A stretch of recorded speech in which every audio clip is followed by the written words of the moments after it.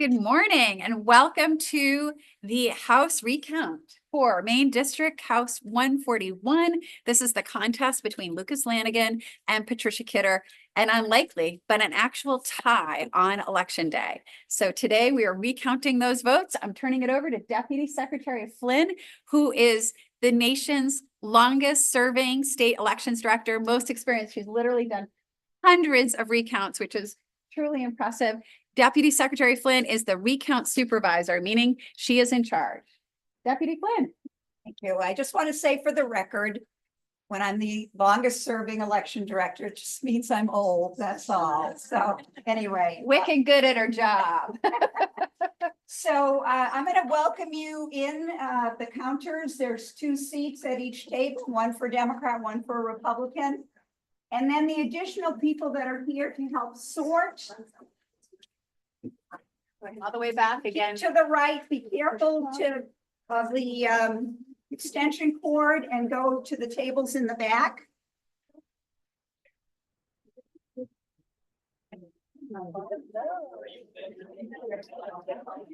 They're all taken. We just we need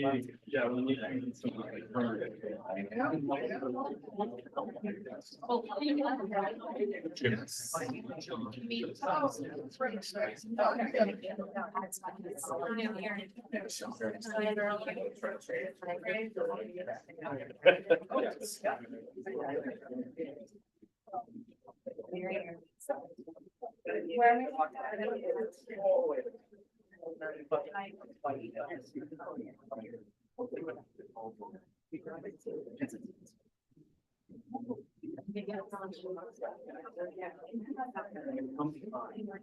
I know. So you can see at each of the tables, there is one Democrat and one Republican sitting with one professional Department of Secretary of State staffer. Good morning, everyone. Good morning.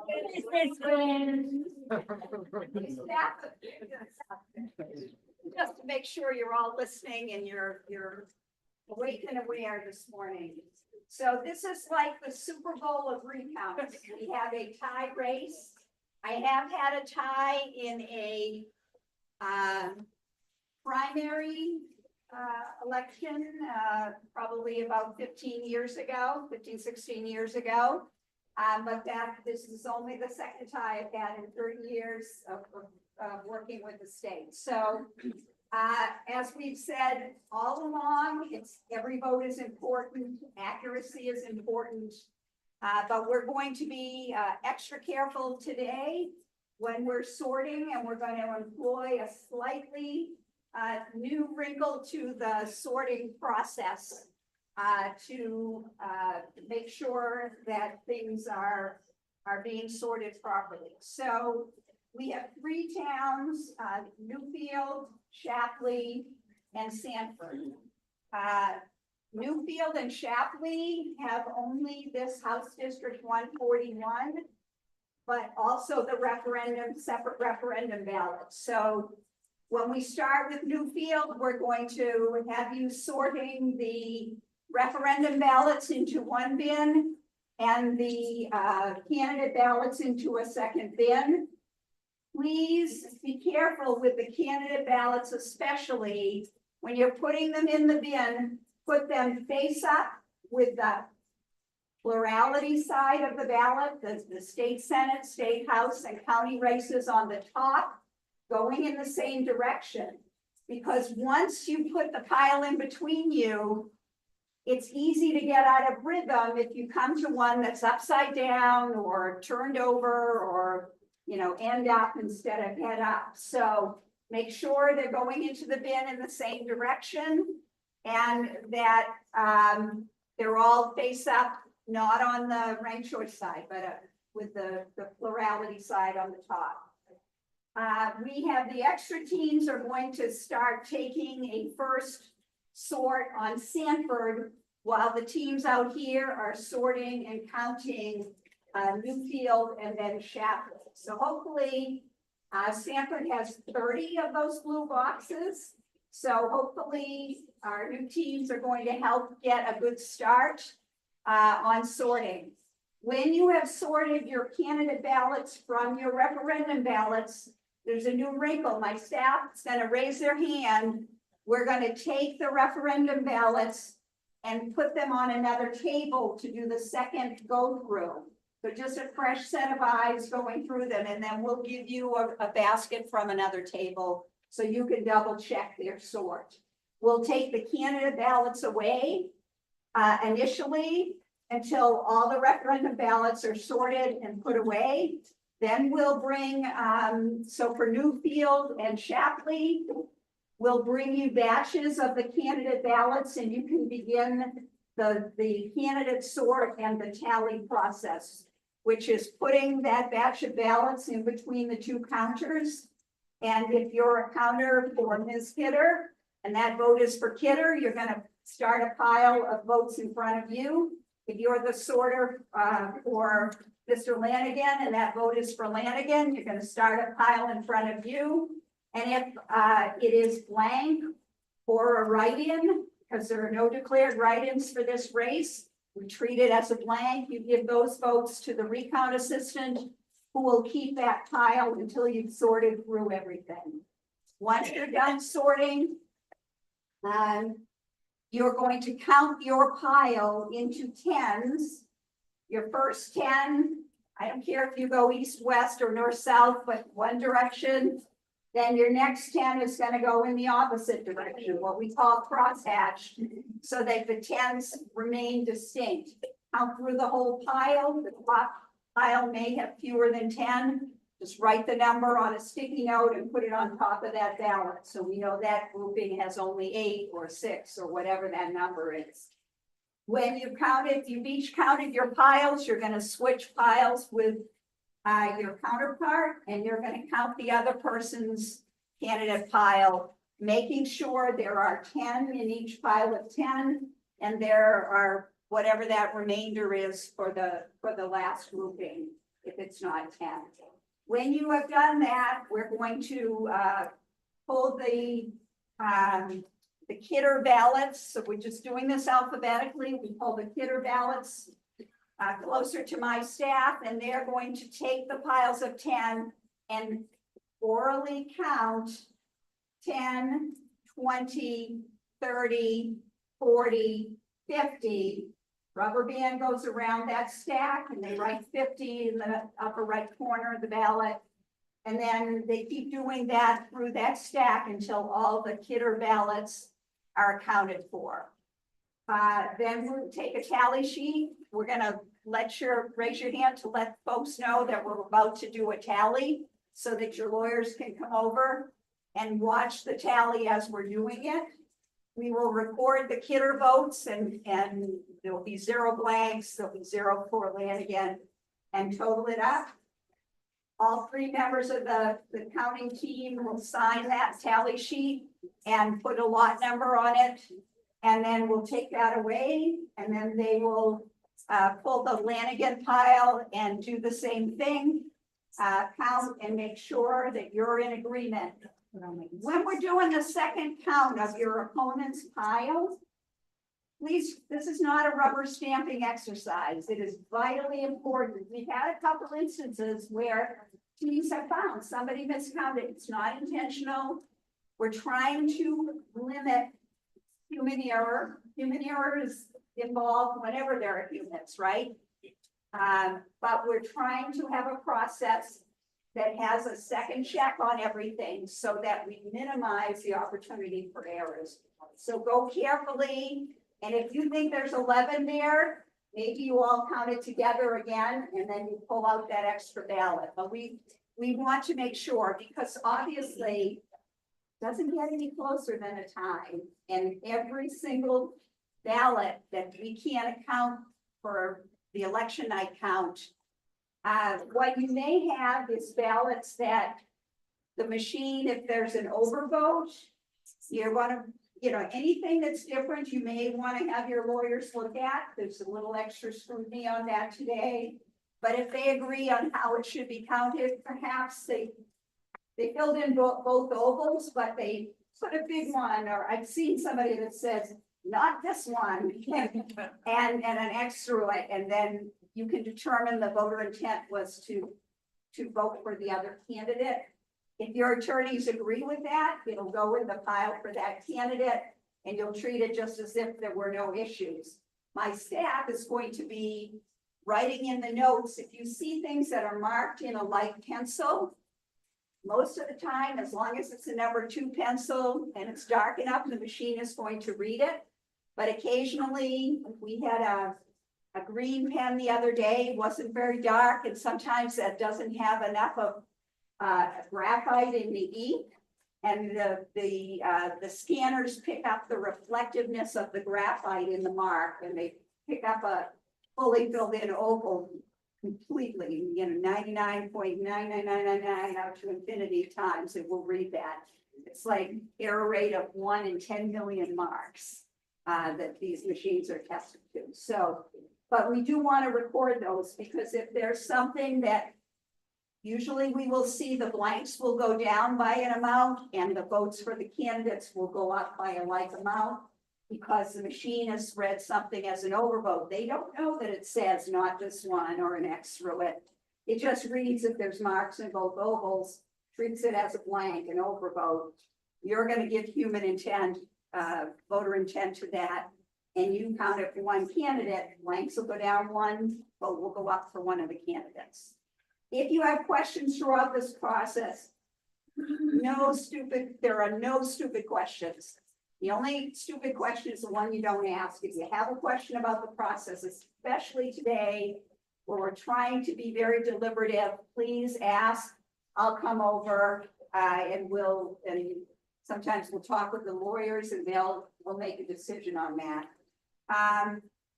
And we're probably gonna go till about 11 and give people a 5-10 minute bio break, on a rolling basis. As the secretary said, if you absolutely have to get up before that, raise your hand, we'll have the team, we'll take the materials away from the team, we'll have to excuse the team to go for a quick break and then come back. So we're gonna try to keep going, and hopefully, even though it's about the same amount of votes in every House district, but there are a lot of ballots in Sanford instead of it being split up among a larger number of towns. So I think that's it for now. Let's get the new field ballots out for these teams to start sorting. Yeah. Could we just check, does anybody have a blue or black pen? If you do, you're gonna have to give it back to your party. Anybody have any pens in there? Nope. Okay. You're not permitted to have any pens. Great. And before the teams get started, can we have all of the counters for Patricia Kidder? Please raise your hand. Counters for Patricia, or sorters for Patricia Kidder, please raise your hand. In the back, could we have the counters for Patricia Kidder raise their hand? Democrats? Patricia Kidder counters, raise your hand. Raise your hand. We just want to show the live stream that we have one Democrat at each table. All right, you can lower your hand now. Counters for Lucas Lanigan, Republicans, please raise your hand at every table. Okay, so you can see on the live stream now. Secretary of State employees at every table, raise your hand. Okay, on the live stream, you can see we are here at 45 Commerce Drive. You're welcome to come on down. But at every single table, we have one Democrat counting for Patricia Kidder, one representative from the House Republican Campaign Committee counting on behalf of Lucas Lanigan, and one representative from the Secretary of State's office overseeing the 2 counters. Now, the first step in the process is separating out those ballots. Just as Deputy Secretary of State Flynn said, in Maine on election day, we had 2 ballots. We had a candidate ballot with 2 sides, the plurality races, those were the state legislative races and any county races. And on the back side, we had the ranked choice races for president and Congress. We had a second ballot, and that was the referendum ballot with 5 referendum questions from the state. So the first step in any recount, and we've done this now 6 times, is sorting out those referendum ballots from the candidate ballots. Now, at the back of the room, they will be, and you can see one camera back there, they will be sorting through the Sanford ballots. Because in Sanford, there's not just one House candidate, this candidate for 140, this race for 141, which we're doing this morning. There's a second race, 142, which we'll be recounting this afternoon, and a third race, a third House district in Sanford, District 143, which has not requested a recount. So not only do we need to sort through the referendum ballots from candidate ballots, we'll need to do second and third sorts to separate out those House District 142 and House District 143 ballots from the House District 141 ballots, which are the ones that we are counting today. So you'll see at the front of the room, they're distributing those Shapley and Newfield ballots for sorting. Sorting is the first process. And just as Deputy Secretary Flynn said, we're going to do a double check. We are, like Santa Claus, checking everything twice. That means that one table will sort out candidate ballots from referendum ballots, and then they will take that basket and give it to another table to do a second sort, just to make sure we don't have any candidate ballots hidden in those referendum ballots. Of course, in yesterday's recount for Norway, that did happen, right? Tables had checked those referendum ballots twice, but people were a little bit tired, and 3 candidate ballots got stuck in with the referendum ballots, and so we had to sort a third time. So today we're hoping by switching it up and having tables do those double checks, we will make sure that we're doing that sorting. So that's what's going on behind us. So Maine has the gold standard in election security, and actually over 95% of the jurisdictions in the United States share this in common with Maine, and that is a paper ballot. We have always used paper ballots. We've never moved away from that. There's a paper record for every single vote, a ballot that can be recounted in a hand recount. And we have 12 recounts, right? So we have 11 state legislative recounts, 9 House recounts, 2 state Senate recounts, and 1 recount requested for Congressional District 2. That's a lot of recounts. Of those 12 races, 10 of those races were within 1% margin. Really, truly remarkably narrow margins, but no margin narrower than today's recount for House District 141. Democrat Patricia Kidder, Republican Lucas Lanigan, the incumbent representative, they tied out exactly on election day. So we will be counting those ballots. Now, we have seen in the first 6 recounts, we have seen candidates go up and down based on interpretation of voter intent here on site in the hand count under the supervision of attorneys from both the House Republican Campaign Committee and the House Democratic Campaign Committee. So both attorneys always have to sign off when they're interpreting candidate intent. Now, we have had 2 disputed ballots this week. Disputed ballots are where the 2 sides don't agree, but none of those have been material to the outcomes. The closest race we've seen thus far is the race that elected Representative-elect Stephen Bunker of Farmington to his House district, representing Farmington and Chesterville. That was a margin of 7 votes after the recount tallied all the ballots. We had another close one yesterday. Representative Sally Clucci winning her reelection with 14 votes out of her district, representing Topsom, Bodenham, and Bowdoin, and Richmond. So really, truly remarkable here as we move into today's recounts.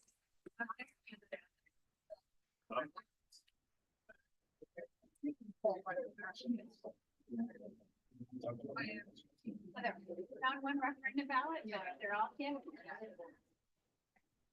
So you raise your hand.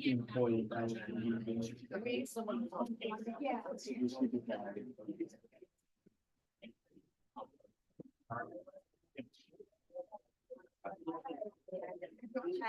Yes, and that too. It's actually candidate.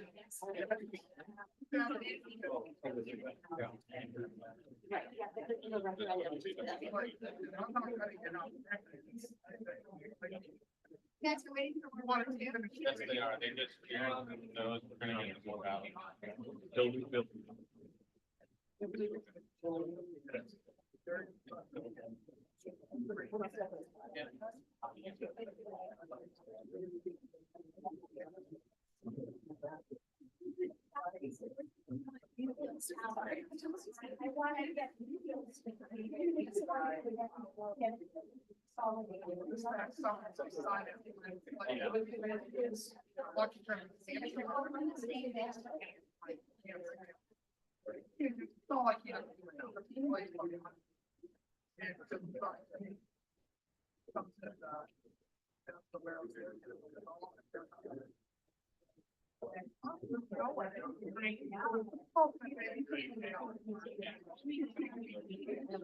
You got the hotel there.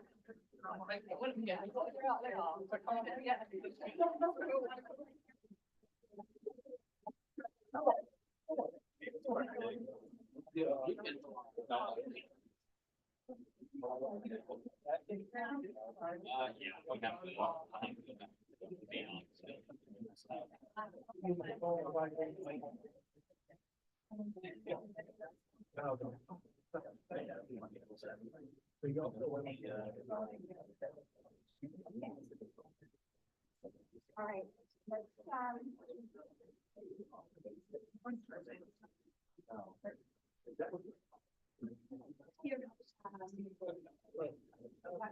yeah. And they're all finished sorting. Let's hear the-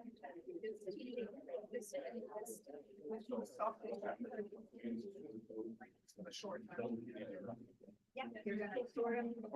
By your-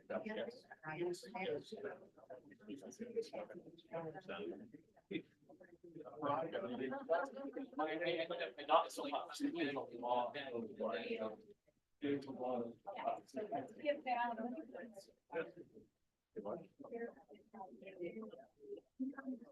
And let's give here. Let's get him filled up. Okay, and then let's get the others. Have you doubled each one to the front? Okay, so Kathy. Gonna go for these. For second check. Let's go through. And then we'll take that. Yeah, let's do them all right. Here, they don't have that many, so you're gonna need these also.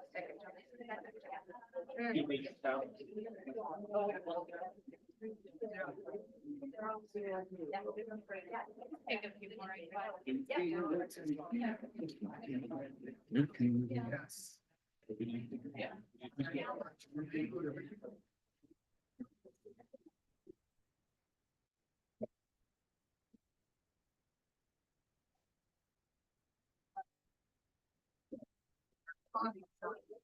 Yes.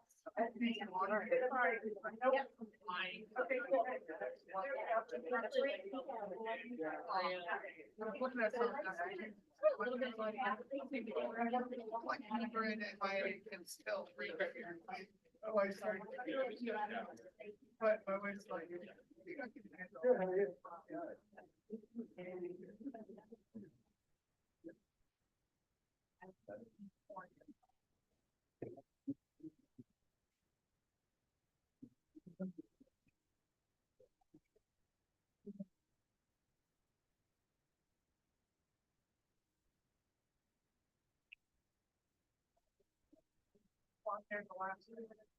My seven summer going.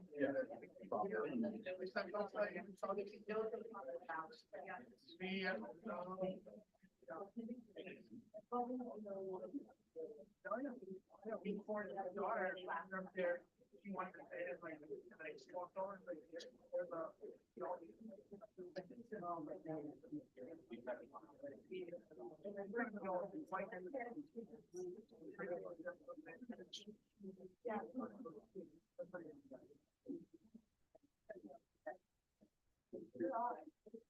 So every ballot in Newfield is getting sorted twice and then getting tallied. So the Newfield clerk did an excellent job pre-sorting. Thank you, Newfield, and all those volunteers on election night.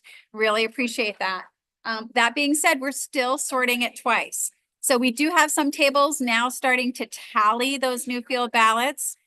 So when they tally the Newfield ballots, how it happens is, and you can see it here at the table that Shannon is at.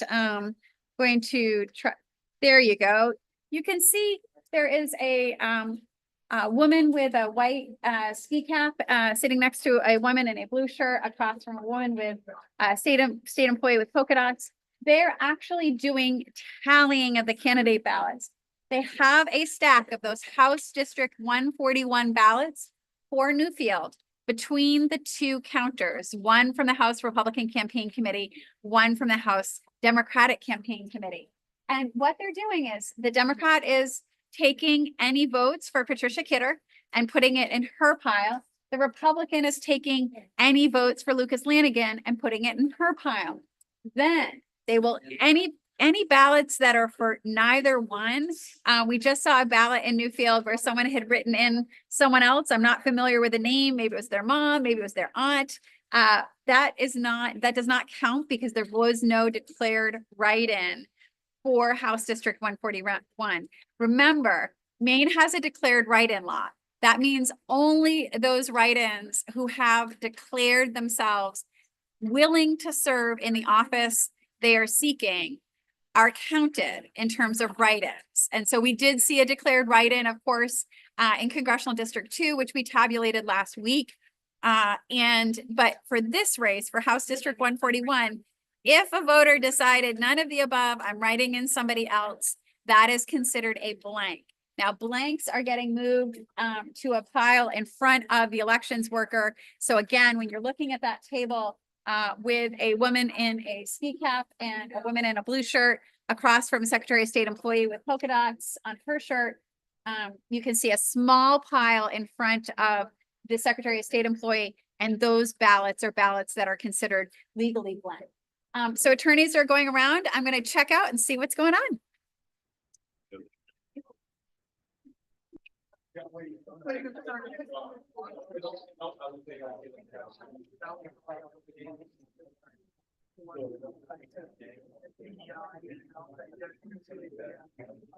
I didn't know when my wife went. It's like, may I go back?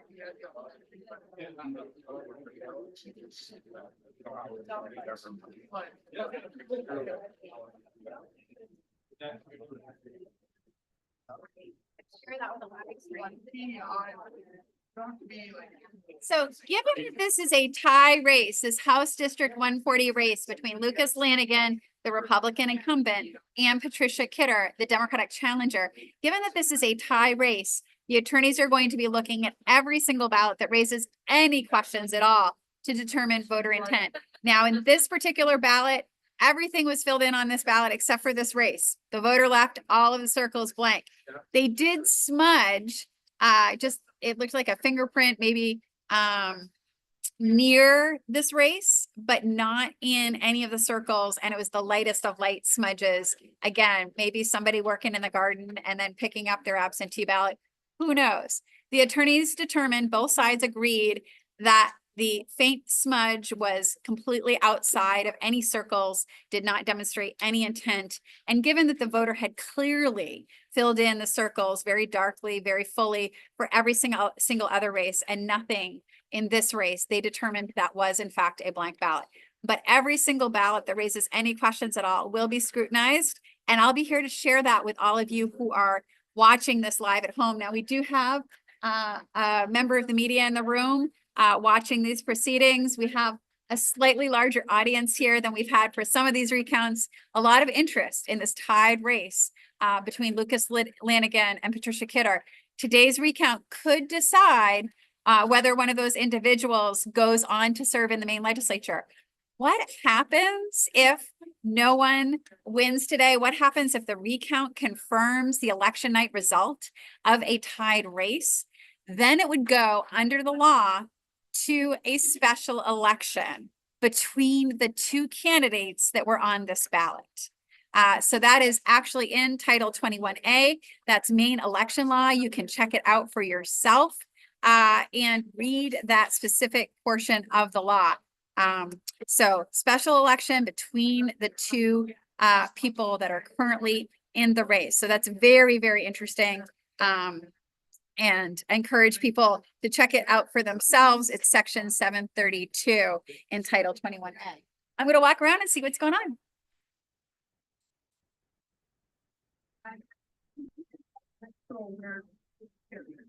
I just want to make sure.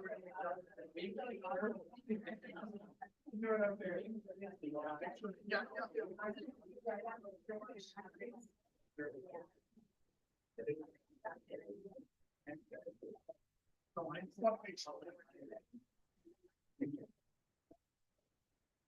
Yeah.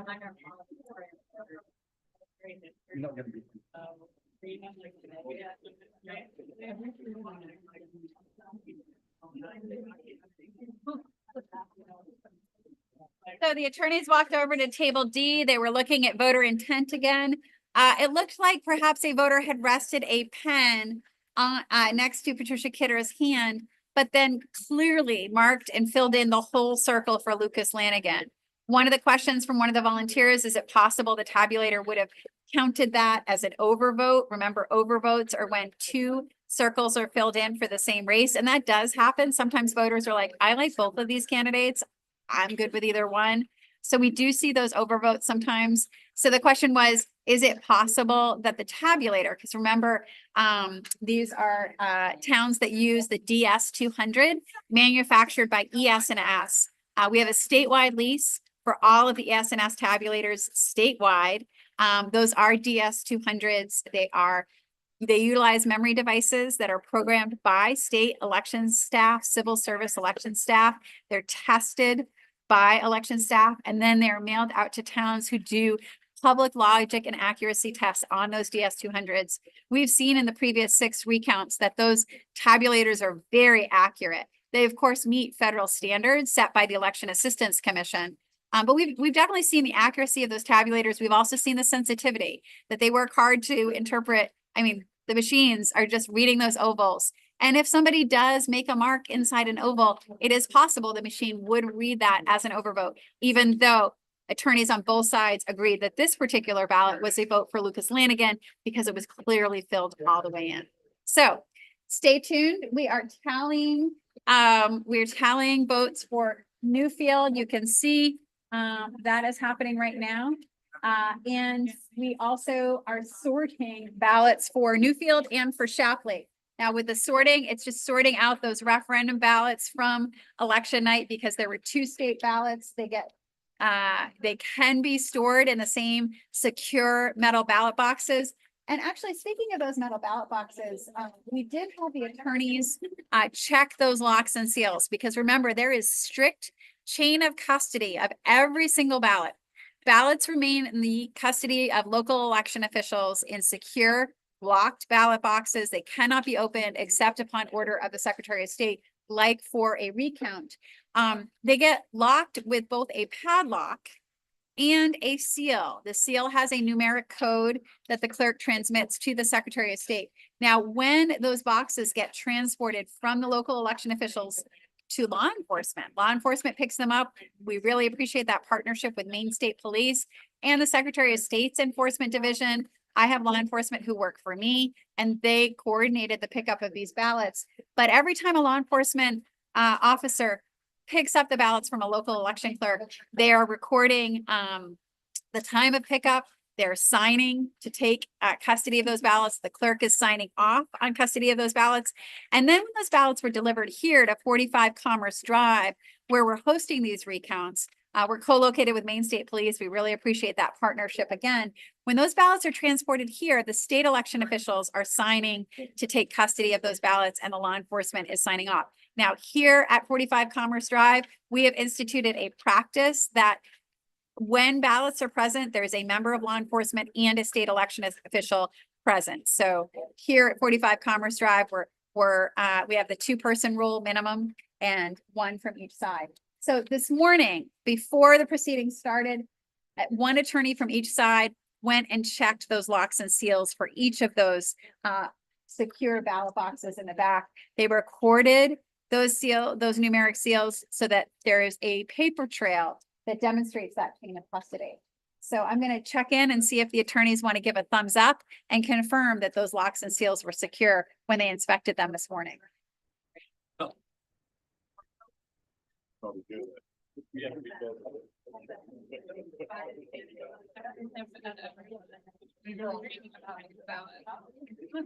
But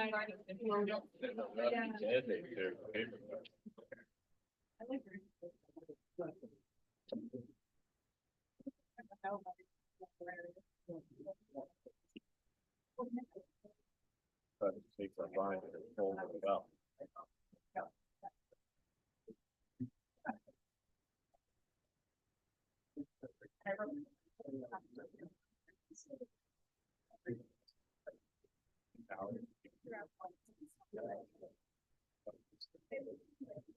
Will be.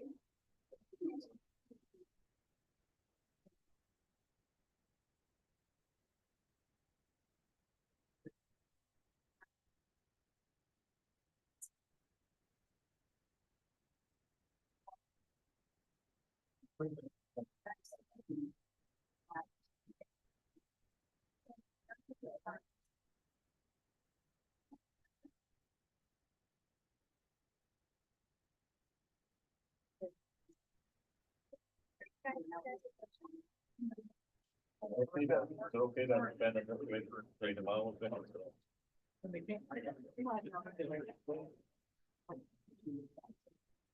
Doing Shapley too? Is this a first one? Oh.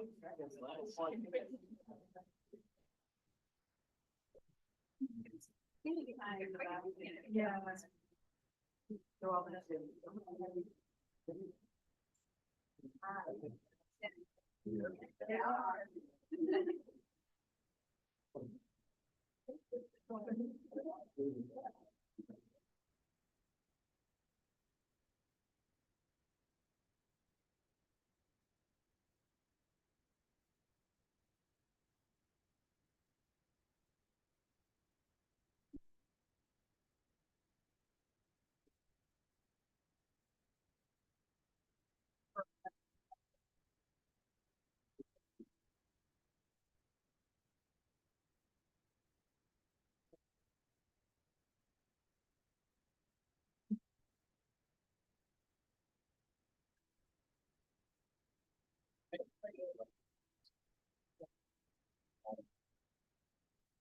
Really.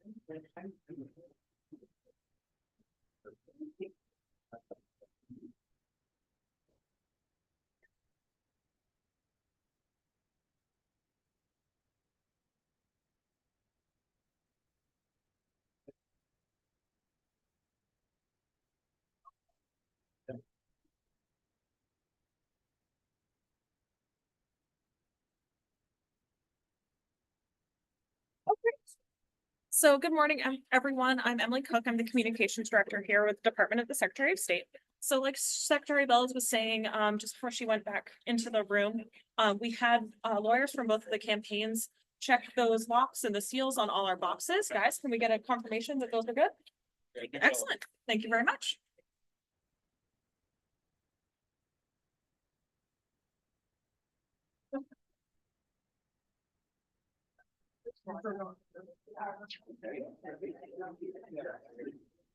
That time to start. Oh, yeah. Sorry. And now I've got another one. That would be the something.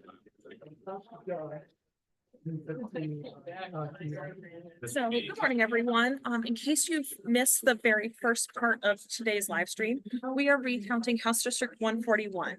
But as part of Sanford, as well as Shapley and Newfield, the election night returns tell us that this race is apparently a tie.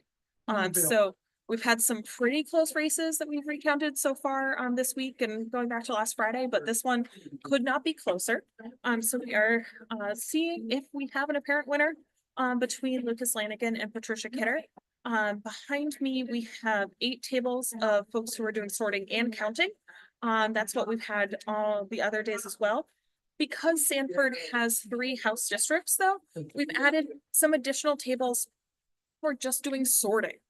because we have not only that referendum ballot all across the state, but those 3 different House districts. If you watched last Friday with our Lewiston recount, we had multiple House districts there as well.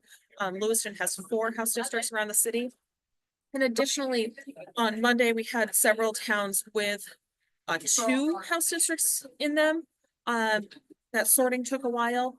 In order to sort of bring down the time on that, and especially because because Sanford has those 3 House districts, we've added the 4 tables out in the way back with just sorting. That's also why you see a new camera angle today. We added that so you can get some eyes on the very back there as well.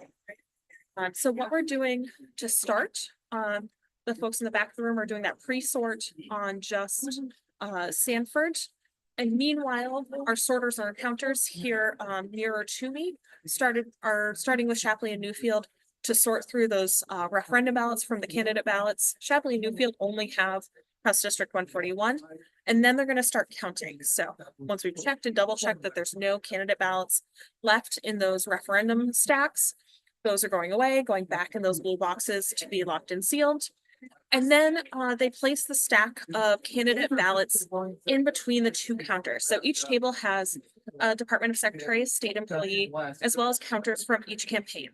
So take your stack of candidate ballots, put it in between the counters, and then each of them will say, okay, this is a vote for Kidder, or this is a vote for Lanigan, and stack up either votes for either in front of them. Any blanks or things that they need to talk to the lawyers about if they have any questions, go to that Secretary of State employee.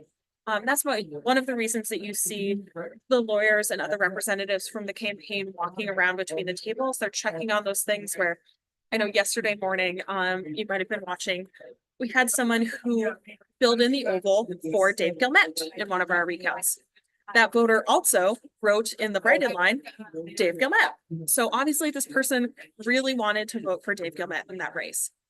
The tabulators, accurately programmed, read that as an overvote because it seemed, because the person had filled in 2 ovals, that they had voted for more than 1 candidate. That's reading it correctly. But here in our hand recount, everyone can look at that, and it's both candidates, lawyers agreed that obviously that person just really wanted to vote for Dave Gilmet. That's one reason why you might see the blanks go down in a final tally and votes for a candidate go up. When we can read those and see that someone was just being a little over enthusiastic, perhaps not quite following instructions, but no matter, we were able to ascertain how they wanted to vote. So once the tables have the 2 stacks, either for Kidder or for Lanigan, they start counting in 10. So they'll do 10 this way, 10 this way, and so on until they've reached their full stack. Each counter will be doing that for their own candidate. Then they'll swap stacks. Double check those numbers. Make sure there weren't any ballots sticking together. So perhaps that 10 really should be 11. Double checking everything as we go. So once those get checked, then the Secretary of State assistant at each table will stack into groups of 50, which makes for easy tallying. And then whatever remainder is left. Then the lawyers will watch that as that happens. Everyone's keeping their own tally sheet. So we at the Secretary of State's office are keeping a tally of all the votes as they're counted. Campaigns are keeping those too, comparing those to election night numbers.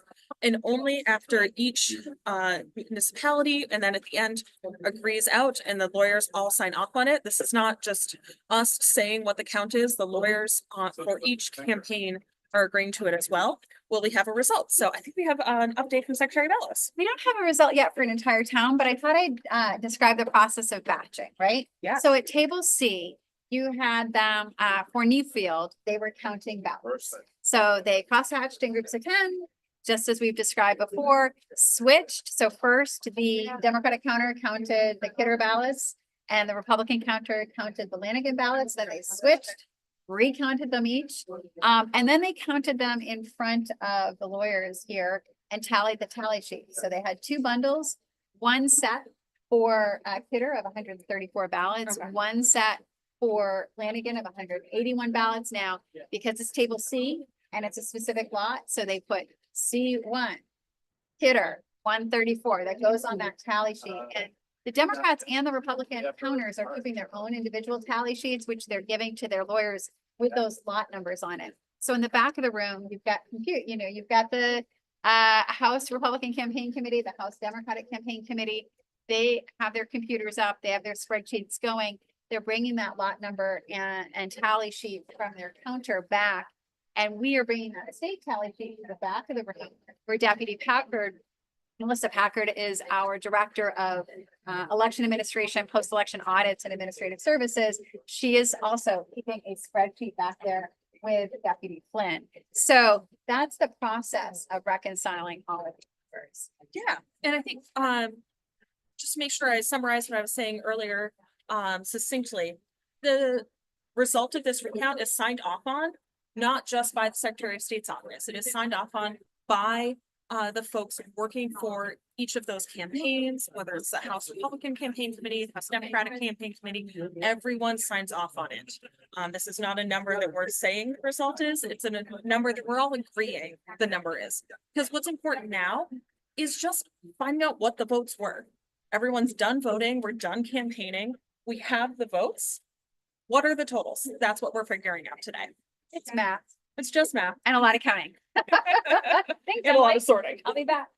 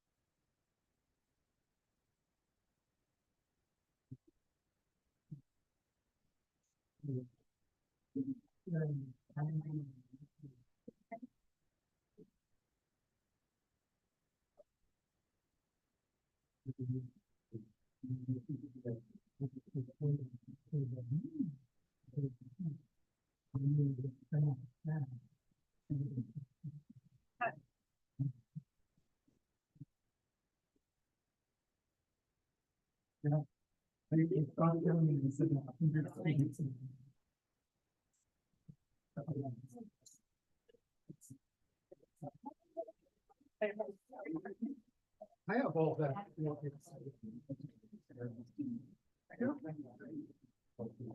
I said, really. Yeah.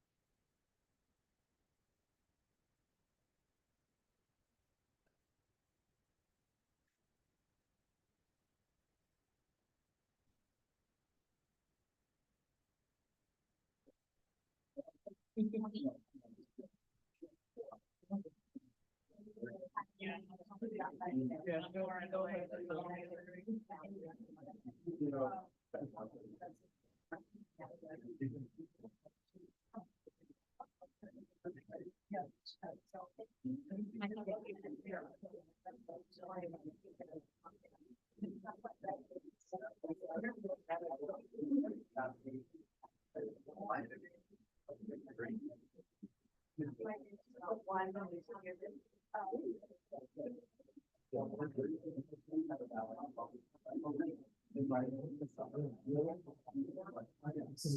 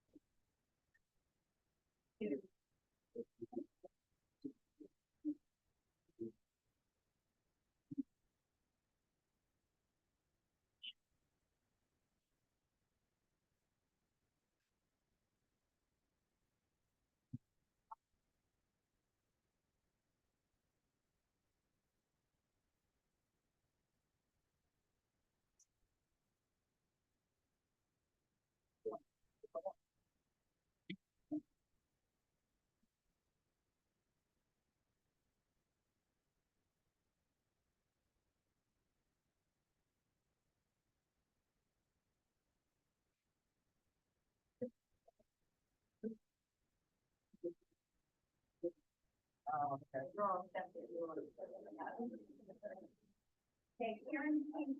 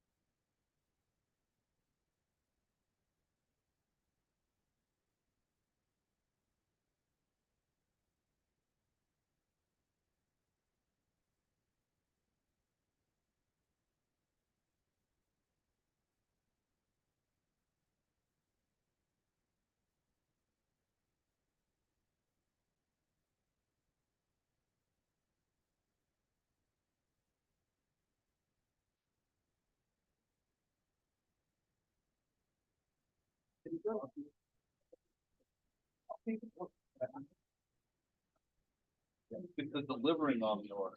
Yeah.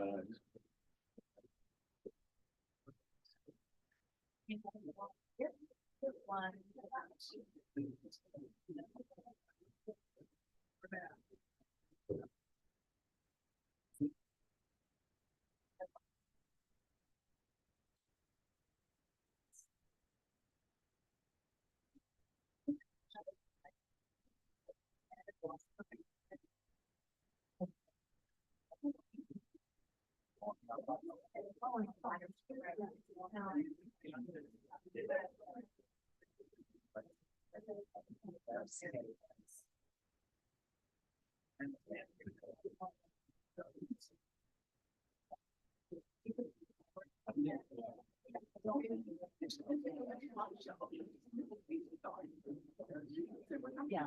Hey, first. First.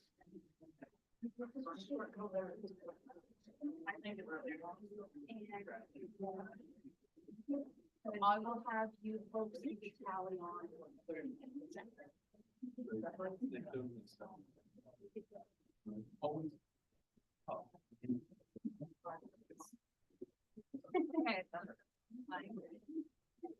That's great.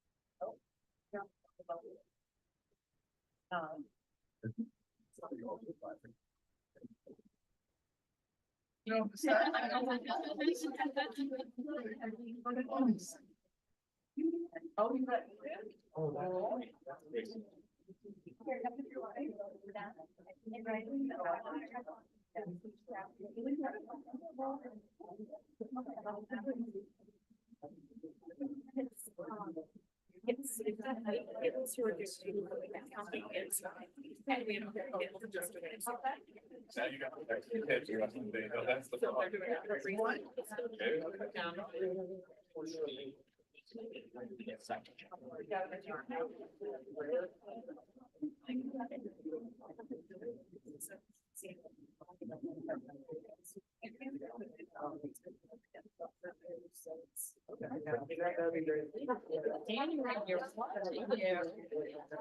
No, not at all.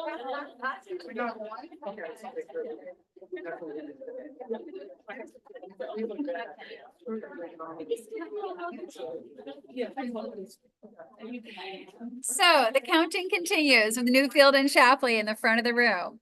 One of the counters teased that it is higher pressure when the Secretary of State is watching. But there's so much scrutiny on these counts. We want to make sure that it is perfect.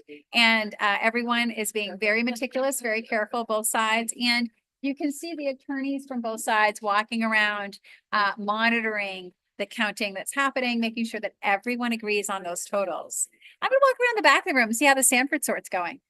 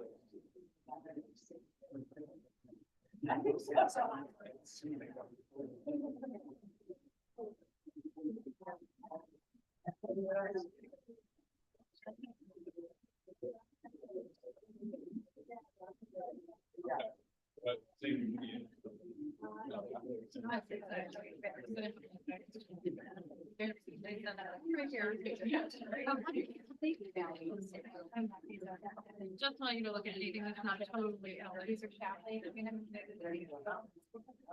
Did they give you posted Shapley? Good. You know, when you contact. When it keeps posted on Saturday. So that everybody walking around knows and then it could take the rest of the way.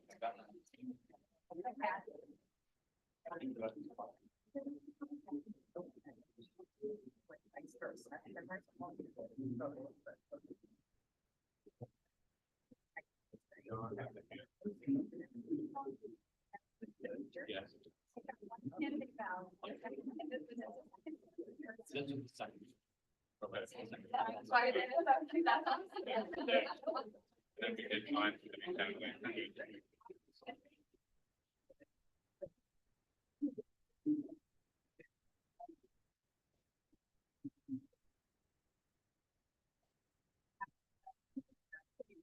Oh,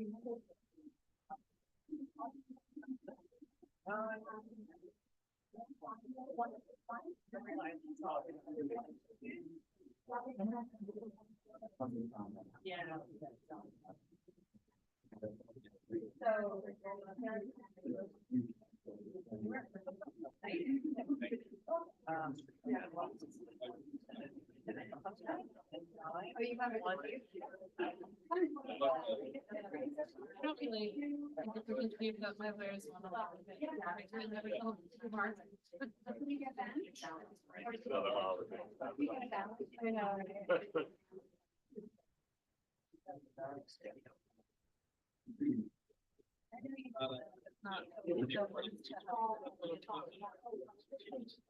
Okay.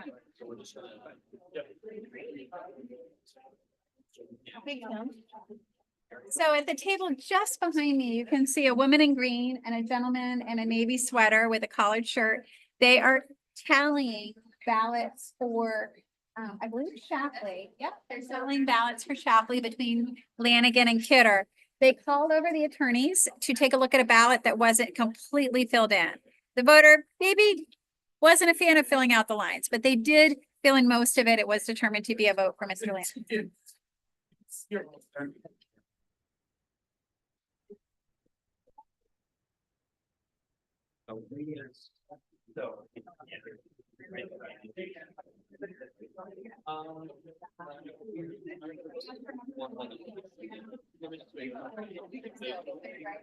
There's no right. How is the machine counted? Okay, if there's no write-in, even if there's something in the write-in circle. So. Yeah. So,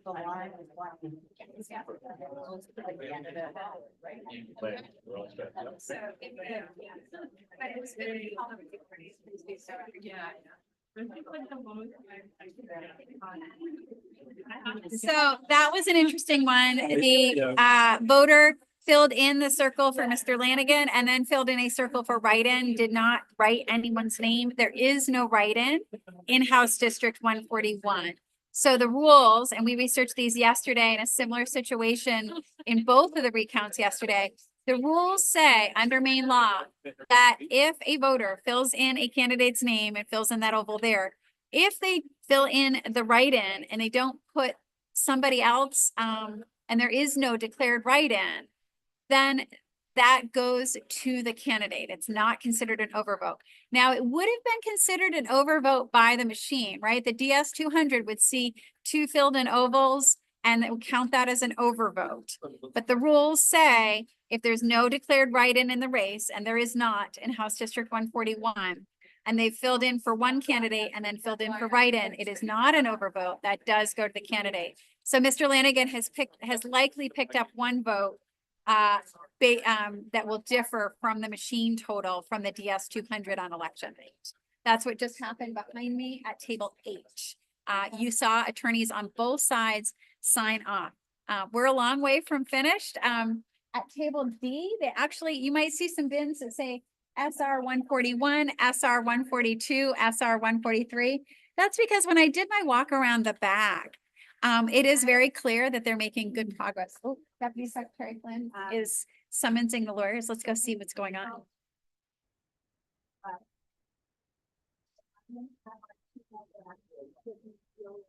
Referendum ballots, we go through them again, see if we have a vote.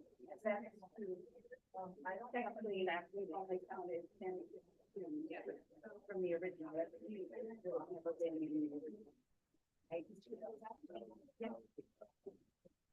Yes, yeah. So I mean, I can give you these, but we're gonna, if we find it, we're gonna add a tally and then.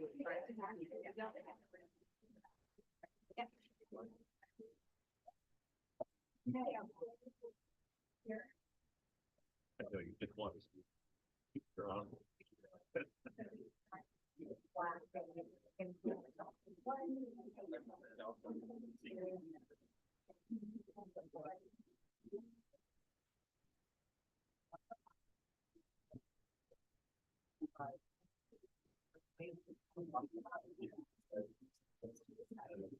Sanford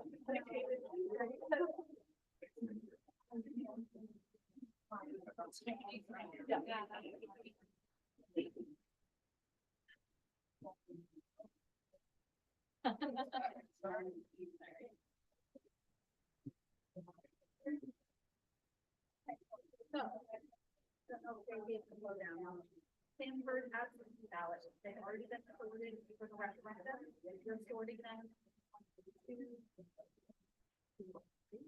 Once you're all done.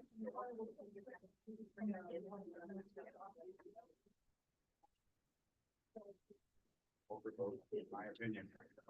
Yeah.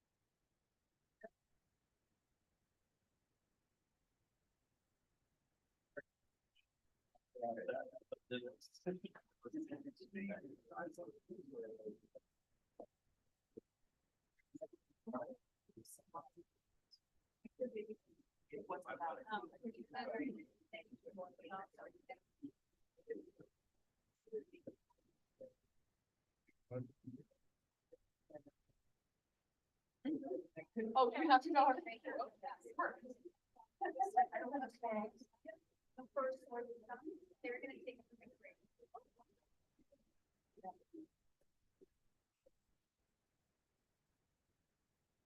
Oh.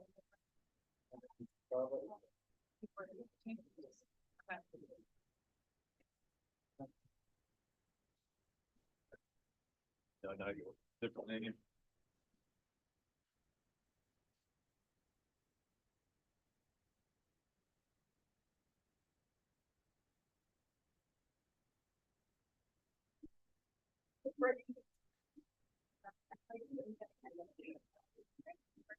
I'm glad I'm not the only one.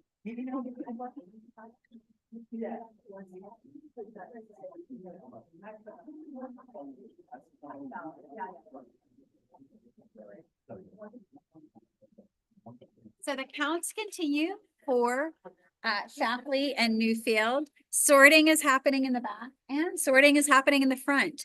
The back is making good progress on Sanford. And so when we have Sanford candidate ballots out, they bring them to the front of the room where these teams here in the front, who are very experienced, they've been counting for days now, are sorting through those Sanford candidate ballots. They're putting them in 3 bins for House District 141, House District 142, and House District 143.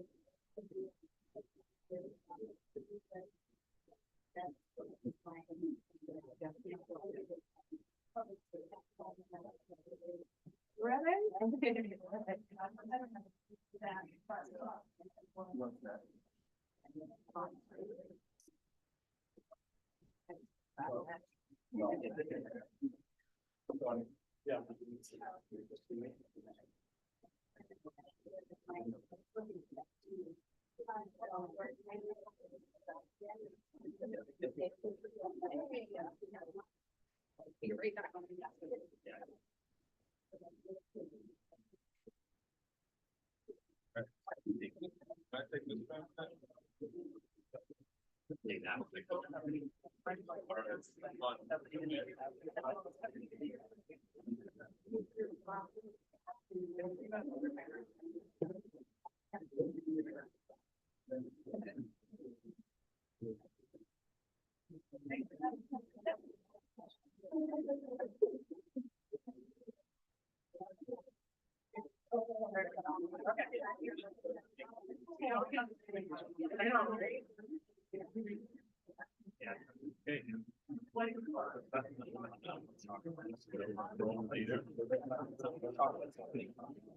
So. So we have some results for Newfield. 424 votes for Patricia Kidder. That matches the election night total.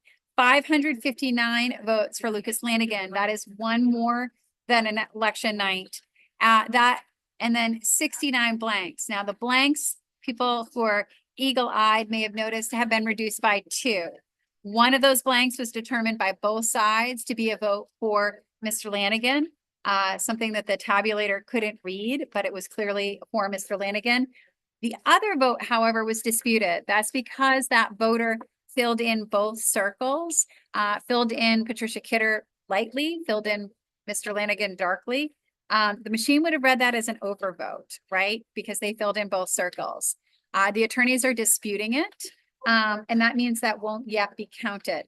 That means the attorneys have not yet signed off on those Newfield results. They want to see all of the results before they sign off on the totals and sign off on this race. So that's the process, right? And that is their right. So when there is a disputed ballot, there's disputed ballot paperwork that I examined at the back of the room that Deputy Secretary Flynn fills out in the presence of the attorneys, and takes a photocopy of that ballot as well as attaching that particular ballot to that paperwork. So should that dispute move forward, then there is a clear record of the disagreement and of the particular ballot that was the subject of that disagreement. But we do have those results: 424 votes for Patricia Kidder out of Newfield, 559 votes for Mr. Lanigan out of Newfield, 1 disputed ballot. Stay tuned. They're counting Shapley behind me and they're sorting Sanford. So we're getting into the candidate sort for Sanford. Remember, they've got to sort multiple times. They've got to sort out those referendum ballots. That's happening in the back of the room. Then they need to sort out House District 141, which is what we're recounting this morning. House District 142, which we'll be recounting this afternoon. Although the margin in that race was over 50 votes, it is highly unlikely that anything would change in that recount. And then House District 143, where the candidates did not request a recount. So stay tuned. We'll be back with the results from Shapley.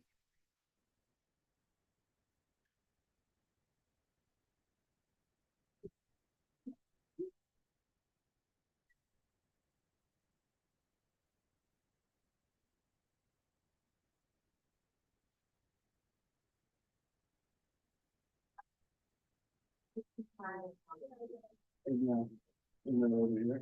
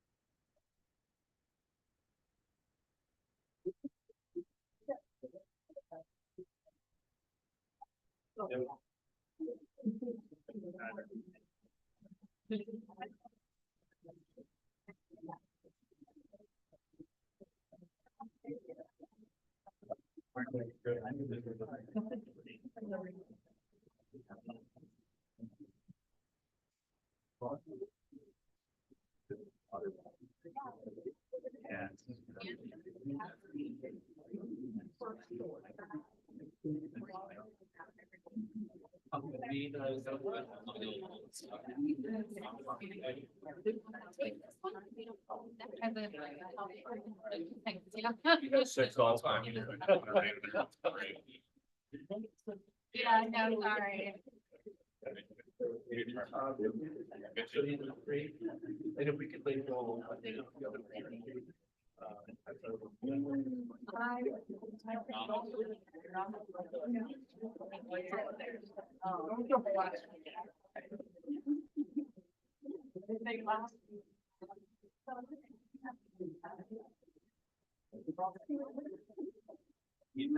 They're all cool.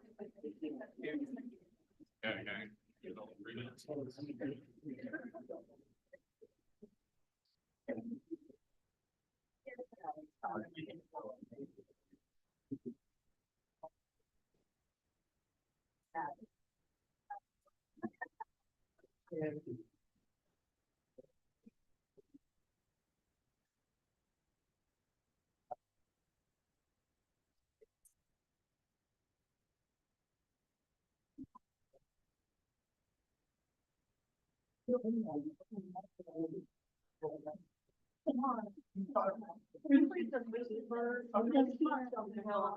I can't read it.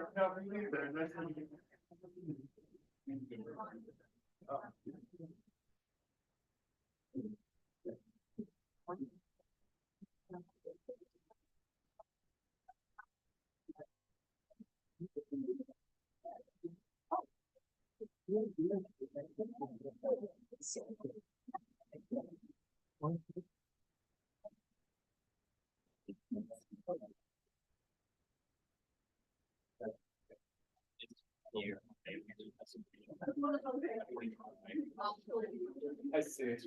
It's such a bad look. Next to all the metal ballot.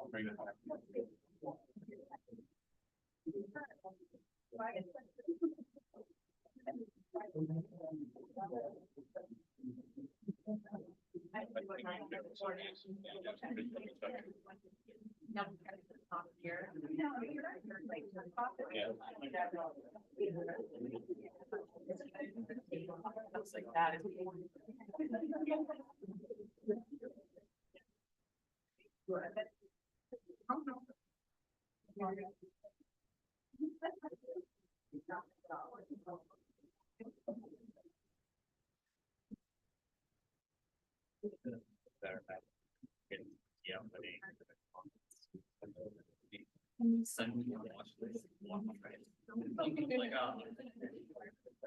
Yeah.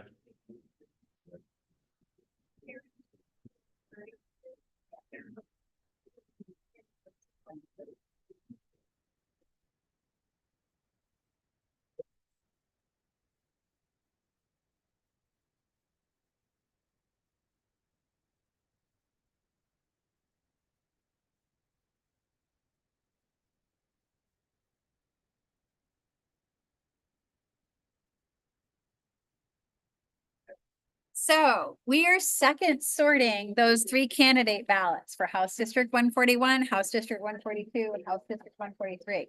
So a lot of work to make sure that there are signs, fresh signs for every batch, so that every batch is tracked carefully.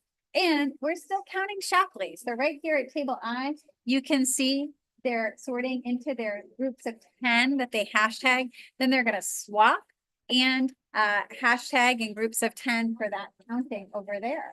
So we're counting Shapley and sorting Sanford.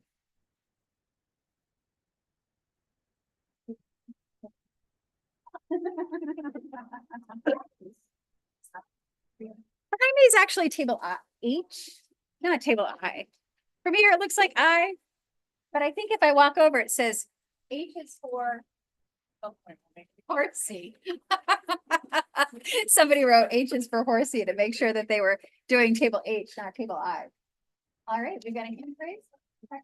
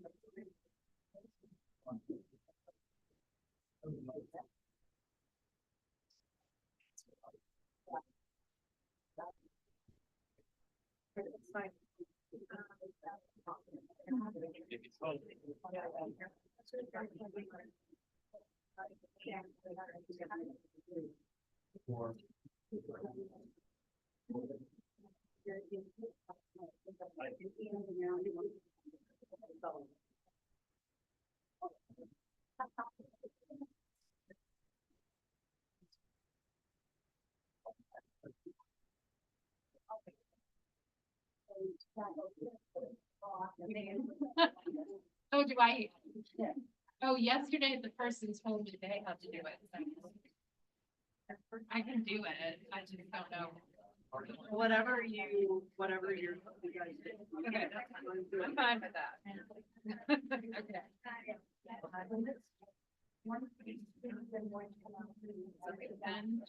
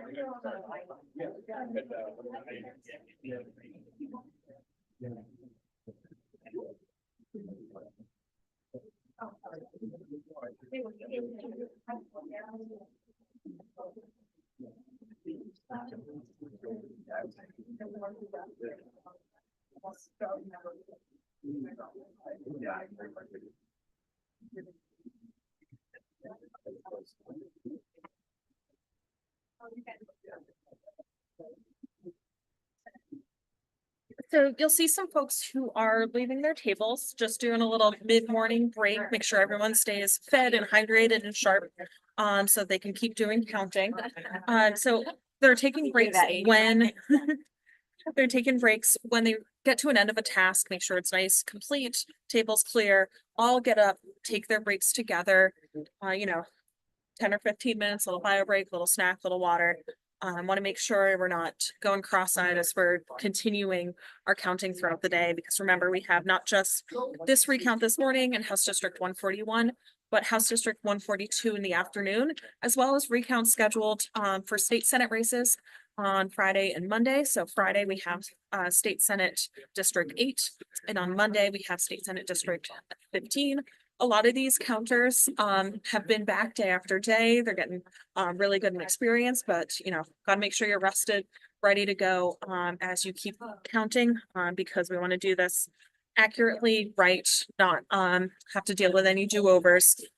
So taking those breaks as in all parts of life, very important. About 50 years, Scotty. You did good. Thanks.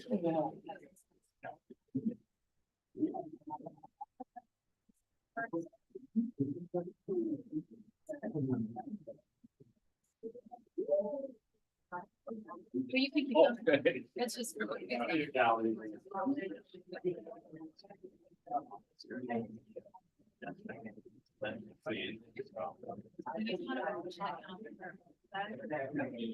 just-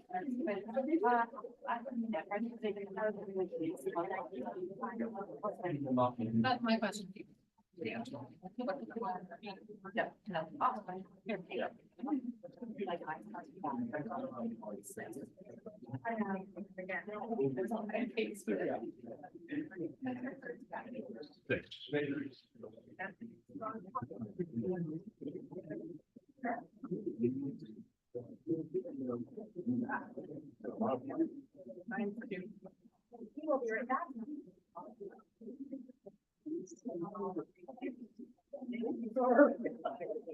Never stand in front of me. Yeah.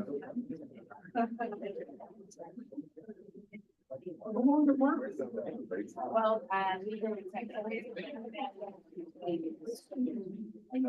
Oh, the interview.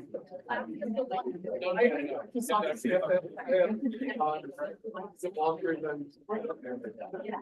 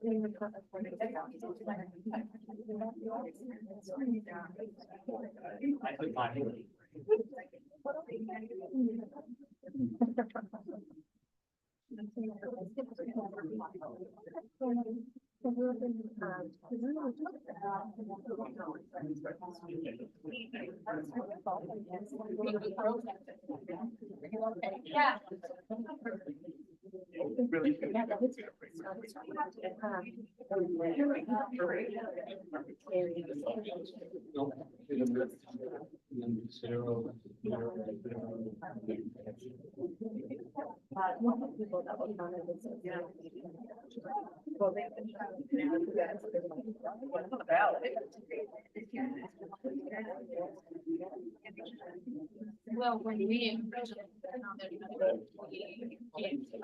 Yeah.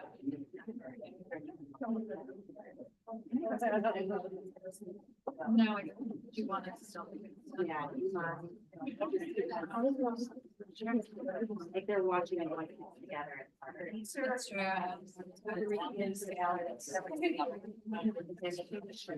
So that they have who's gonna do it. I was like, you get.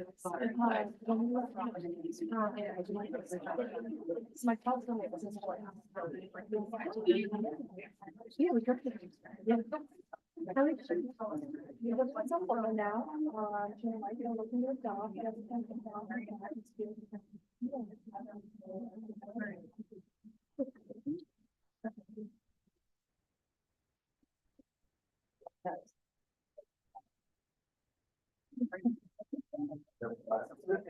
Oh, they got Ballot.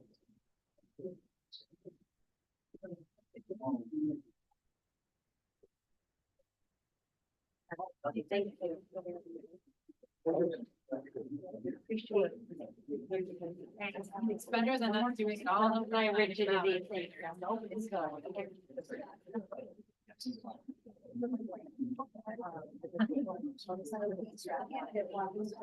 You're gonna sort them by.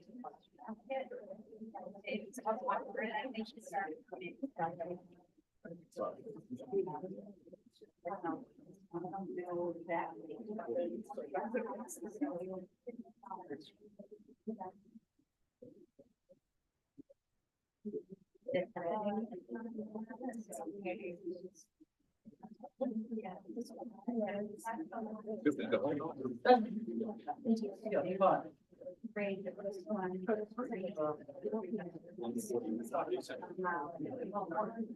But we need the attorneys to look at these first, right? Or your attorneys are, you know, things, right? Yeah, so I think.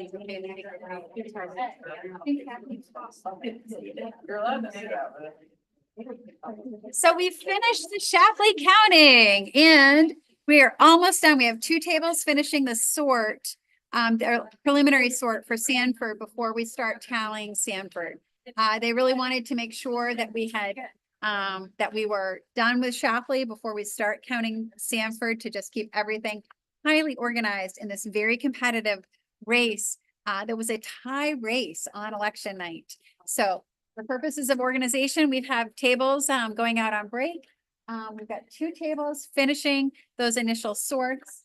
And then we will be able to go ahead and start with tallying Sanford. Now, the tally of Sanford is going to take some time.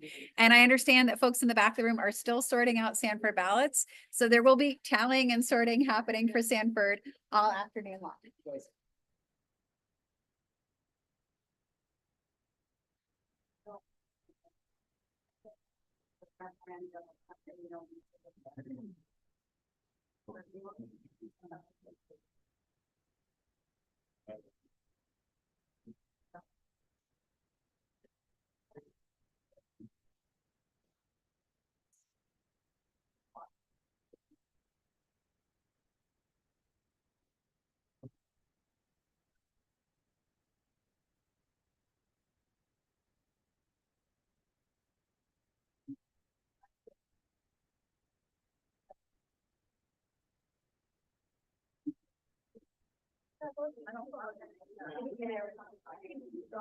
I don't think that was quite 10 minutes. But they're like, if you're ready to go, we're not.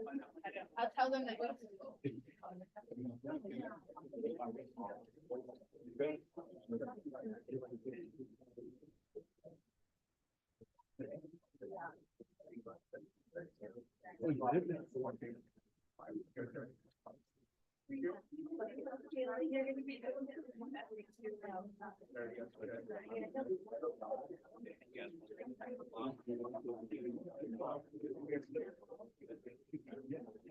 trying to figure out things.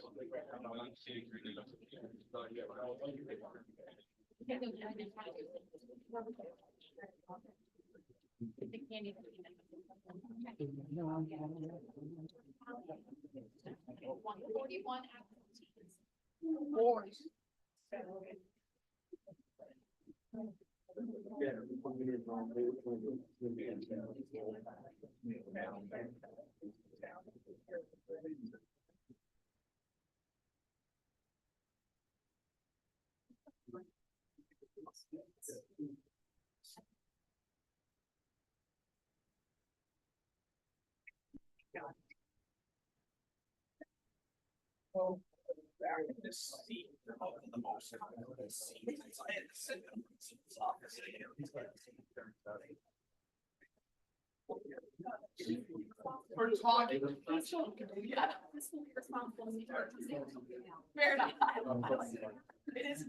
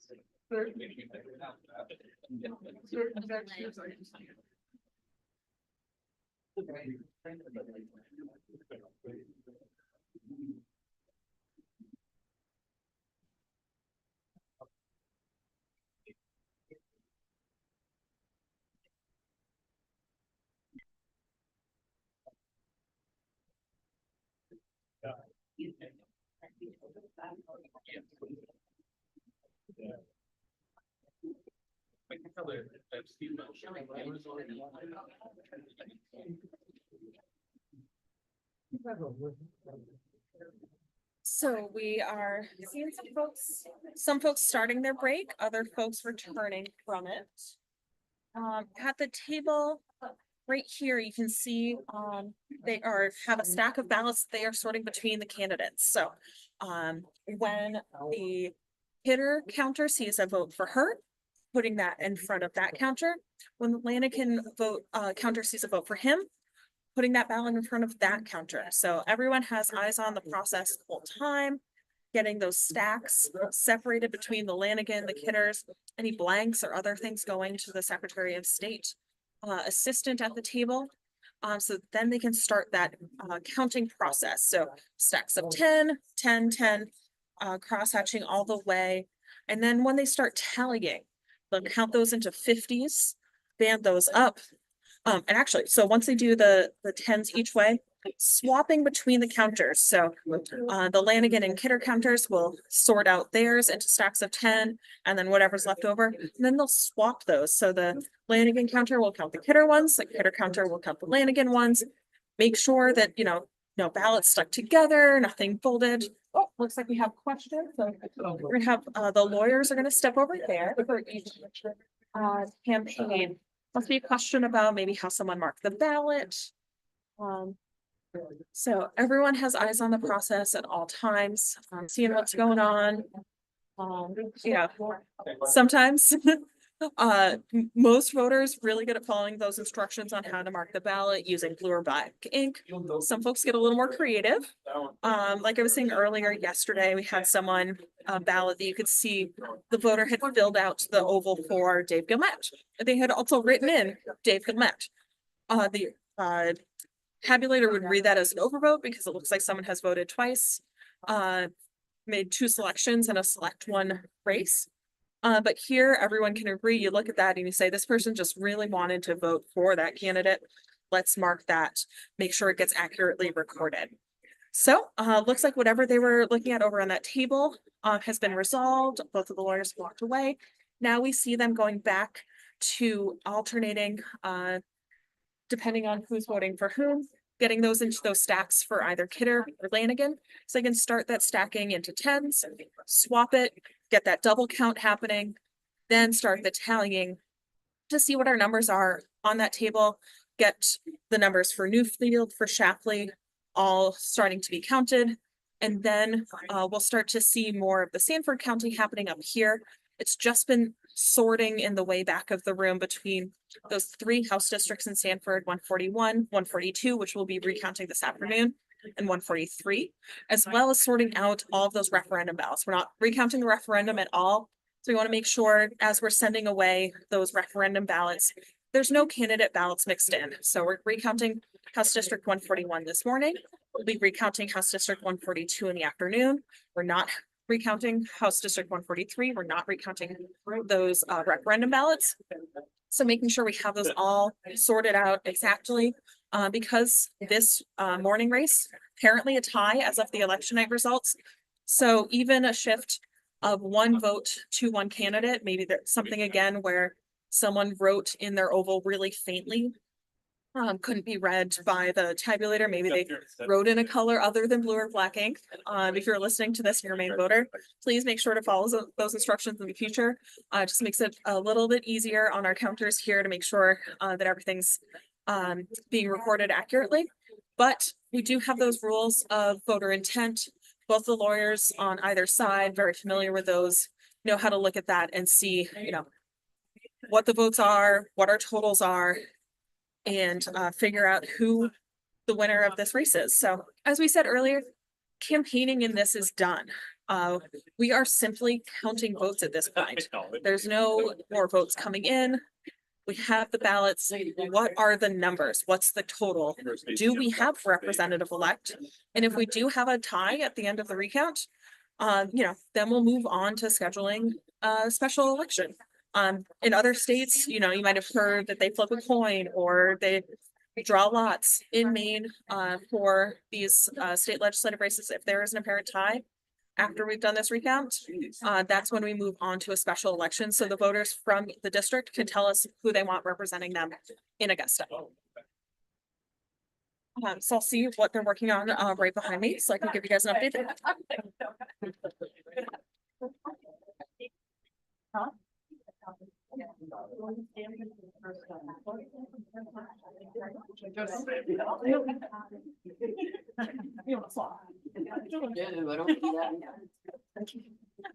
So it's just checking with Kathy there, one of my coworkers, who's telling me they are sorting at this table Sanford for the first time. So that could be any of those 3 House districts plus referendum ballots. It's a joke. She's asking if I wanted to jump in, so I was challenging her to see if she wanted to be on the live stream here. And I think we're both in our right places. So Secretary Bellows, do you have an update? We're sorting a lot. They do have the Shapley totals. Great. There was one disputed ballot in Shapley as well. I believe the attorneys are signing off on those Shapley totals. And we should have some results from Shapley soon. Great. So that's really exciting. Hey, 1 town down, 2 to go. No, we already did Newfield. Oh, we already did Newfield, sorry. We did Sorry. Newfield, yes. Lucas Lanigan picked up 1 vote in Newfield. There was 1 disputed ballot in Newfield that won't go into the totals yet. That means the attorneys haven't yet signed off on those totals. They're gonna wait until they see Shapley and until they see Sanford. Why do we have more disputed ballots today, you might ask? Well, the stakes are higher, right? It was a tie vote on election night. And today's recount is going to determine who might be seated in the legislature swearing in day, December 4th. Yeah, and if you were watching the live stream in recent days, there were some disputed ballots. But That's right. given those margins, it wasn't a big deal. Say, we dispute this ballot, but we're not going to spend the time to go through it because, we have other recounts to do and they weren't going to make a difference in the outcome of the race. So both sides said, we agree this is a disputed ballot, but let's call it a day. Let's sign off on these counts. So like we were discussing earlier, these recounts are not the Secretary of State saying who wins a race. We are keeping our totals. The campaigns are each keeping their totals. Everyone has to come to agreement on what those totals are. Literally, what are the votes shown on these ballots to sign off on the end of the recount? All 3 parties sign off on that. So given that there is a disputed ballot, I suspect the attorneys aren't going to sign off on Shapley either. I'll walk back, see if I can get some numbers from Deputy Secretary Flynn and share those. Great, thanks so much.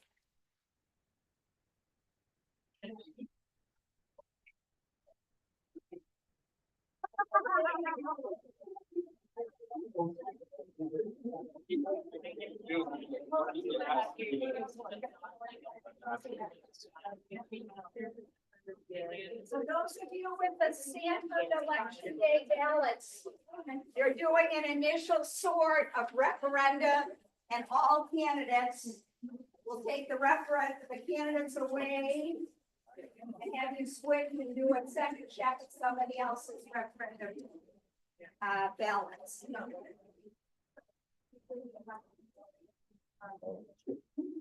Yeah, no. They were basically saying.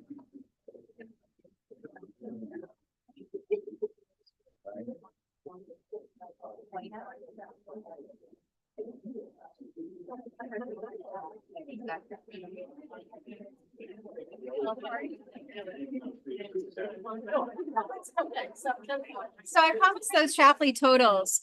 It was 825 for Patricia Kidder, 927 for Lucas Lanigan, 145 blanks, one disputed ballot. Now that disputed ballot was in the envelope of test ballots. Remember, the attorneys very closely monitoring the contents of those envelopes. What are test ballots? Test ballots come from the printer.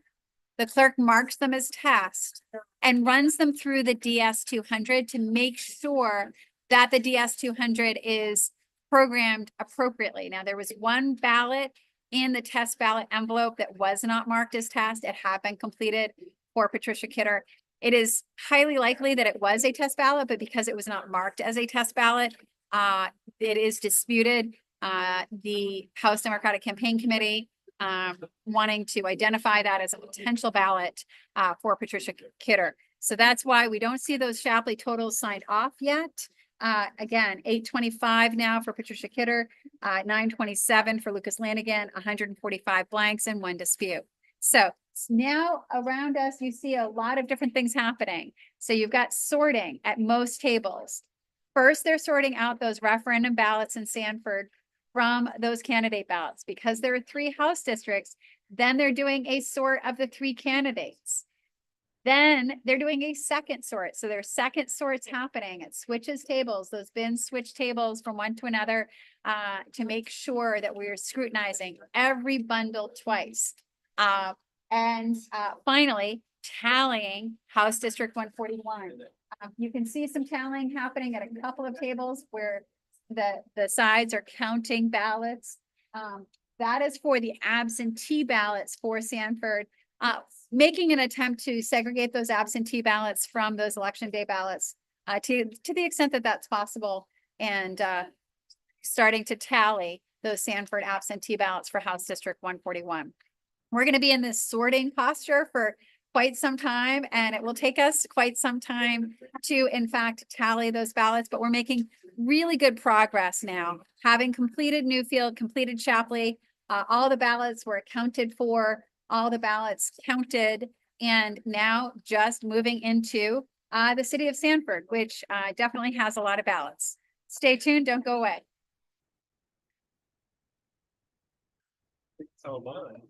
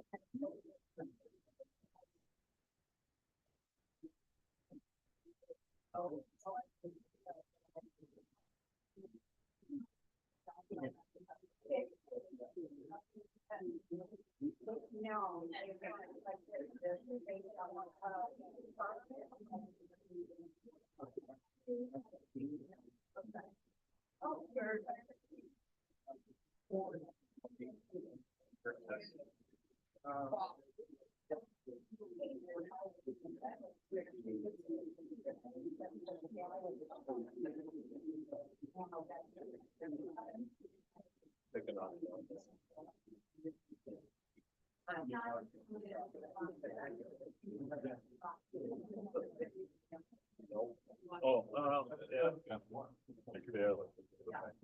yeah.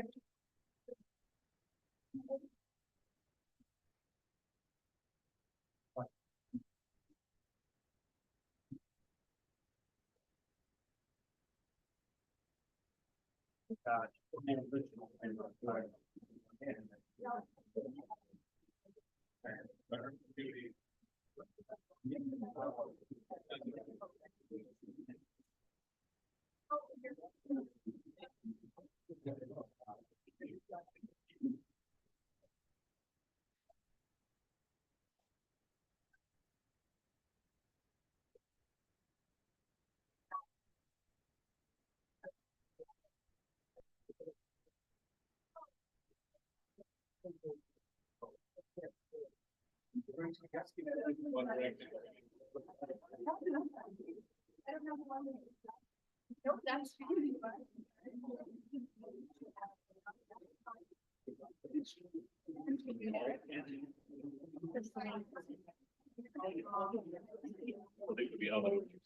You're gonna have to be so good yet again.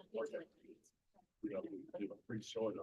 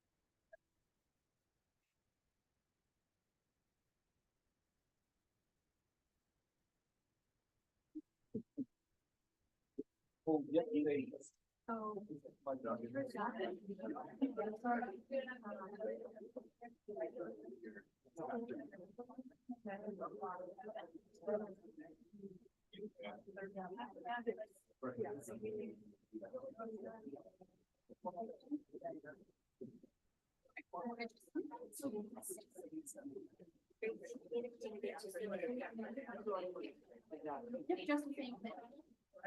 Oh. Thank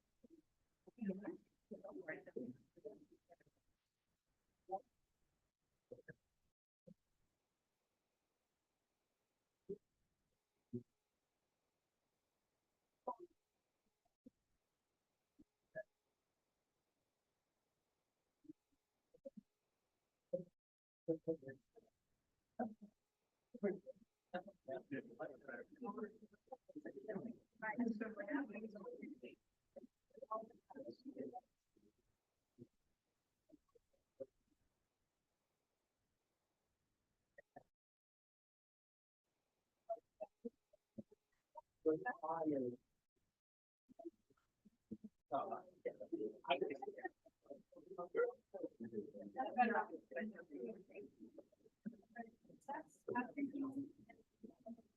141.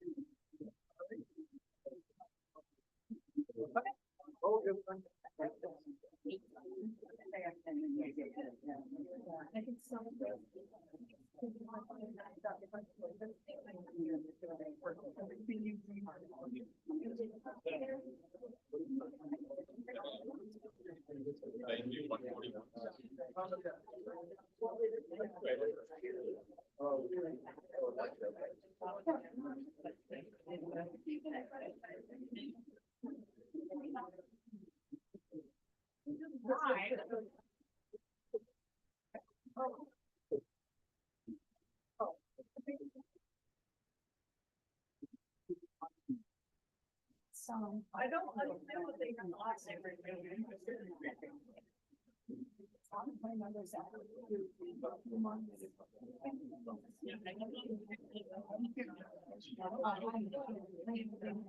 Yeah, but I don't want somebody to come mine and then 23.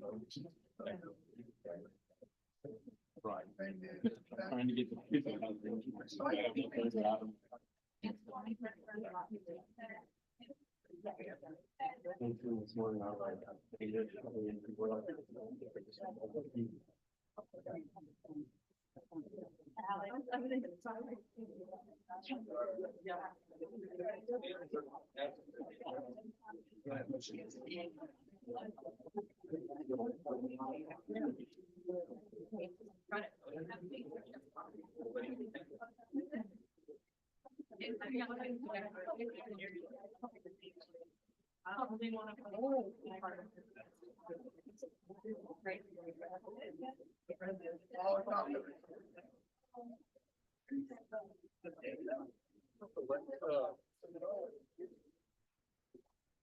We'll give Michelle a break.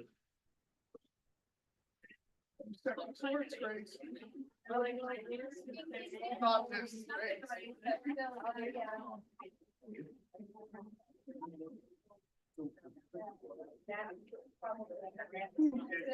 Is this? And we buy it. I used to like, we're not there, they come in, I think it's like,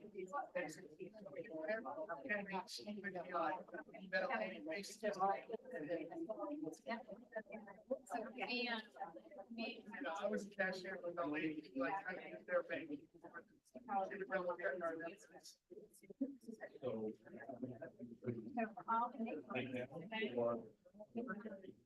Every single one. Could actually get a farm.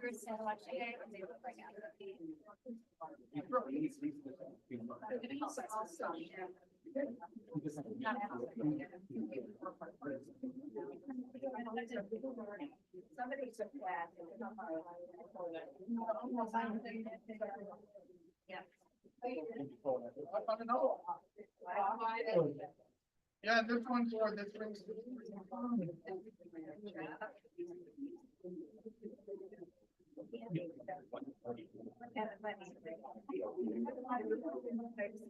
I am gonna talk today, I'm gonna try and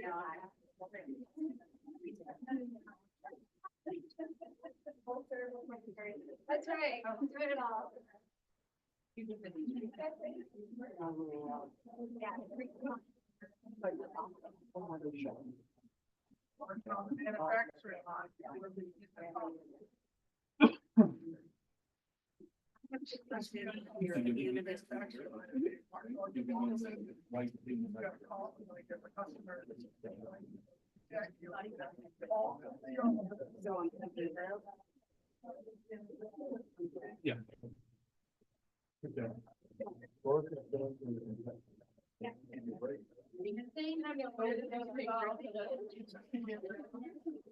No, I was like, yes. Oh, I'm done. I'm like, I hope I'm like.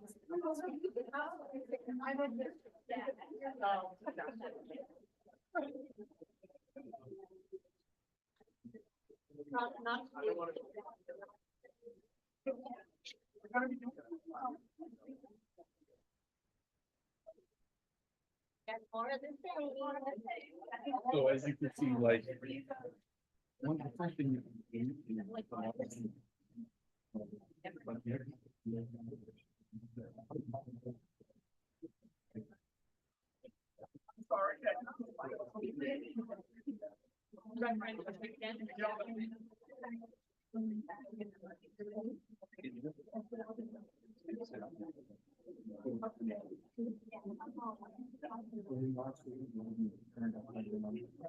put it back in, put it on.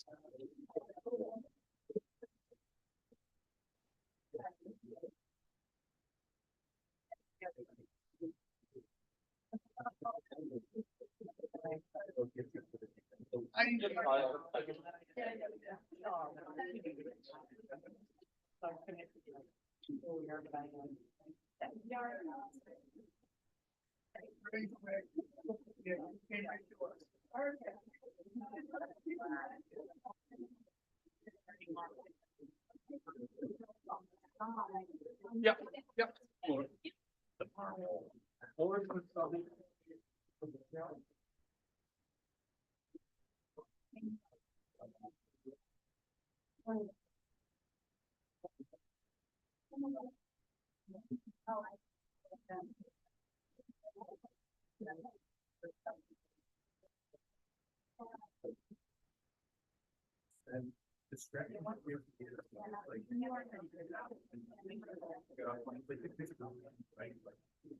And then once you start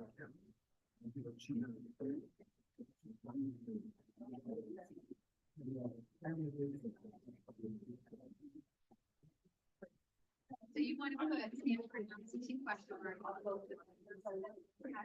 And.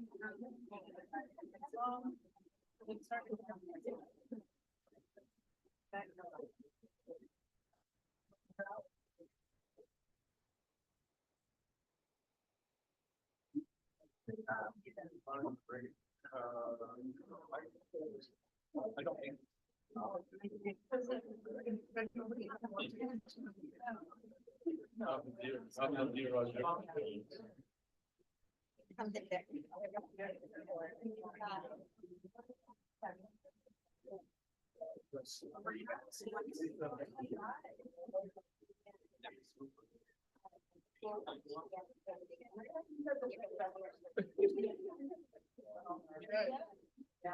I forgot, can you tell me again, where are we looking at mine? Down here. Great, thank you very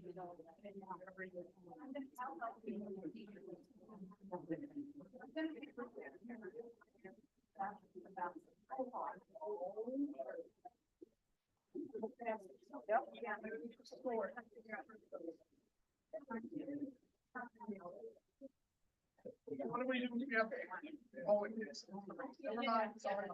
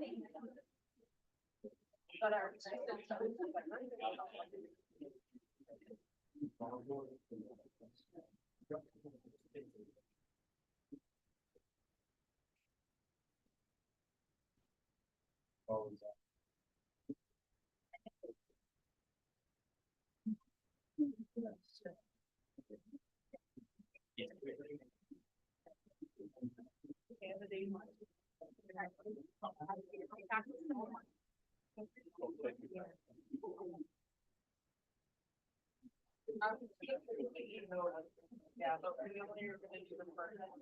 So he's done all of that. He's made it happen.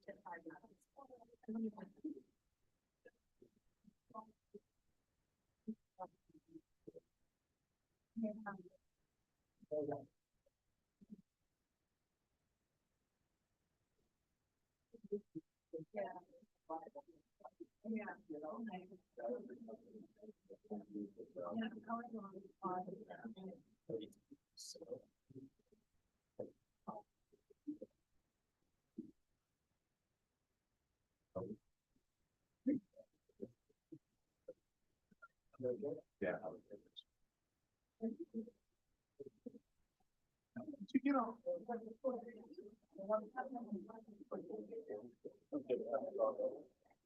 Actually, my vet. Okay.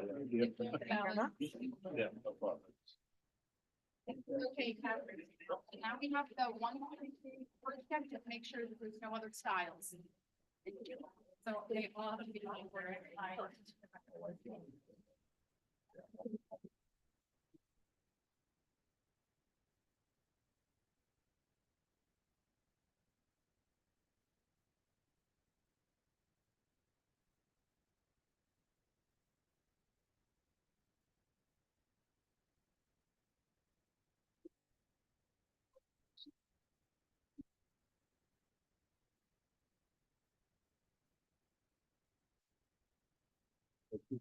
I consider 140. What do you See it up there.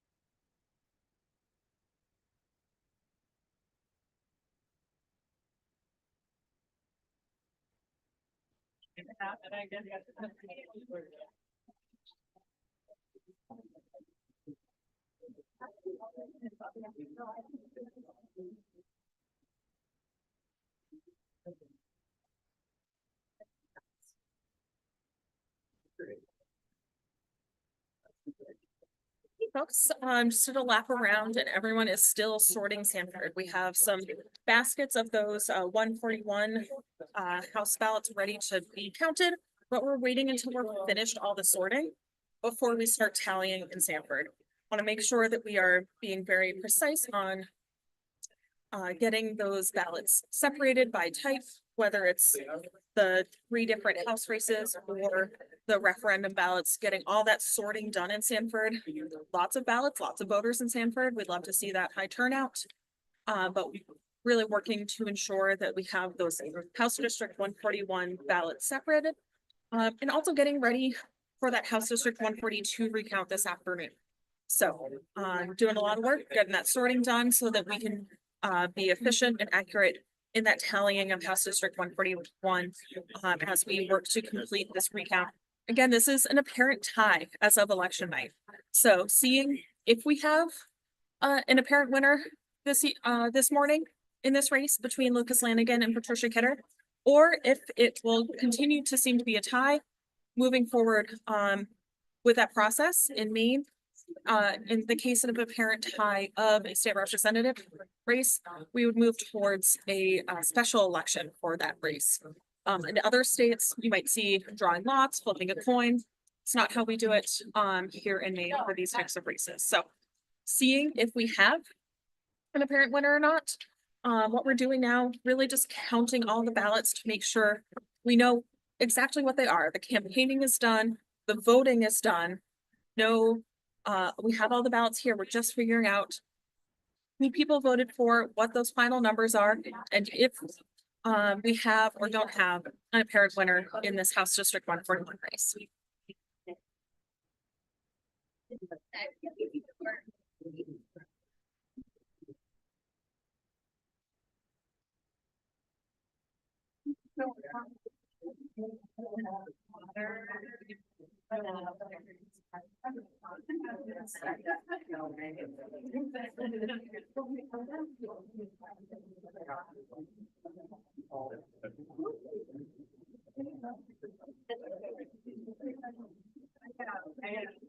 And I was like, you're 0, 0. Nothing either.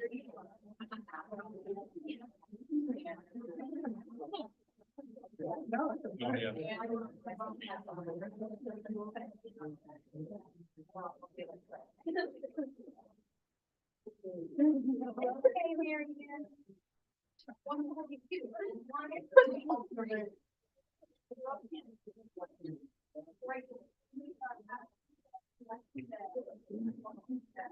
Right.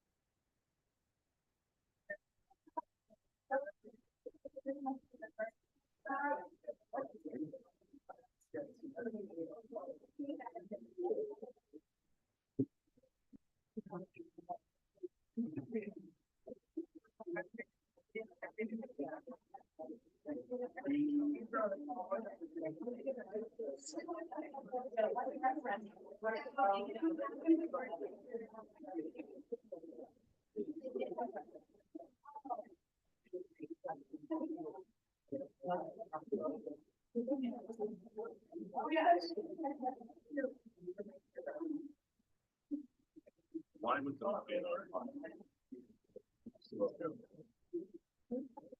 Yeah. So I can.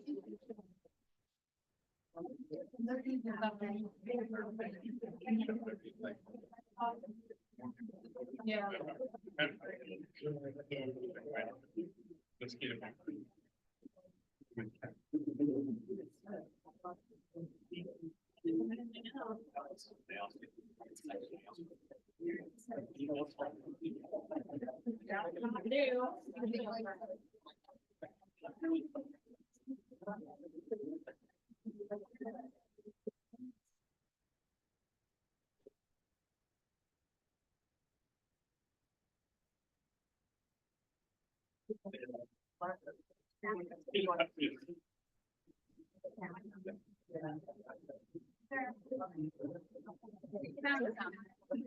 Yeah.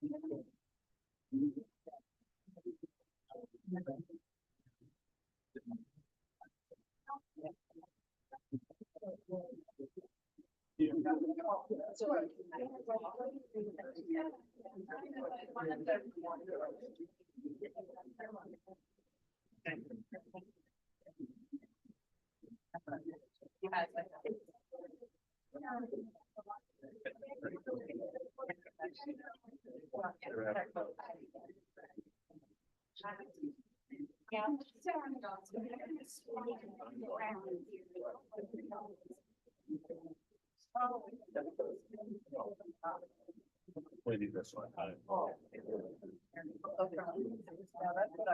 right, so this is second. For second.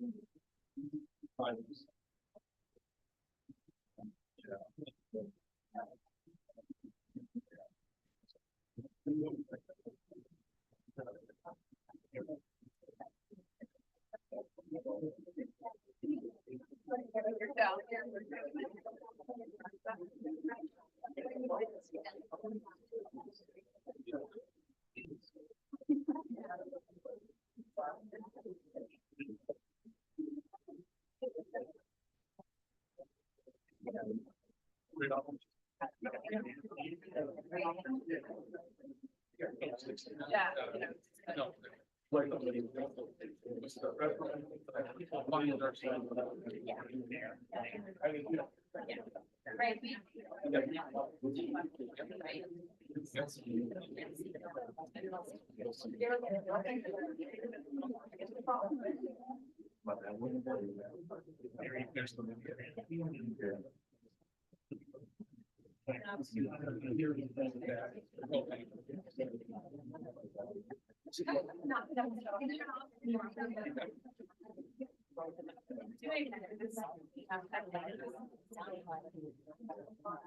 also do that.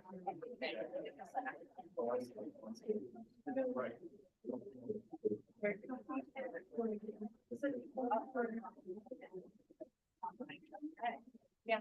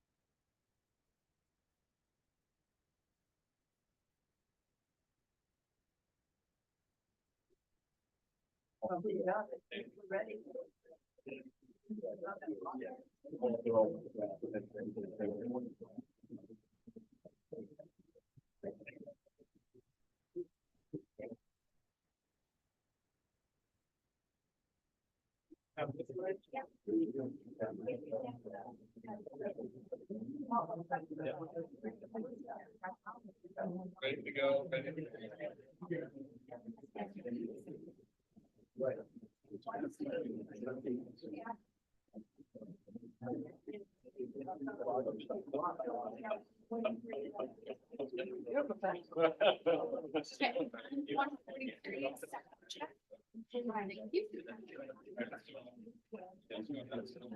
All right, exactly.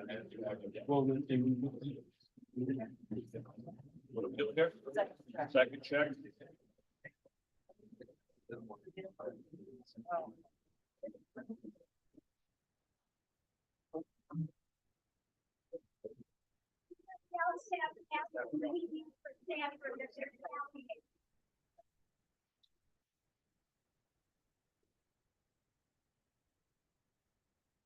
District or? Yes. I'm gonna give you the.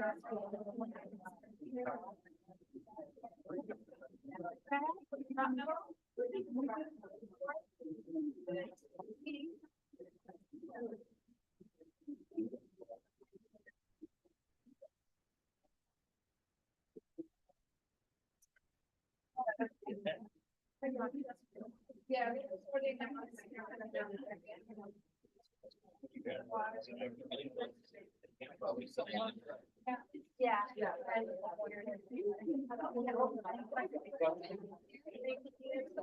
We're getting closer on the assorting of ballots in Sanford. I'm seeing some that have been double checked. So that's a big step forward there. The smaller stacks go out, so making progress and sorting out those Sanford ballots from the referendum ballots. If you're a Maine voter, you know that we had 5 referendum questions that were on a separate ballot from our candidate ballots.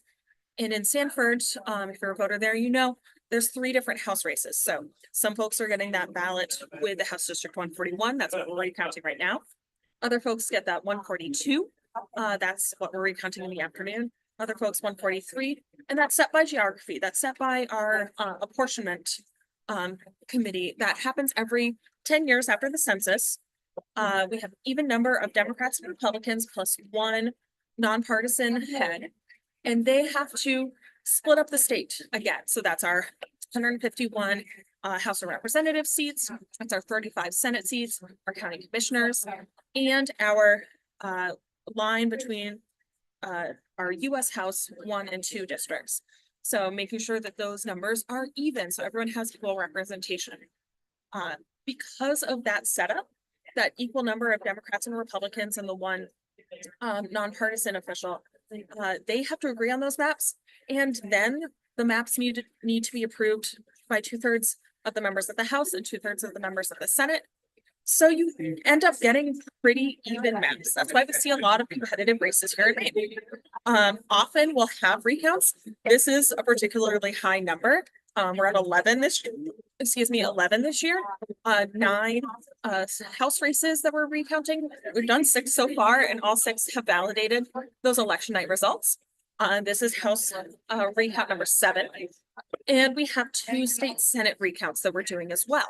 That'll be Friday and Monday.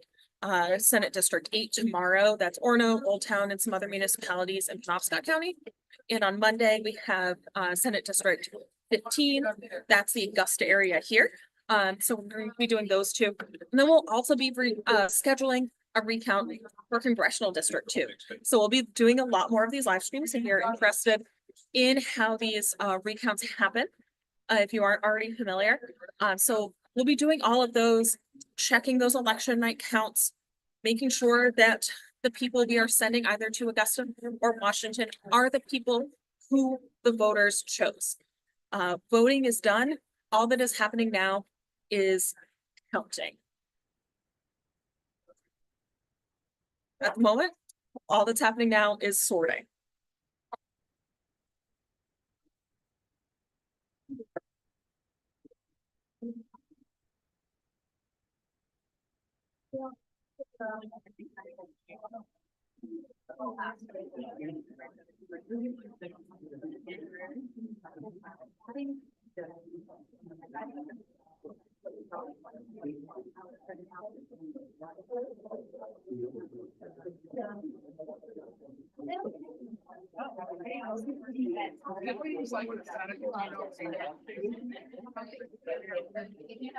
Yeah, no, I get it. It's like, this is just, it's like moving the ball forward, but it's.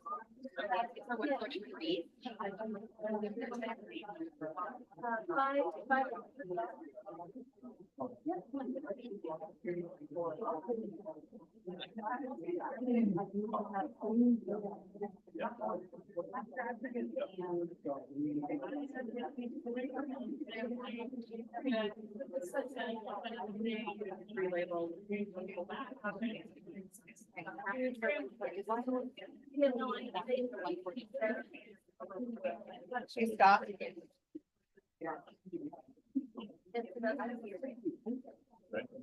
No. Oh, I didn't know what you were.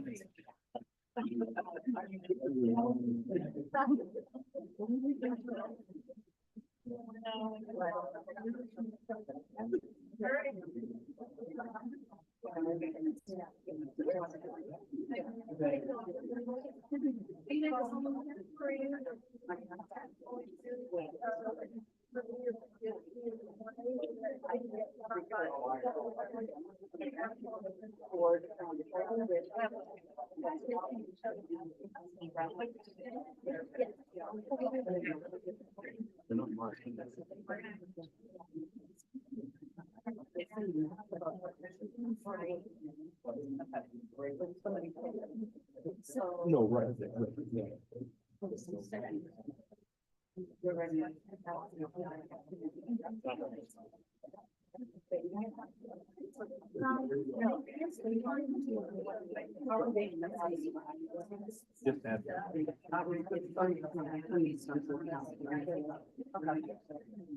That's gotta be that.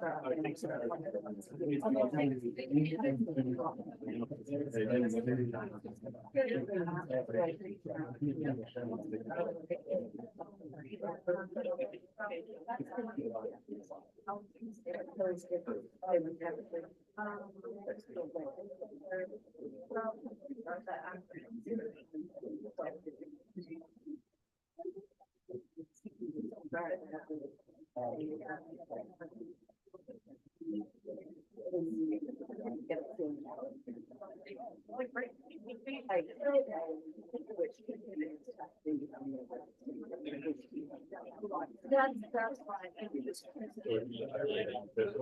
I definitely was overseeing the.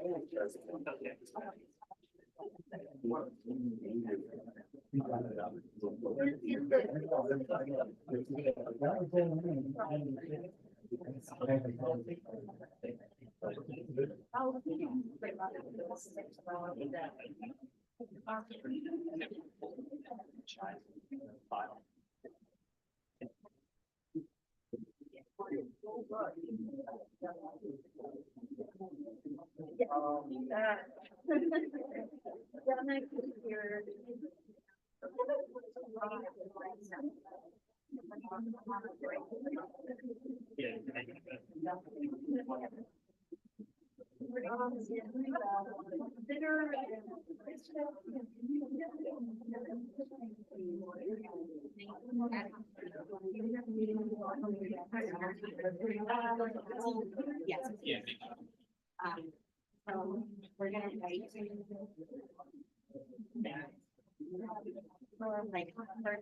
Like, like your 141, 142, 143, and then your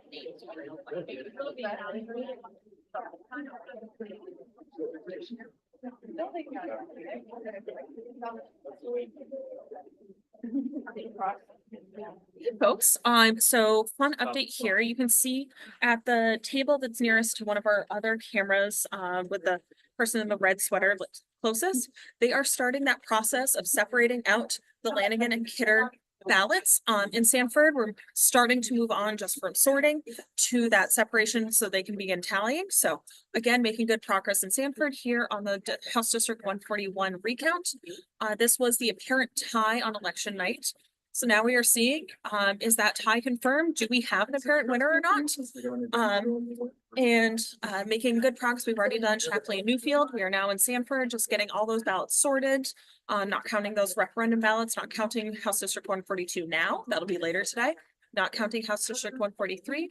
Making sure we have all of those House District 141 ballots in Sanford, counting those. So making good progress, finishing up the sorting soon and moving into that, Lanigan and Kidder to either side, either counter. At each table, you have someone from the Secretary of State's office sitting across from counters from each of the campaigns. So once all the ballots are sorted and they have those candidate ballots between them, each candidate will pull either Kidder or Lanigan, depending on how the ballot's marked, to their service, either side. The blanks, anything that we need to check with the lawyers on, goes to that Secretary of State staffer. Once everyone's looked at those, we have the stacks, they're sorted out. Then each of the counters counts in sets of 10, alternating to make sure we have the easy way to count those. 10s as a nice round number. Then they swap those stacks. Then the other counter confirms the first counter's total. Then we do stacks of 50 from those 10s. That's especially now that we're getting done with sorting, you can see a lawyer for one of the campaigns, and now we have a representative for the other campaign there. So we're watching that process, making sure those ballots are going to the right side. Everything here checked, double checked, open, transparent. We have folks from the media, folks from the public here in person. We also have all of you watching on the live stream. Come on down if you want to, or if it's more convenient, just keep watching here. And at the end, so all of the tallies are being kept not just by the Secretary of State's staff, but by the campaigns as well. only when everyone agrees that we have accurately counted all of the votes for this race will it be signed off on. This is not a number that we just simply announced, but a number that is agreed on, because what you're doing is finding what is accurate. So keep watching. We are getting towards the end of the Sanford here, as they're doing that, finishing up all the sorting. Still have some work to do, but getting closer.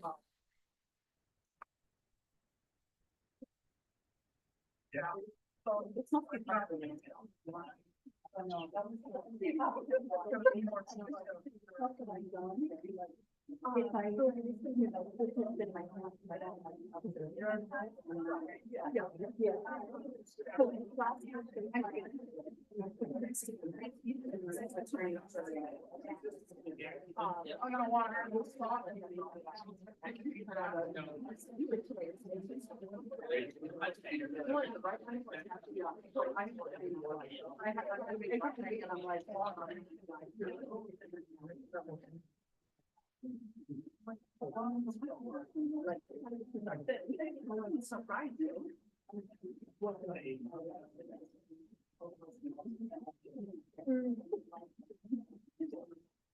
See? And you want. Exactly.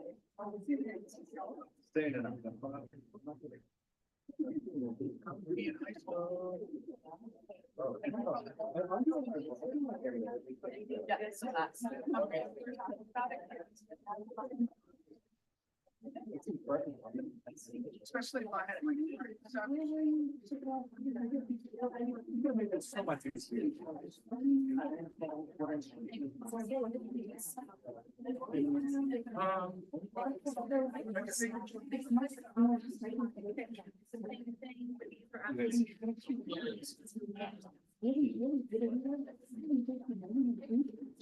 How long were you? Well, that's really good. Yeah.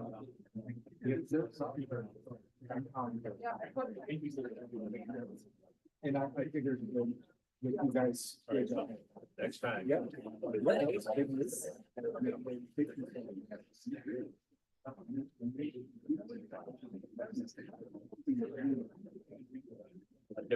You want me to throw it out? I don't know.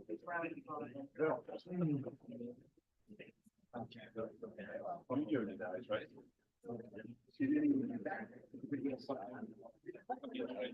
I see.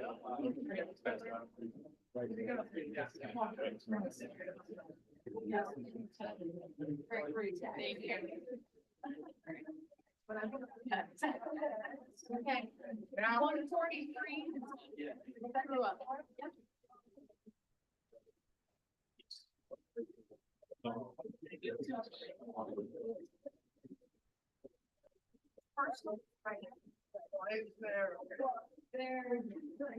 We need to keep them like how they are. No, I think it's coming. Make sure. Making sure.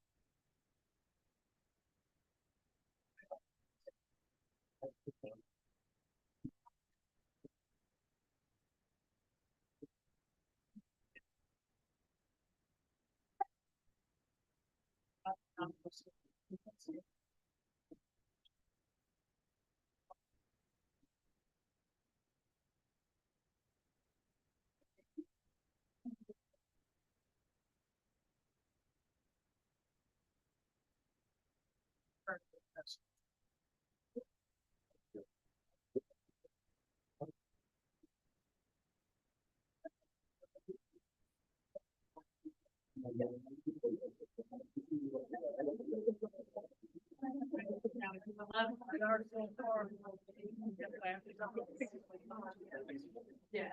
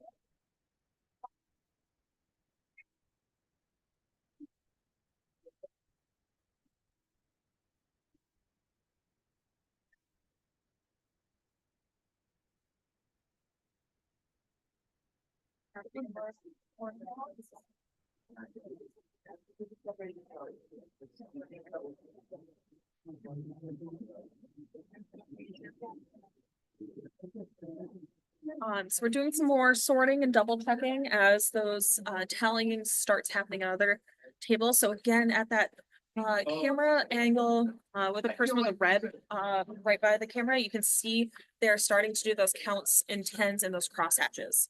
At the table right here, they're confirming that all the ballots that they had are not the House District 141, that those are all a House District 142. So again, everything getting checked and double checked. We've gone through Shapley, we've gone through Newfield. We're now in Sanford, making sure that we have all the ballots properly sorted, so we can count all of the House District 141 ballots and only the House District 141 ballots.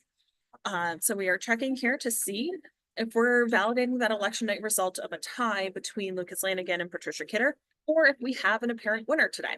So that still remains to be seen, still counting those Sanford ballots. Sanford ballots about 40% of the ballots cast in this election, but there are a lot of ballots in Sanford, especially when you consider that we have those referendum ballots as well. So everyone casting 2 ballots this fall.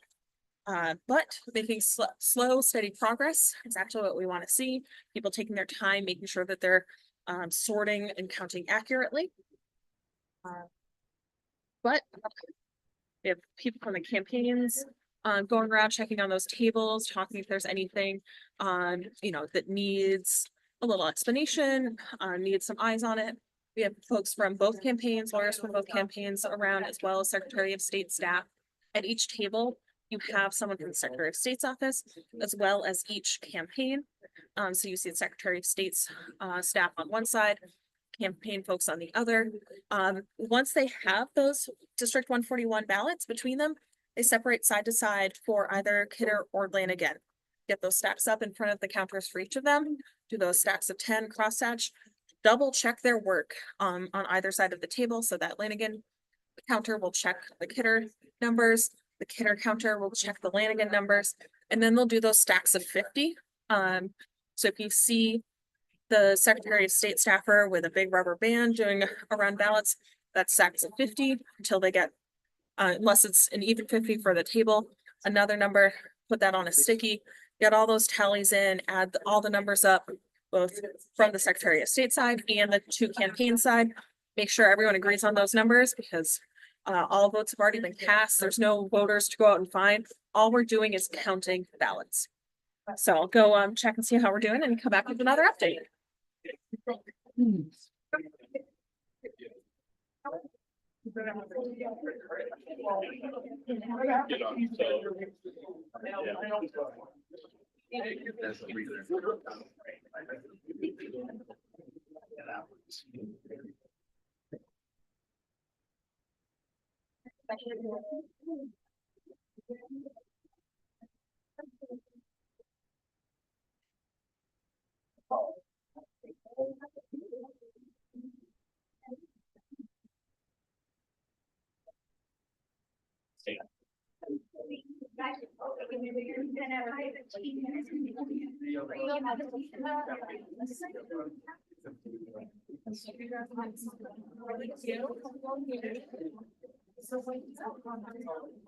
We haven't counted.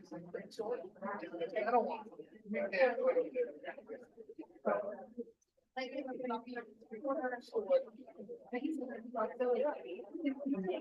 You're all out of choice. Good.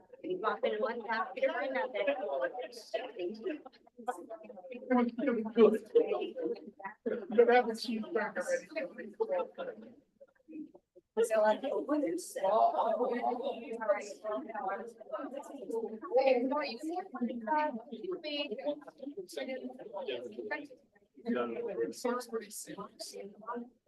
You'll wanna watch that. Yeah, I will.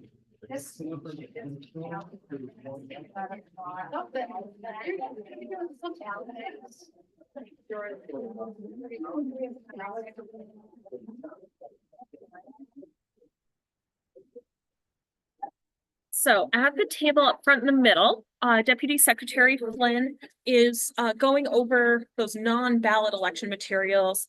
You can see her overturning envelopes to show that they're empty. We have lawyers from each campaign. Secretary Bellow's over there now as well, as in addition to those 3 folks at the table already. So we're checking on those other materials, and I'll listen in and see what I can report is in those different folders. I'm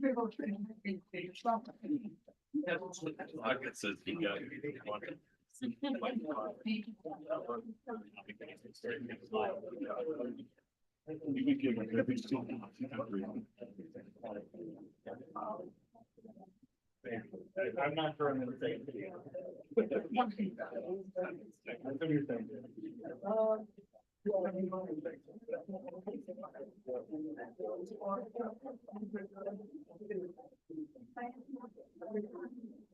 So some of those are ballots that weren't voted. So like a spoiled ballot, if someone's absentee voting at home, spills their coffee on it, dog takes a bite out of it.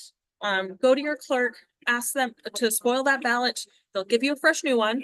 Be careful of the next couple because you don't get a limited number of ballots. But we want to make sure that you're getting to vote the way that you want to. And clear notations will be made on that, that is a spoiled ballot won't be counted. But we are checking here to make sure that if any ballot has been voted, that we're counting it. If it was a spoiled ballot, that we're not checking that notation. That's sort of the stuff that they're working on there at that middle table.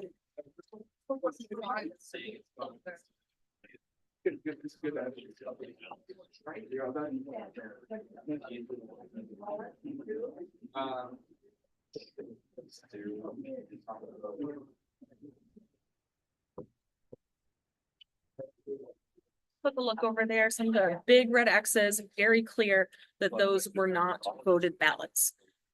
If you're a Maine voter, you know, from the instructions, you should be using a blue or black ink pen to mark your ballot. Election officials on election day, you might not have noticed this before, but maybe you'll pick up on it next time you're there. Election officials use red ink on election day so that it distinguishes those marks from a voter's marks. Here, we're using only purple pens, so we can differentiate any of our marks from the voters and from those local election officials. And if you've ever been involved in a petition, citizen initiative process, we use green ink as we're validating those signatures. So different colors at different stages of the process so that it's clear who's making marks on either of those petitions or the ballots. That way you know that when you're marking that ballot, it's being counted. We can differentiate those marks from your local election clerk if they're writing spoiled on your ballot, or if we're noting the 50 in a lot here, that's in purple ink. So we only have purple pens back here right now. If you come to volunteer on a later date, you'll be here for our pen checks, make sure that no one has anything blue, black, or pencil back here. You might have heard us on some other of these live streams talking about, you know, someone's pencil filled in ballot was a little light. We're counting those votes as they're made. But a good reminder to follow those instructions when you're filling out the ballot just makes it easier for the folks in your local municipality or here at a recount to make sure that your vote is counted accurately.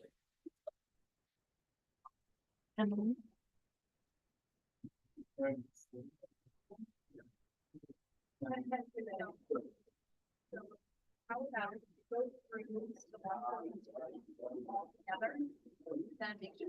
I know. So everyone at the same time. Make sure that.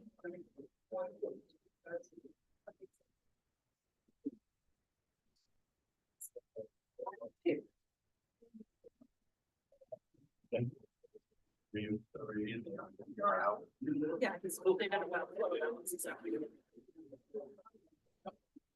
So we are cooking here at the House Recount for House District 141.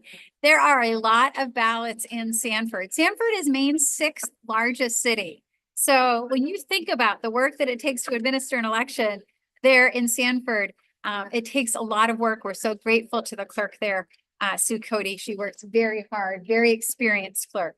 Now, we have a lot of work going on in the back. I can see an idle table. I'm going to make sure that they get something to do because we have so much sorting to do, sorting out those referendum ballots, House District 141 ballots, House District 142, House District 143, so that we can count 141. Oh, look, it looks like they're bringing something to them right now. So you saw that they brought them. They brought them a big batch of ballots and 3 little baskets. What they're doing is they're sorting those candidate ballots into 141, 142, 143. Now we will be recounting House District 142 this afternoon. So you can see the election worker just behind me is giving a stack of ballots to the woman in green and a stack of ballots to the gentleman in navy. And they're going to sort between 141, 142, 143. Now, I can see the attorneys are going to check out something out. I'm going to check and see what that is and report back in.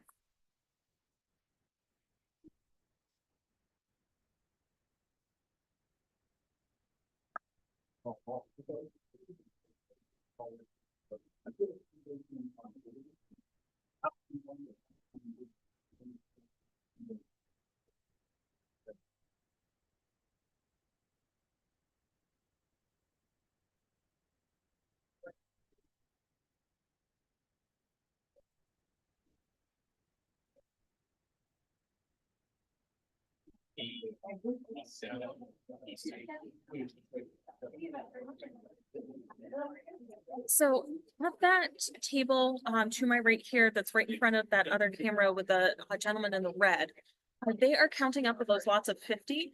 The Secretary of State employee is counting out very specifically 10, 20, 30, 40, 50. Then asking, do we all agree that that is a set of 50 ballots? Only when she hears yes from both of the counters is she wrapping those up in that big rubber band, marking it as 50. So a lot of verbal communication as they're walking through this to make sure that all of the numbers are being reported accurately from each table. So that when we're adding up all of those numbers from Sanford, we know that we have an accurate count. Yeah.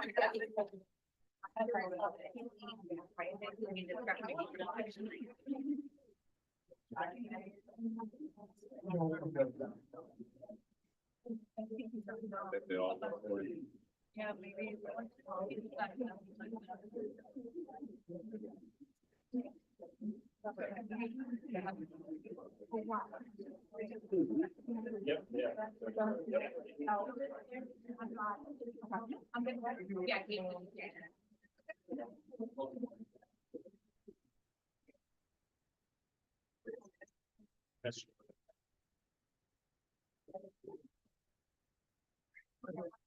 So now as we're moving into more counting and tallying than sorting, you're seeing the lawyers walking around more, checking on those tallies, bringing those tallies back to their tables, and also reviewing any ballots that need that interpretation from those lawyers familiar with election law on what the voter intent rules are.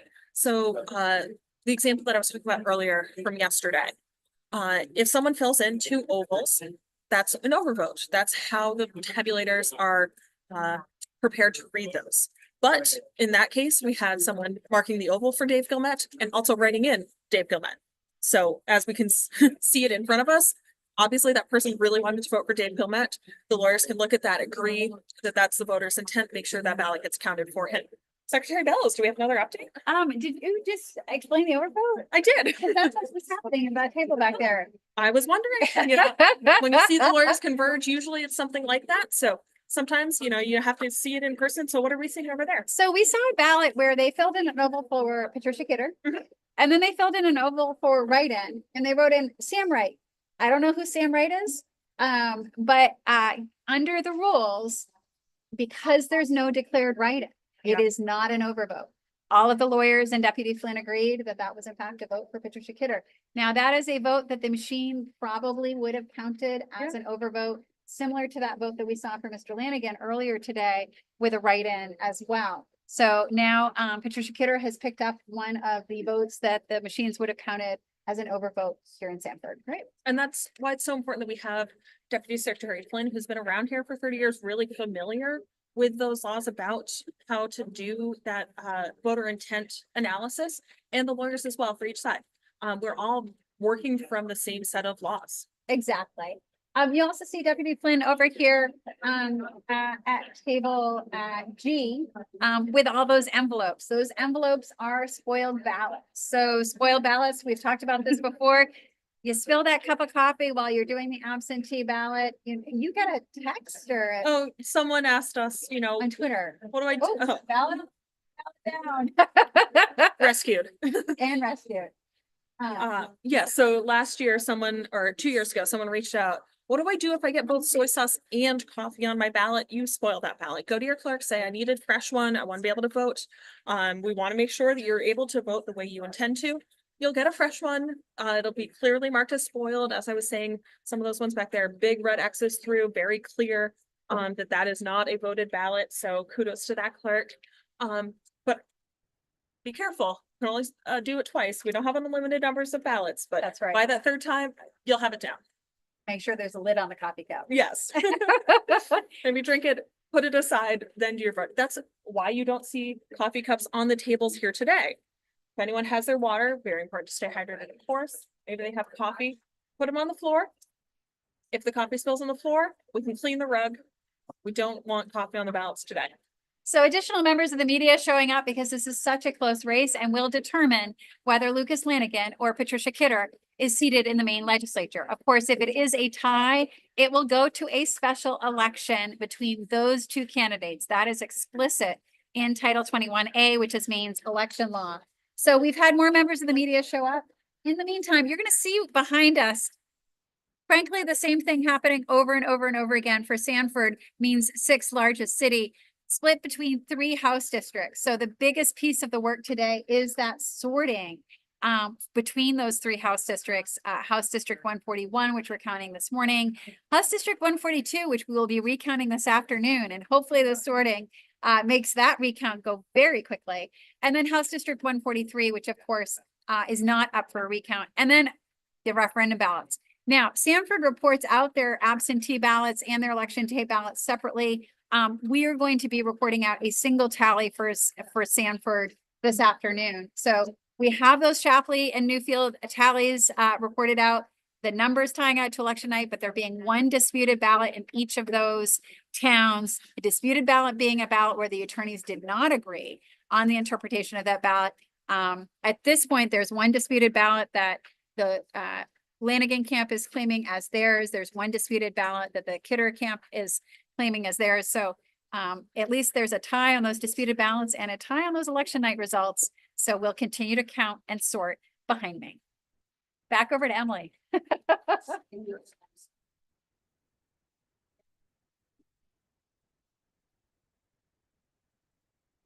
what are we doing here?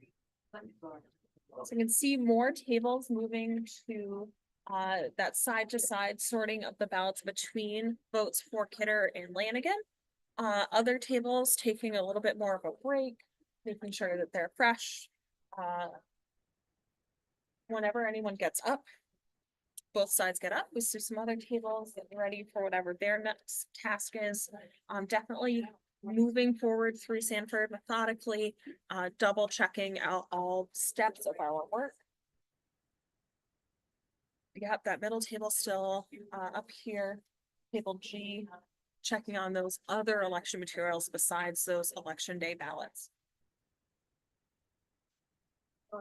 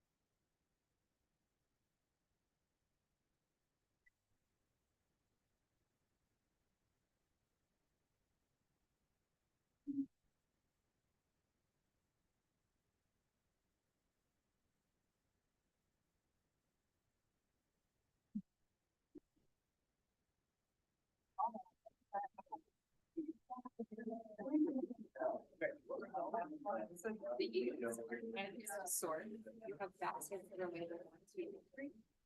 You'll take these.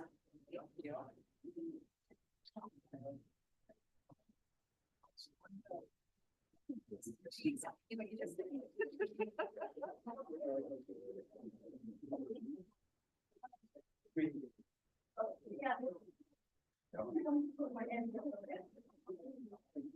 So at the table where you can see Deputy Secretary Flynn and some of the other the lawyers and such around her, they are looking at some of the test materials.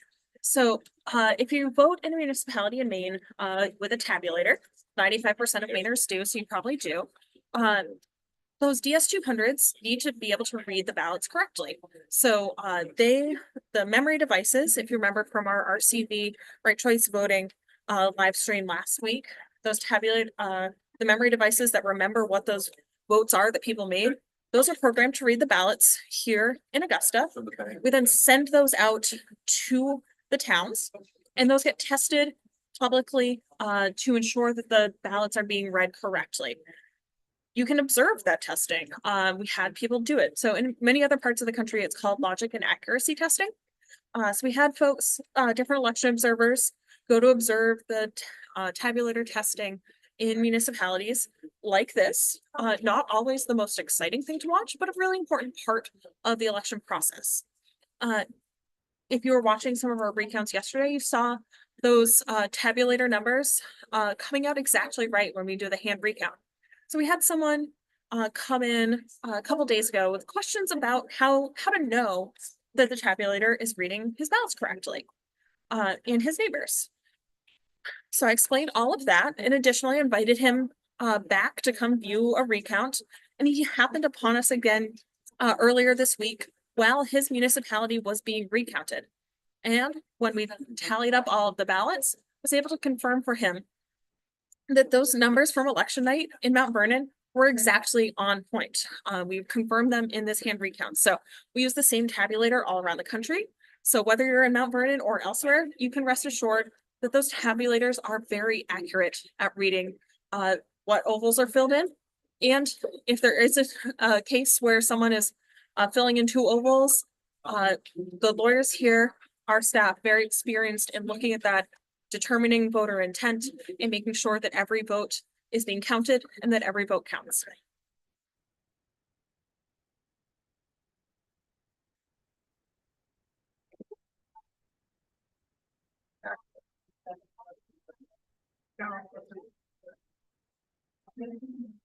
Oh, yeah, if you don't mind. No, no, no, if you wanna put it back.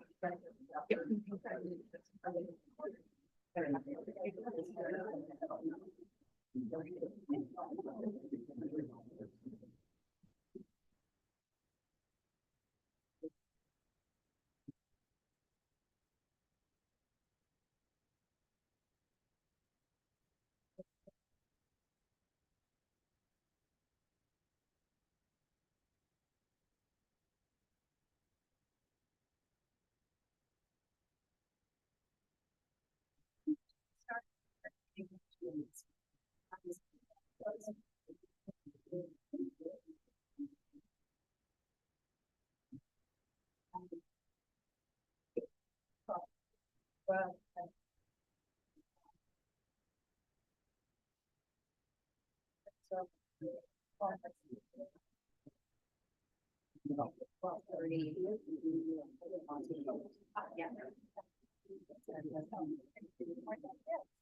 we'll be doing lunch for everyone at 12:30 for half an hour. Okay? So for the live stream, if you're getting hungry and you're wondering, when can I break away from this riveting TV for lunch? You can break away at 12:30 for half an hour where we will break for lunch.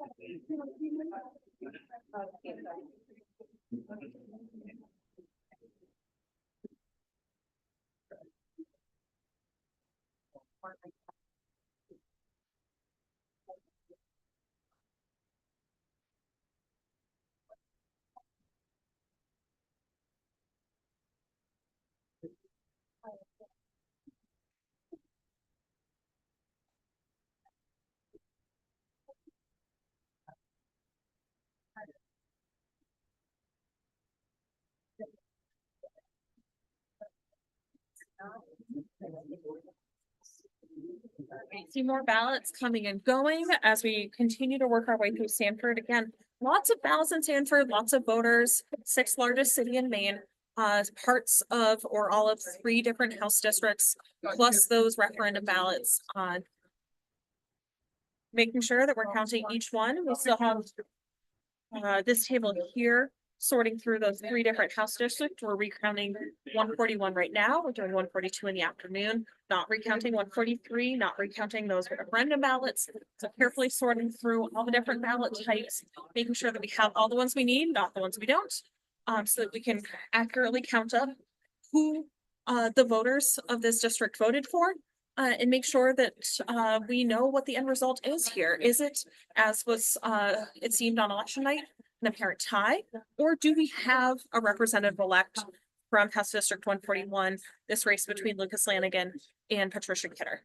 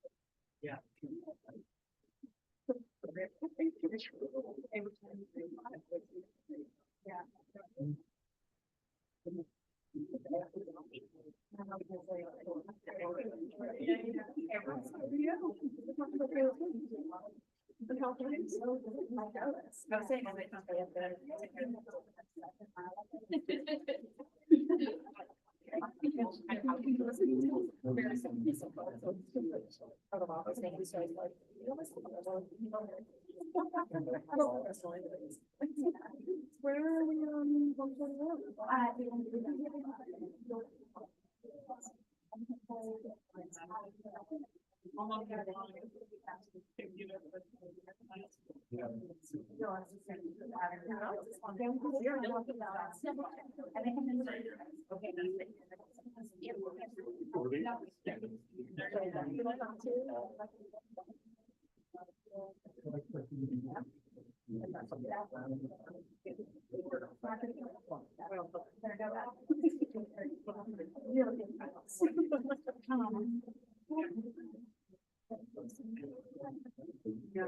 Yeah.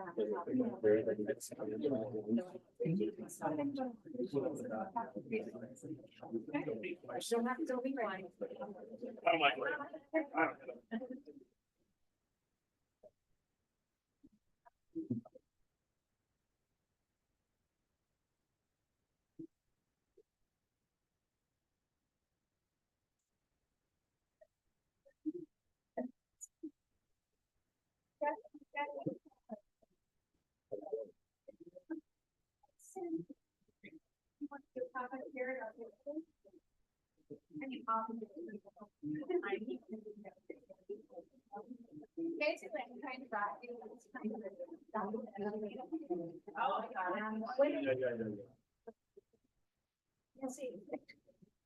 So Deputy Secretary Flynn just brought the UO ballots to that table over here. So if you've watched these before, sorry, I'm repeating myself, but those UO ballots are uniform service and overseas voters. It's a law that's been in place for a long time. This current iteration signed into law by President Reagan. It allows American citizens who have the right to vote the ability to do that even if they're deployed or overseas. So if you are a former Maine resident, immediately former, you're doing a semester abroad, or you're living away for a while, or you're deployed overseas, you still have the right to vote here. These voters, we do all of the UO ballot work here in Augusta. Some districts only have a few, so they're reported out by district. So that if there's only one person from a municipality that's living abroad, you're not able to pinpoint exactly their votes. They still have that right to secret ballot. So that table there is working on those UO ballots.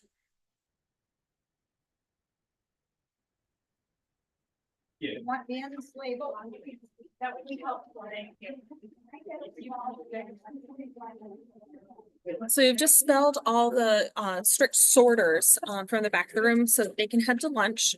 Don't want to overwhelm the cafeteria across the way. They've been doing such a good work for us. Since those folks were just sorting, and now we've moved up more to the front of the room, getting those folks out to lunch so that when everyone up here goes to their lunch in 9 minutes, their lunches are already getting started. Really appreciate all of the state employees who are making this recount happen, whether that's the folks taking care of the cleaning, the folks who are doing lunches, all our IT folks making sure that we have a good, solid internet connection here to do these streams. It really does take a village, not just everyone that you're seeing on screen. I'm gonna give a big shout out to them, our law enforcement who picked up all the ballots, the municipal clerks and all of their poll workers who conducted such great work on election day and in packaging up all those boxes so that a law enforcement can pick them up. Really big shout out to everyone involved in every stage of this process.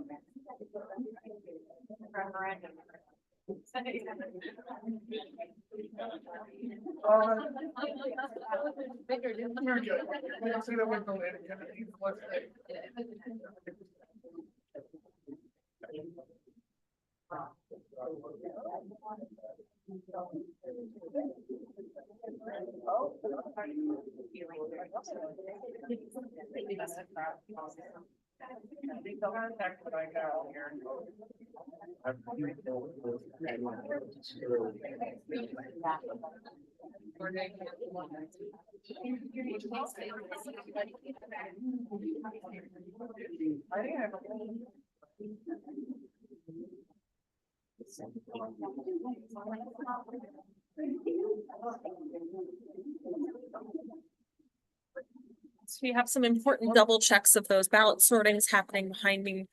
Making sure that the 143s are together, the 142s are together, the 141s are together. Again, we're recounting House District 142 in the afternoon.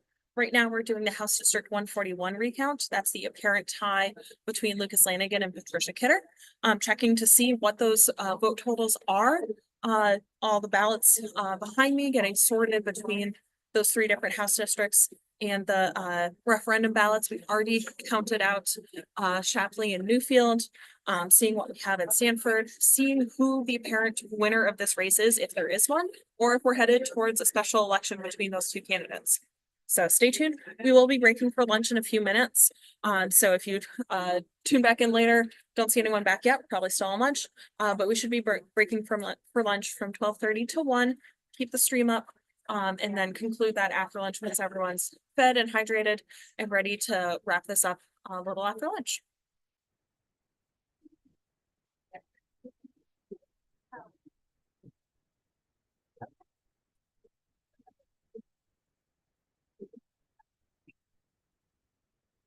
Maybe what we'll do is cycle people in.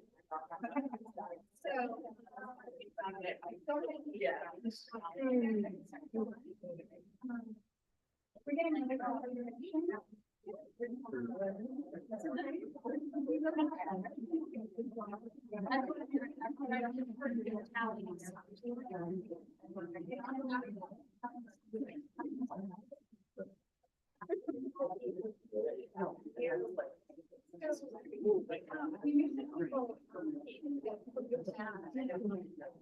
We're getting really close. Sorry, go ahead, you're going.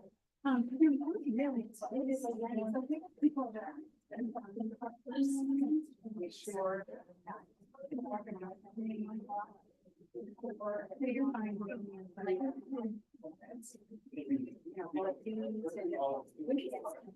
When I say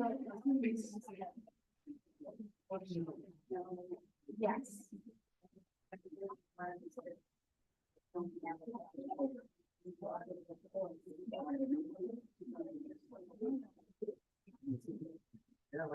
So you got it.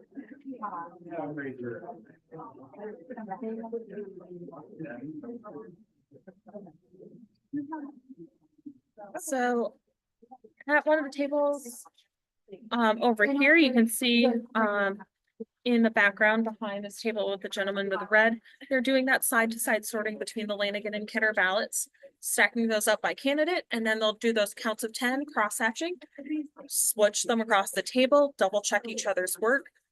So that they can begin tallying, see how many votes for either candidate we have here in Sanford. Definitely getting closer. Some folks are going to lunch, but we have some folks who are finishing up the tasks at their table. Make sure you complete those. Have a nice clean slate before you head to lunch. So stay tuned. We're definitely getting closer here in Sanford.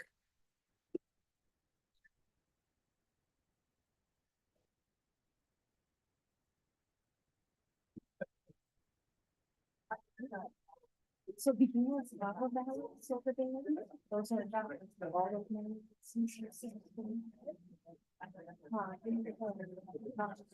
Oh,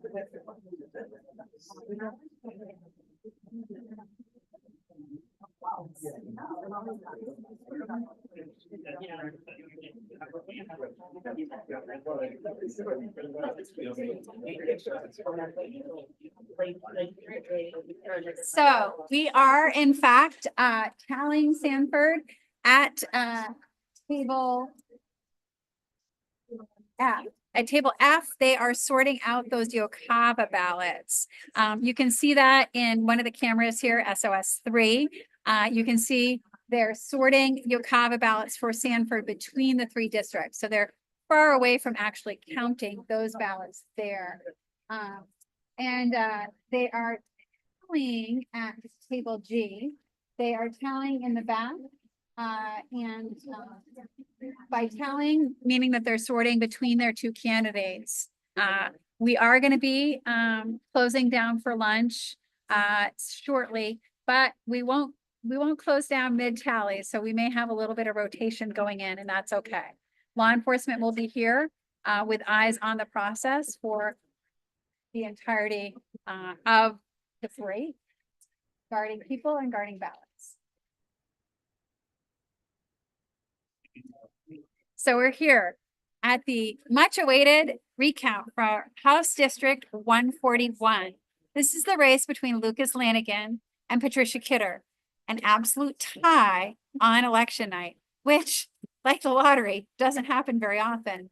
In fact, Deputy Secretary Flynn, who's been our state election director for 30 years, said earlier on the live stream she can remember one other tie in the state's history that was in a primary. So under the law, if after the recount it's still a tie, it goes to a special election between the two candidates who ran in the original election. Very interesting fact. Now we have a lot of security measures in the elections. Anyone who's involved in a recount sees those paper ballots, that gold standard in election security, because you can go back and count paper ballots, right? Folks have been seeing those checks and balances, the chain of custody on the transport of ballots from the clerks to law enforcement, from law enforcement to the state election officials. Folks have seen for themselves that those DS200s, those tabulators produced by ES&S, the modern day abacus, if you will, literally counting machines, counting those ovals, they're very accurate. We have seen time and time again the accuracy of those DS200 tabulators upheld in every single one of the 6 recounts we've done to date.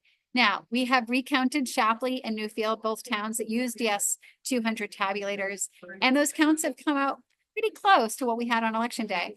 What's different? Well, tabulators don't read changes in law, so they read ovals. When they see 2 ovals marked for a race, they think that's an overvote, double voting. But in Maine, the voter has the discretion. They want to fill in a candidate's name, as we saw earlier today, and then fill in, write their mom, just to give their mom some extra goodwill. They can do that. It is not considered an overvote in these hand count races. That does go to the candidate that voter selected if there's not a declared write-in. Now, that was different in the Jared Golden race, Jared Golden Ontario race won by incumbent Democratic Congressman Jared Golden. That was different because there was a declared write-in. Diane Miranda of Surrey was a declared write-in. That meant that those ovals did in fact count as write-ins. But when we went into the ranked choice voting tabulation, we did see that there were a number of blanks or undervotes. Undervotes is when they vote for none of the above, and those are counted as blanks. So we can see some of our election officials getting their lunch and eating some lunch while we have the tally. The lunch, of course, not happening at tables where there are ballots.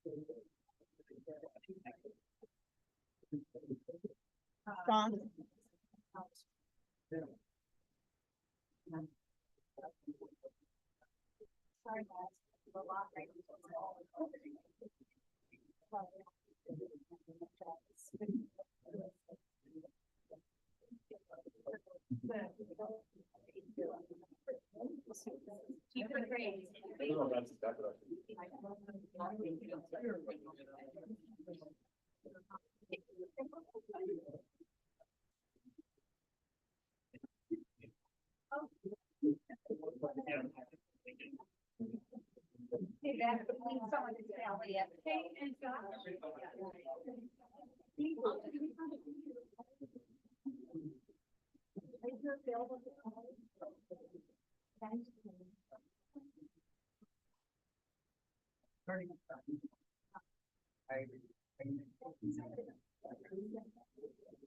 And when you be available to tally 18 ballots? Yeah. Is that okay? Okay. Are you guys both signed into your sides? And I try to have someone to tally your papa so we can get it done. Deputy Flynn, over here or? Great. There are 18 ballots. So table F for fabulous has separated out the Yokava ballots for York County. They're continuing to separate, but they have found the 18 military and overseas ballots that were counted in House District 141 on election night. That's good news. Now they're going to go ahead and do those tallies. Now attorneys for both sides are going to watch that tallying for those military and overseas votes. Now, remember, what are military and overseas votes? If you are serving overseas, and thank you to all veterans who serve, we are so fortunate for your service. If you're overseas, or quite frankly, just in Canada or Mexico for some reason, or if you're serving in the Peace Corps, as I did in Panama, or maybe you're a student studying abroad. I did that too in Costa Rica. You have that opportunity to still vote. If you are from Maine, you can cast what is called a Yokava vote. Now, Yokava stands for the Uniform Overseas Citizen Act, right? So that was a federal law passed. This is the same law for all 50 states. We abide. They get their ballots 45 days ahead of Election Day. Now, Maine utilizes two options. We can mail you your paper ballot and you can mail it back. That's what the municipalities do for municipal offices and municipal referendum questions. Or you can utilize a secure online ballot transfer system. You can vote electronically, but it does create a paper record. Those paper ballots are sealed in envelopes. They come back with a privacy sheet so that any worker who is processing those ballots, making sure that those are printed and placed in envelopes and sealed, is not actually seeing how the individual voted. And additionally, when those are counted, they are counted just like you're seeing here, with equal numbers of Democrats and Republicans counting those military and overseas ballots. Now, those every ballot has to come with an application, right? So you have to fill out an application to be a Yokava voter, designating where you're living abroad, what your address was here at home in Maine, and those are tracked very carefully. Now, they are counted on election night, just like all of the other ballots. They're counted as soon as the polls close. We had Republicans and Democrats working with state election officials in Augusta to count those military and overseas ballots. It took them to 3 a.m. because remember, we have 151 House seats in the Maine legislature, 35 state Senate seats in the Maine legislature. And then you've got both members of Congress up for re-election, U.S. Senator Angus King winning his re-election, the presidential race, county races, and 5 referendum questions. It's just a lot of counting. Now, they utilize scanners for scanning those ballots, but then like we have seen with ballots for the DS200 tabulators, sometimes there are ballots that can't be scanned, that have to be hand counted. But here, for House District 141's recount, for this tie race between Lucas Lanigan and Patricia Kidder, in that Sanford, Newfield, Shapley district of House District 141, we are hand counting every ballot. Now, did you guys finish your tally for the Yokava ballots? Yokava is done. Thank you to some good volunteers who came off the floor from their lunch to tally those Yokava ballots. We still have 3 teams tallying Sanford ballots. And we are continuing to do the sort of the military and overseas ballots from York County, just to make sure that there weren't any ballots that were misnumbered or misfiled. Rather, by misnumbered, I mean, counted in the wrong district. But having found those 18 ballots that were counted for Sanford's District 141, we're pretty certain that that's all there is. But you can see those that team of Democrat and Republican at the back of the room on table F, for fabulous, continuing that sort. They're also sorting out those ballots, those military and overseas ballots for House District 142, because we will be recounting it this afternoon. Hopefully, all of this sorting has helped us get to a place where that count will happen very fast. Now, of course, we could see what we saw yesterday. We had counted Norway. We realized we were short in 3 ballots. We had to go back through and redo the sorting process. Hopefully that won't happen. Sanford's huge, 6th largest city in Maine relative to many of the other jurisdictions that we have had to sort or count, but it could happen. And that's what we're here for. As election officials, we implement the law. I swear an oath to defend and uphold the Constitution and the laws of the state and the nation. And that's what we do here. We don't write the laws. We implement the law for recounts here as we're hand counting all of the ballots for House District 141.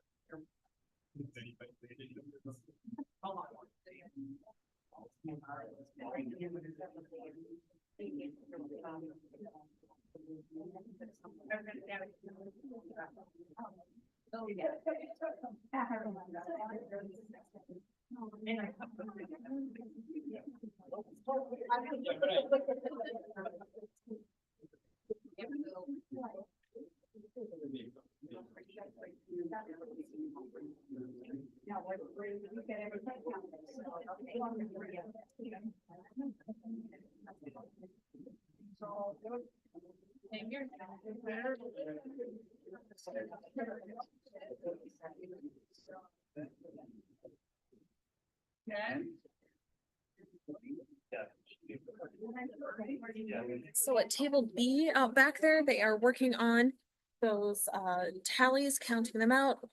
Lawyers, Secretary of State, others watching on to confirm those counts that the counters from either side are doing. We have at table C right here, folks doing those counting to tens, checking their work side to side on the table. We see that cross-hatching here at table G as well. They are checking, you can see the ballots going this way when they get to tens.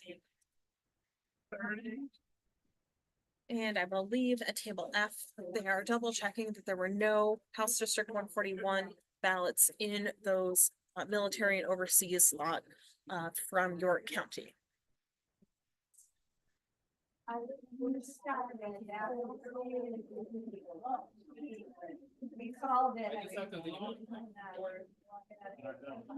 So at table B, they're just tallying their ballots. They had a fairly large stack of Sanford ballots to tally. They just finished calculating those Lanigan ballots, those blank ballots, they're counting them at the back of the room.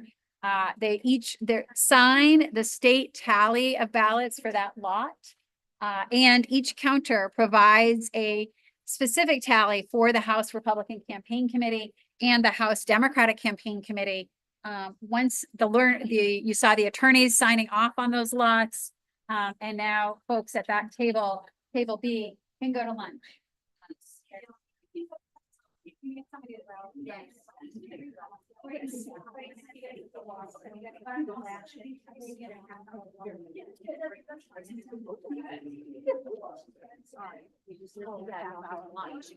And we've been saying close to 30. Does that make sense? Those just fine. I'm just going to drive.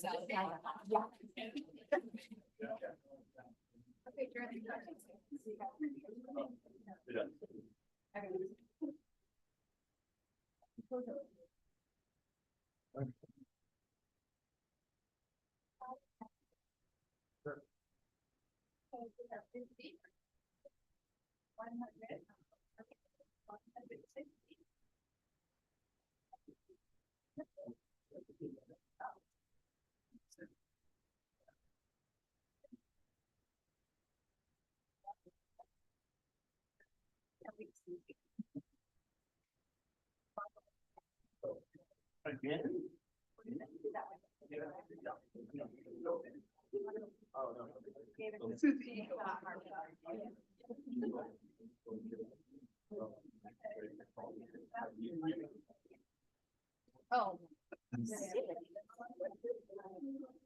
What's on special? So we have folks breaking for lunch, sometimes realizing that they forgot something back there. That's exactly why we take these breaks, to make sure people are fed, hydrated, rested, so that we can finish up this count, started this morning, start on that House District 142 count this afternoon. Make sure everyone's on top of their game, counting every vote accurately so that every vote counts and every vote is counted.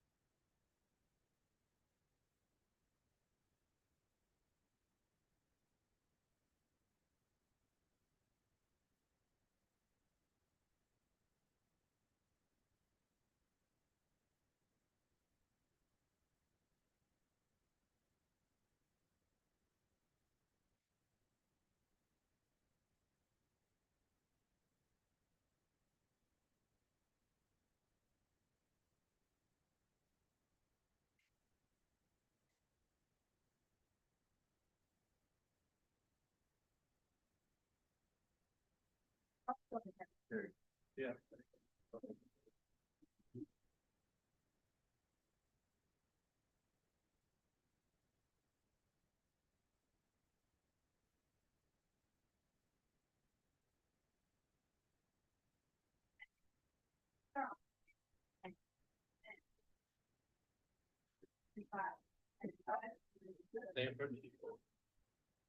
Well, which one? I'll do that one if you. Amigo. Okay, ready? 100. 150. 115.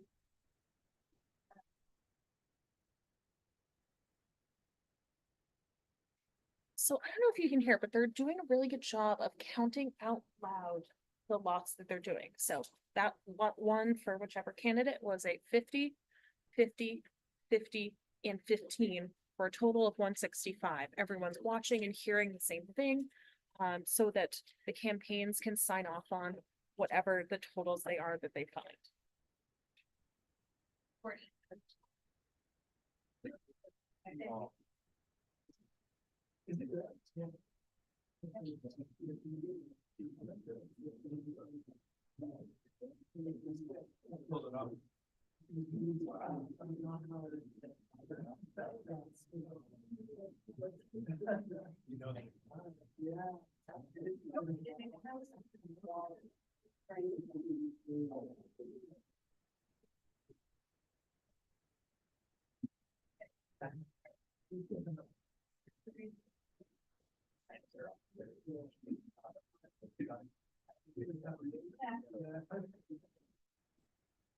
Sir. Good job, everyone. Oh, I'm moving. You tell me. I want a school teacher so they tell you. I learned that. I learned that. It took me a long time to learn in K through 6.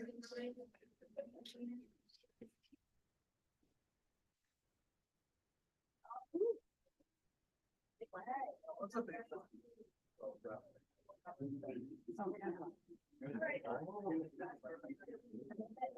Thank you. Scotty was going to get me Big Macs. I gotta come with you.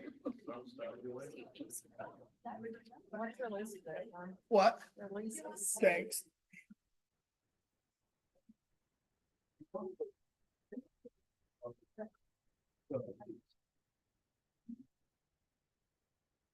Last table of the morning, early afternoon now, finishing up their tallying. So we have lawyers from both campaigns observing that process.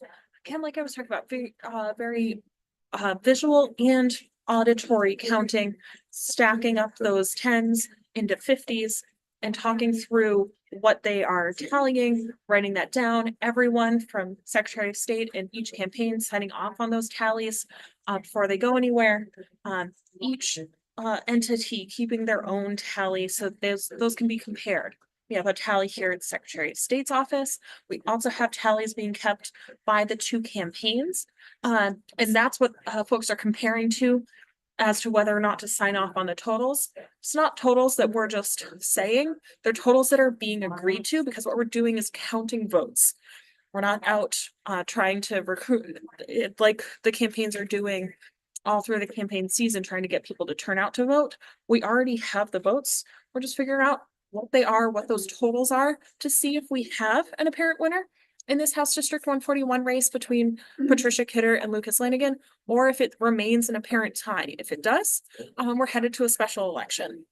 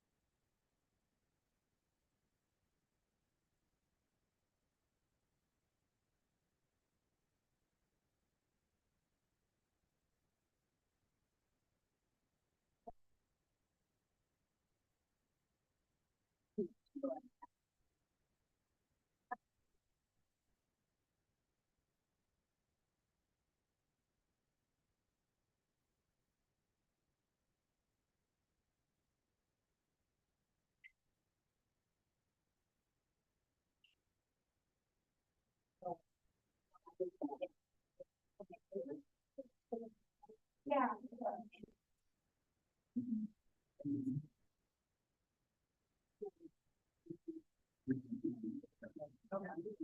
See the purple pens out, tallying down those numbers.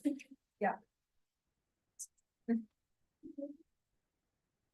Thank you to Mary for making sure that all our election workers back here getting fed. Again, making sure not to have any food at those tables where we have ballots. If in the future you're voting absentee from home and maybe you're drinking a cup of coffee, it spills on it, talk to your clerk about, let them know you need to have that ballot spoiled. They'll give you a fresh one.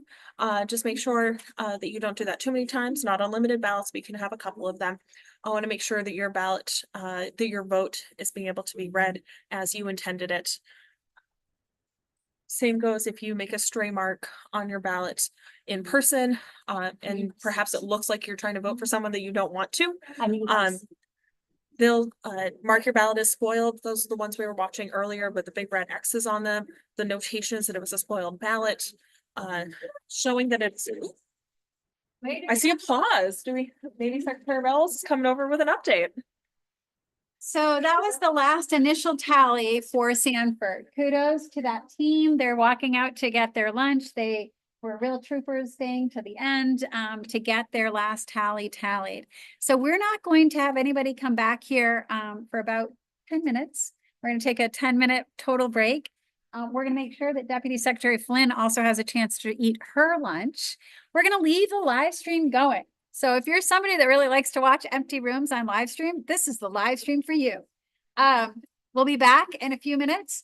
In the room, we do have law enforcement in the back of the room. They're watching the ballots. They're watching the personnel. They're going to make sure that no one goes behind the guardrail except for election officials or law enforcement until the lunch break is concluded. So if you too were waiting until the last ballots were counted before you got lunch, go get lunch. We'll be back.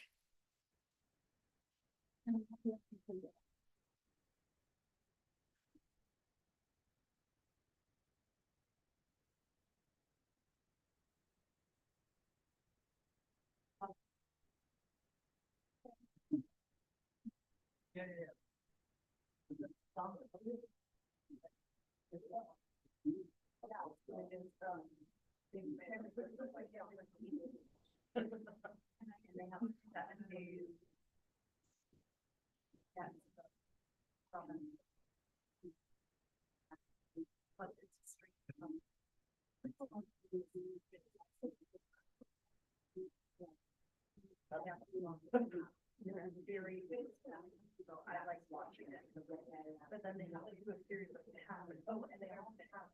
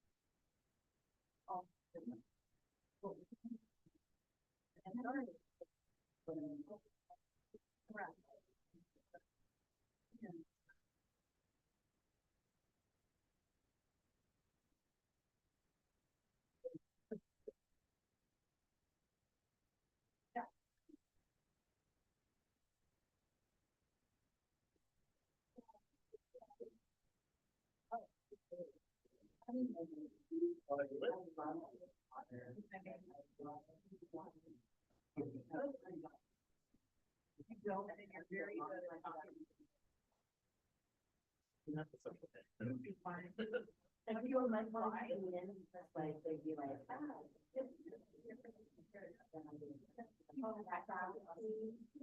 water, everything. You only gotta win the competition. You gotta win. I know. Otherwise, it's like, otherwise, 5 years. I think I think you better, all right.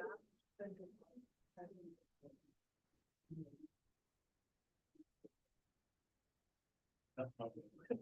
I mean, I. I think we started off with the people that bring people.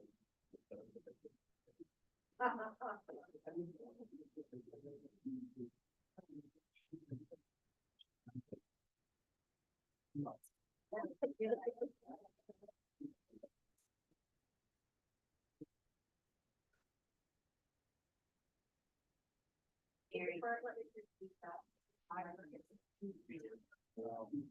have a lot of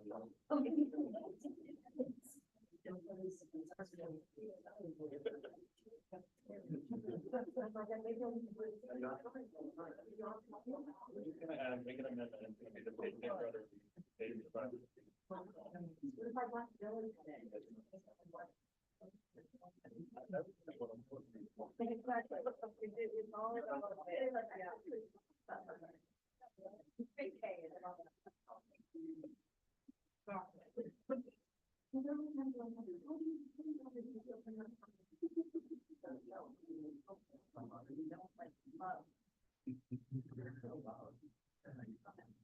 But when I'm sitting at work, like, I'm only like,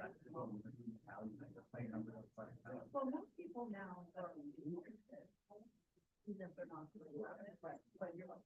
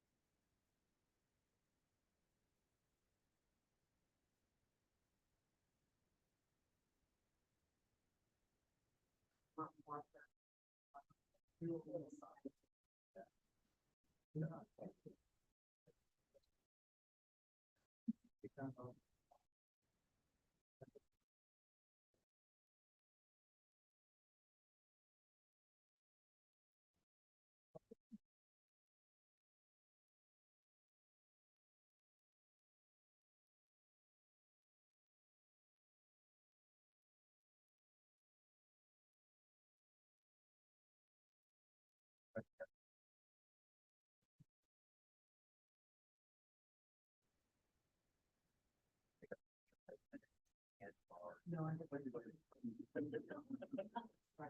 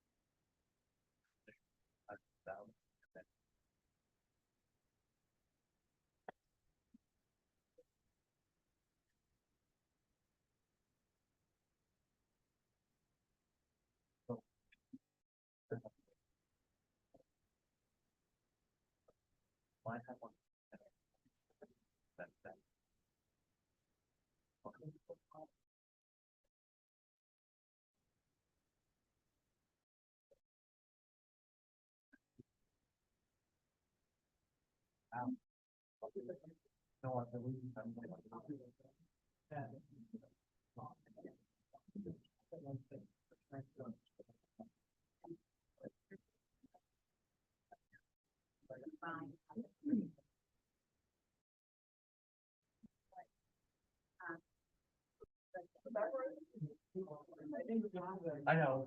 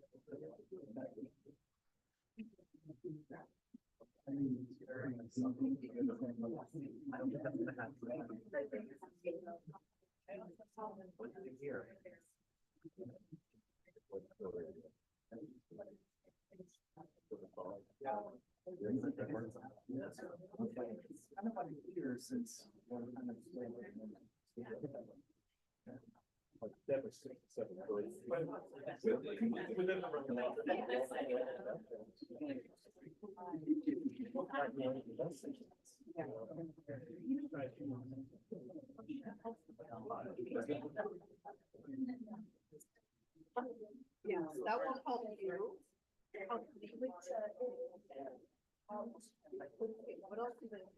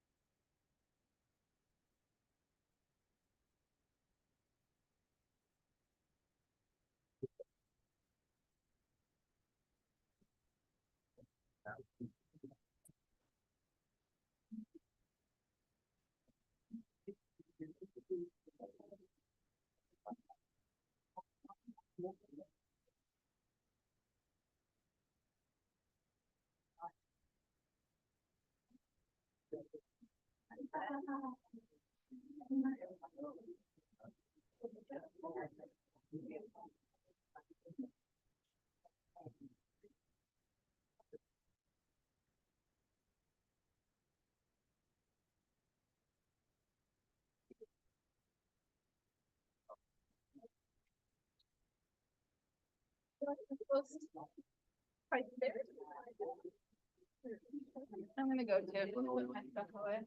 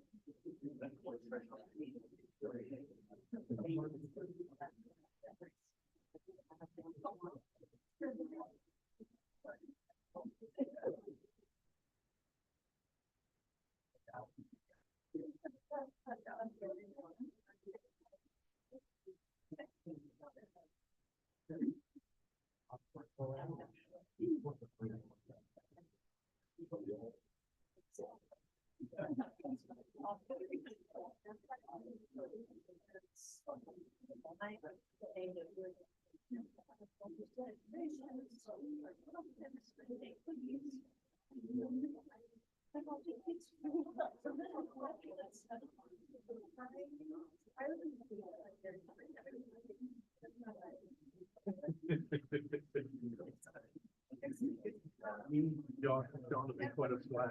I don't know.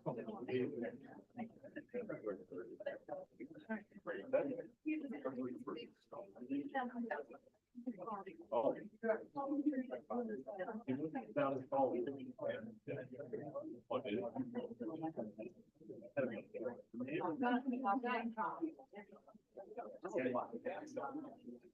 Pay the bill. If you're, pay the state agency,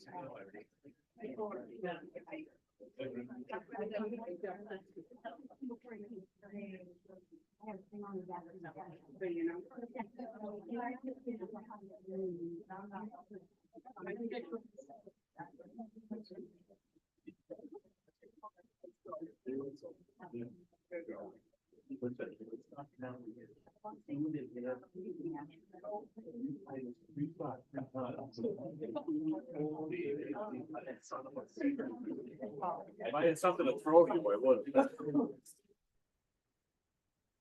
Where do you go? Where do you go?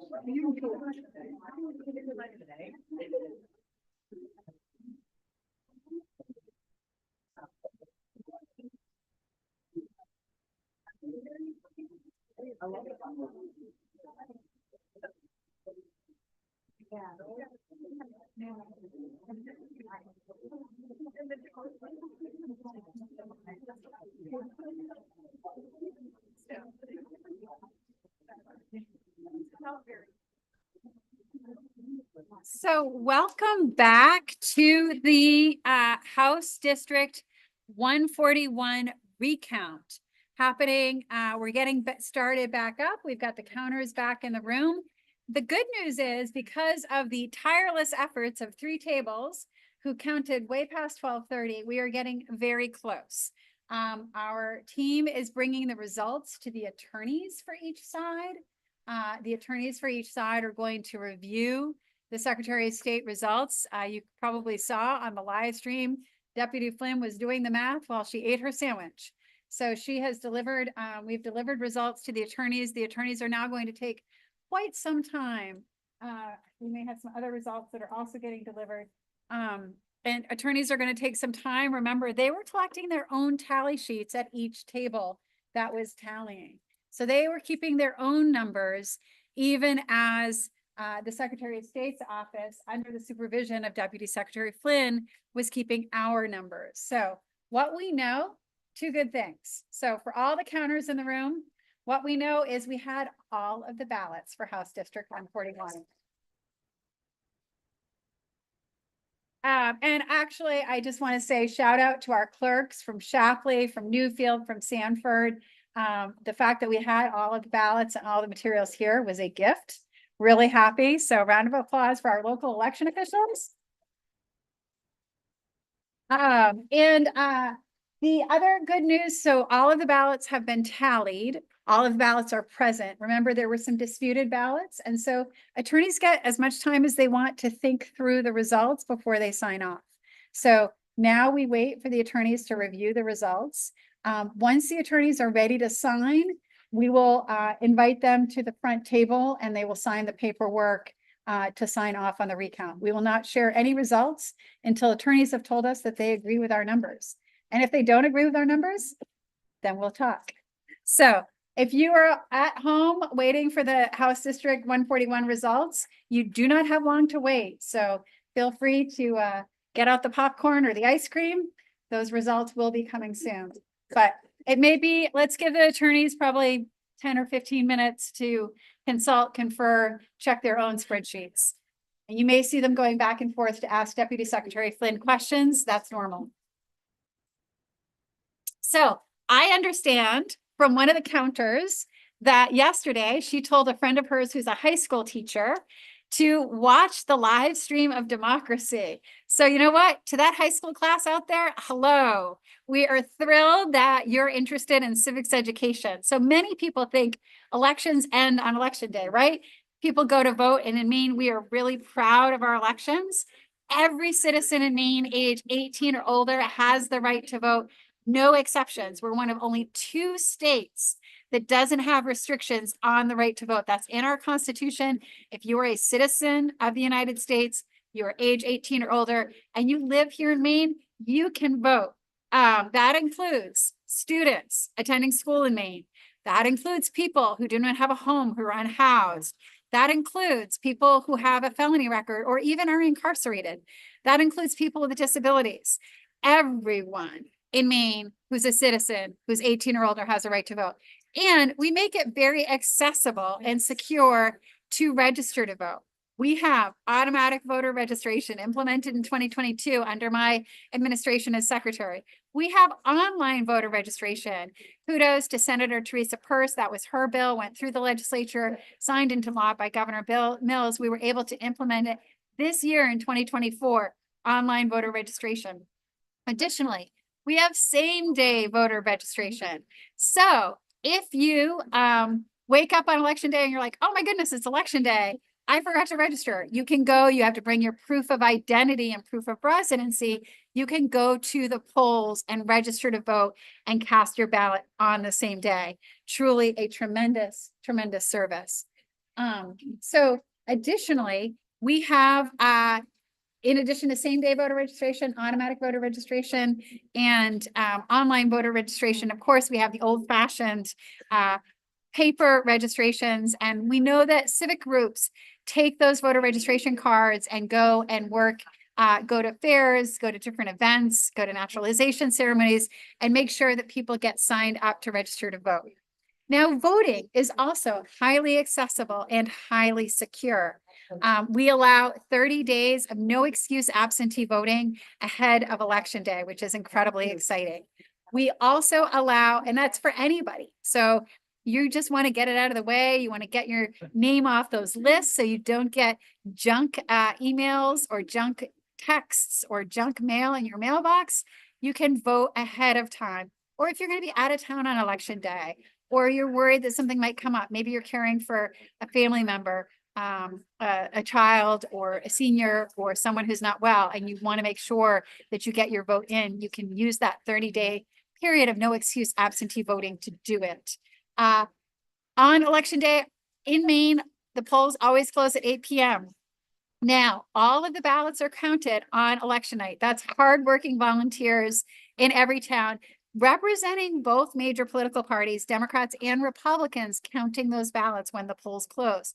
Those are volunteers. Sometimes there are minor mistakes. We've seen a little bit of that in the recount. We've seen transposition numbers, double additions of absentees. It's not a big deal. Those are the types of typographical errors that get checked and found in the certification process. Now, the certification process is a two-step process for most races. The clerks certify the election to the Secretary of State, meaning they look at those election night totals and they give us a return of votes cast. They sign paperwork. They submit the warden's tally to us as well. So we can look at what was found on election night. We can check the clerk's math. And then we at the Secretary of State's office are proofing every single race. We have a deadline of November 25th to certify all of the elections here in Maine. So for some races, like House District 141, there's an additional step, and that is the recount to verify the vote, to verify those totals. And those verified totals are the ones that go into the certification. Now, what about that ranked choice voting tabulation in Congressional District 2? Essentially, we have verified the vote in all of the towns in Congressional District 2 through the first phase of ranked choice voting, which is a vote verification phase. We've literally scanned all of the ballots from all of the towns in Congressional District 2 that do hand count on election night. So we've been able to match those totals, and we did that last week here at 45 Commerce Drive. If you're interested in participating in a recount, you want to be a counter, we have, after today's recount for 141, we have 5 recounts left, including a recount for Congressional District 2. Deputy Secretary Flynn, are we close?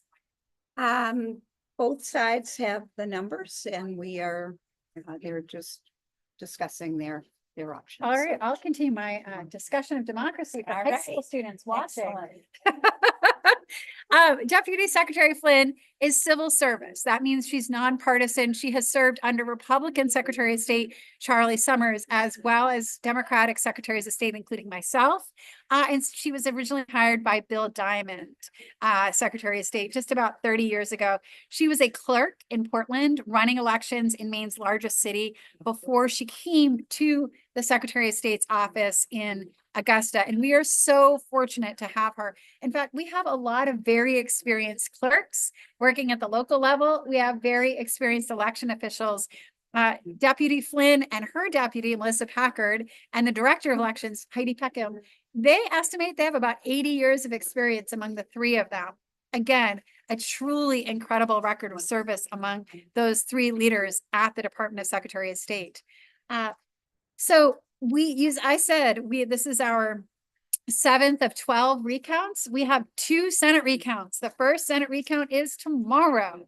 And we have, of course, the CD2 canned recount of just over 400,000 ballots. We've already verified those votes, but we will recount because Austin, Ontario has requested a hand recount. Emily, any updates from your side? I know there's a lot of media. I know the counters are waiting. They're really excited. What is going to be that final result? No update, just we'll do a vibe check. Anticipatory. Everyone knows the 2 campaigns have the counts, the lawyers, the leaders on those campaigns going over those, seeing what their next steps are. So we're still in a holding pattern on that. But after this recount, again on this YouTube, we'll have a new stream up for that House District 142 recount that we were talking about earlier today.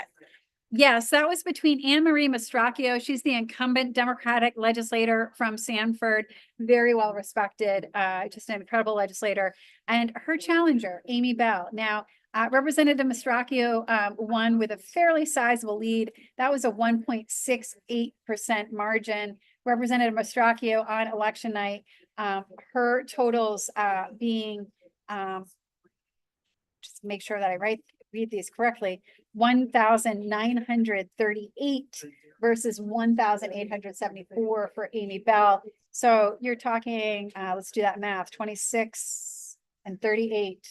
It's about 50. 54. It's 54 votes. I was a 54 vote difference in that race. Now we have seen some changes in some of these races. So the first recount we did was with Mike LaJoy, Yes. incumbent legislator from Lewiston, a Democrat. His margin on election night was 36. It went to 39. So he picked up 3 votes.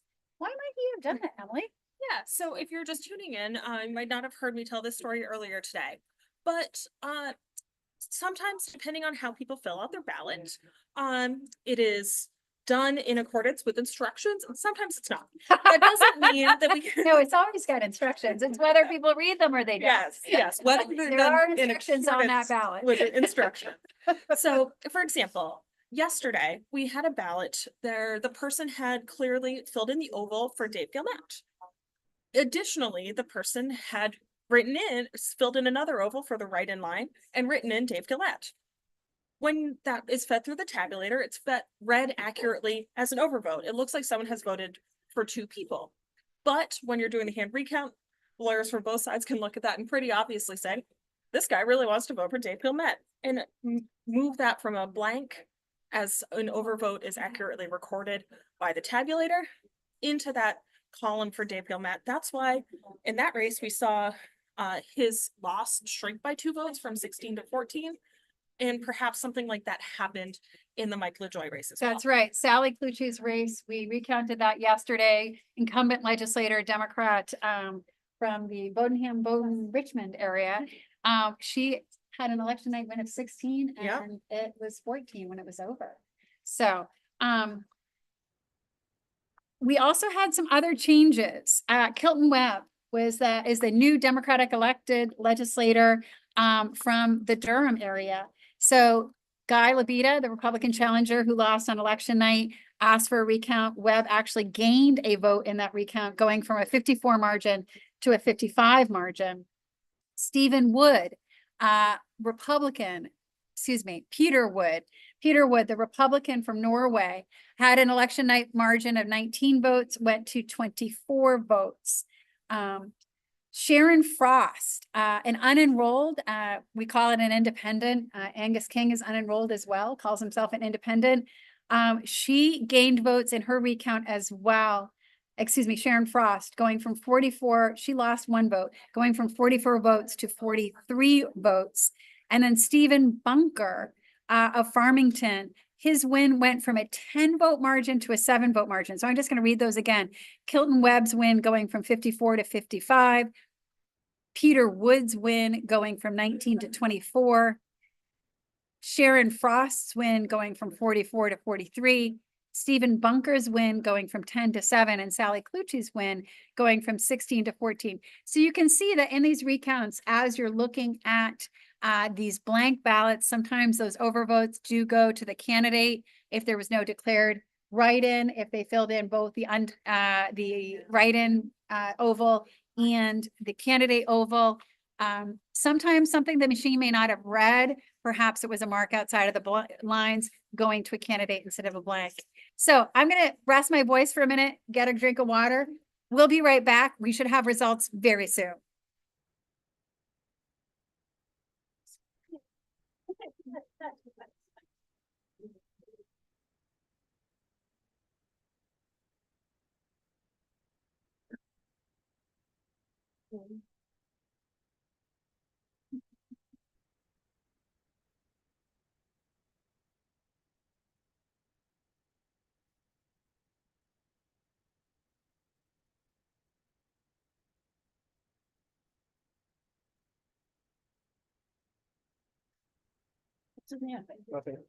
Something.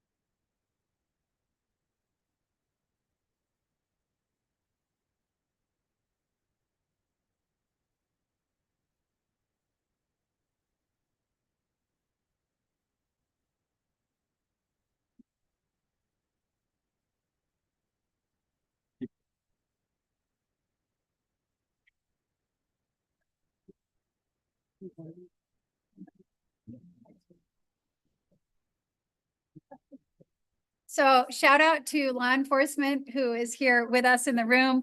Our law enforcement this afternoon are in plain clothes. So somebody asked, where's the law enforcement? They are here. And we are very grateful for them. In fact, the partnership has been incredible. So Secretary of State has an enforcement division that is out of the Bureau of Motor Vehicles. But the legislature in 2021 expanded the authority of the Secretary of State's enforcement division to include election security and election work.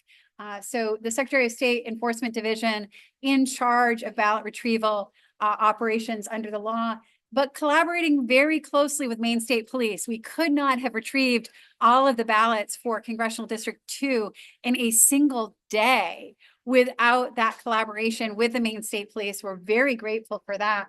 That went extremely well. And of course, we have the two-person rule with ballots. When ballots are present here at 45 Commerce Drive, we are always ensuring there is at least one member of law enforcement and one election official, civil service election official with those ballots at all times. So we're not leaving those ballots unattended, despite the fact that there are many security measures, surveillance cameras virtually everywhere. We've got motion detectors on ballots in their locked storage. And we have physical security, of course, here because we're co-located with Maine State Police, and Capitol Police has also been tremendous in the level of physical security patrols that they've been doing to ensure the safety of ballots and personnel here at 45 Commerce Drive. So again, folks think Election Day stops on Election Day, but for election officials, there's a multi-step process to verify the vote, right? So we need to verify the election night results in every town. And that's regardless of whether there's a recount or not. Clerks are checking their totals very carefully. They're signing off on them, telling the Secretary of State that they believe to their best of their knowledge, those are accurate. And then we are checking their totals as well before delivering certification to the governor. Some folks have said, why aren't the results up on your website yet? That's because we wait until they're certified. Governor gets them first. Once the governor has received those certified results on November 25th, then those results get posted on our website. Now, the clerks have a little bit longer to enter in those new voter registrations that come in on Election Day and voter participation history. Because remember, Maine is a little bit old-fashioned. We don't have electronic poll books. Look, if Congress or the legislature wants to fund e-poll books, I'm all for it. When you have those electronic poll books, those are linked by the internet back to the central voter registration system. You can get those new registrants in, you can get that voter participation history into the system immediately. However, we do it more frugally, and we do have that safeguard of the paper record. Everyone on Election Day is registering to vote using paper applications. Everyone who is, showing up to vote on Election Day is getting checked off on the incoming voter list. And then all of that data has to get entered into the central voter registration system and has to get carefully checked by the clerk and by election officials. So we will produce a new enrolled and registered report. We want to know how many people registered to vote for the first time in 2024 and on Election Day, utilizing that same day voter registration system that we have. We will actually do an enrolled and registered report in the weeks following certification. The other thing that we'll be doing this winter is assembling all of the data from this election, checking it very carefully and reporting it to the Election Assistance Commission. The Election Assistance Commission surveys all of the state, collecting uniform data from every state to then publish a report on the election. It will be available this spring. That's when we'll find out how we stacked up against other states in terms of voter turnout. Remember, Maine ranked first in the nation in voter participation in 2022. In 2020, we were third, right? We came in after Minnesota was number 1 and Colorado was number 2. So Minnesota and Maine often vying back and forth for largest voter turnout. We will find out in the spring how we stacked up against those other states. Finally, what else can I say about Maine elections? While we wait for the attorneys to decide whether or not to sign off on the results. And the reason the attorneys are taking their time is because this one could determine who serves in House District 141, right? That's what this count will determine. So counter is waiting and folks are excited about House District 142, although that race had a difference of 54 votes. So at the back of the, you can see they are closing boxes. I'm gonna walk back and see what's going on.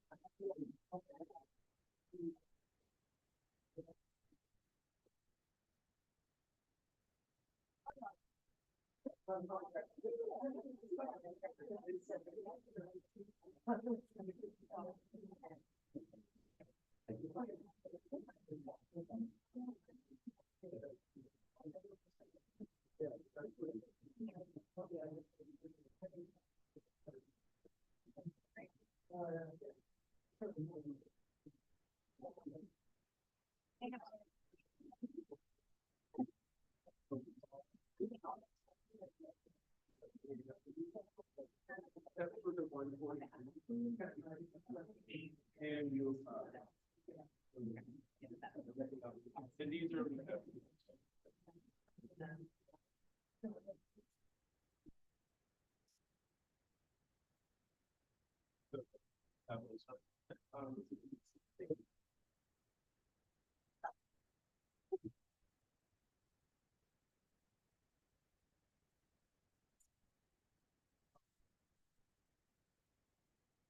So you might wonder what's happening in the back of the room.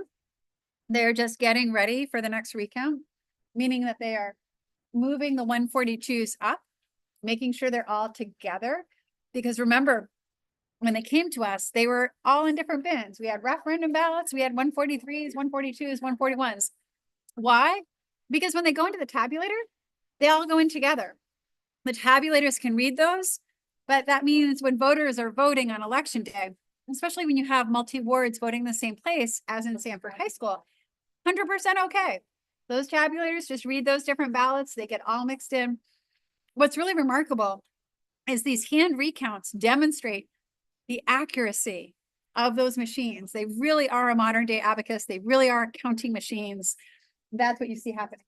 So behind you, they're getting ready to lock and seal the boxes we won't need, but they won't do that until the attorneys are back in the room and have signed off.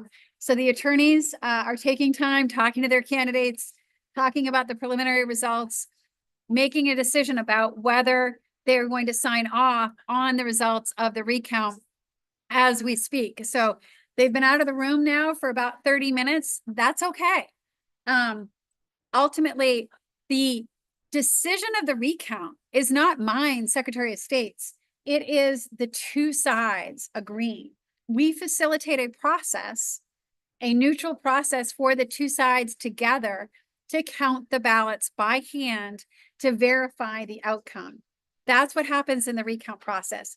The role of the Secretary of State is to staff that process to ensure its neutrality, its fairness, and its adherence to the law.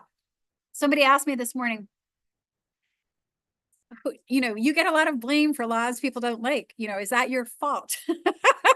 Well, I would love to take credit for the laws that I like, but quite frankly, our role in the executive branch, remember there are 3 branches of government for all those high school students watching this afternoon. There is the executive branch implements the laws, right?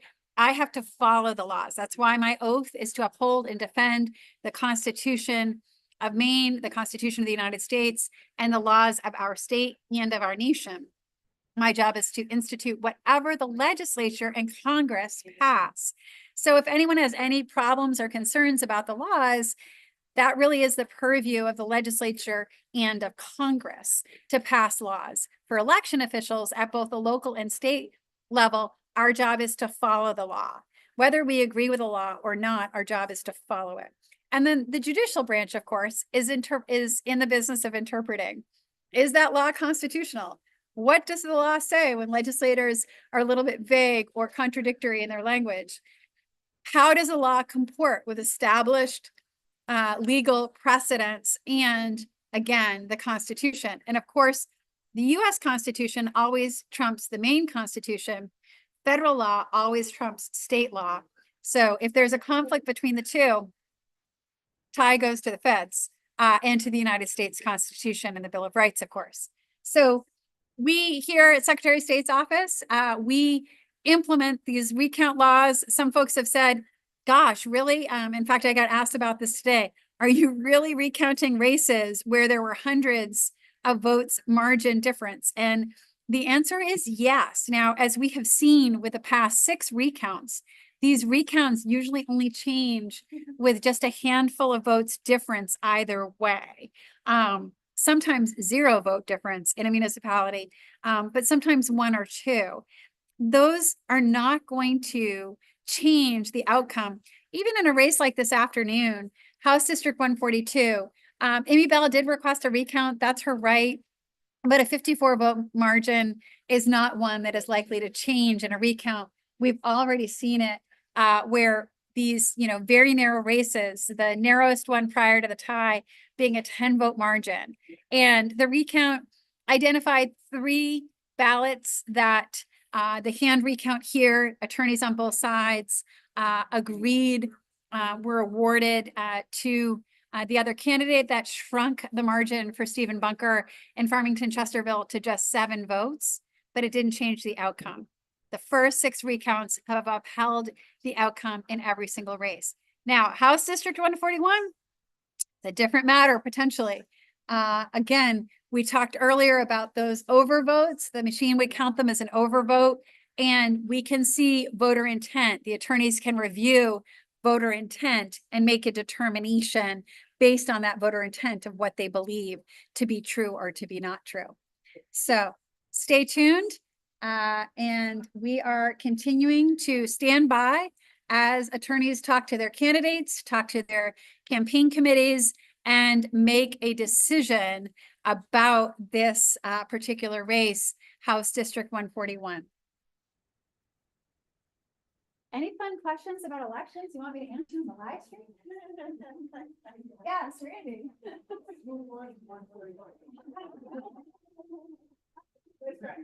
We all want to know.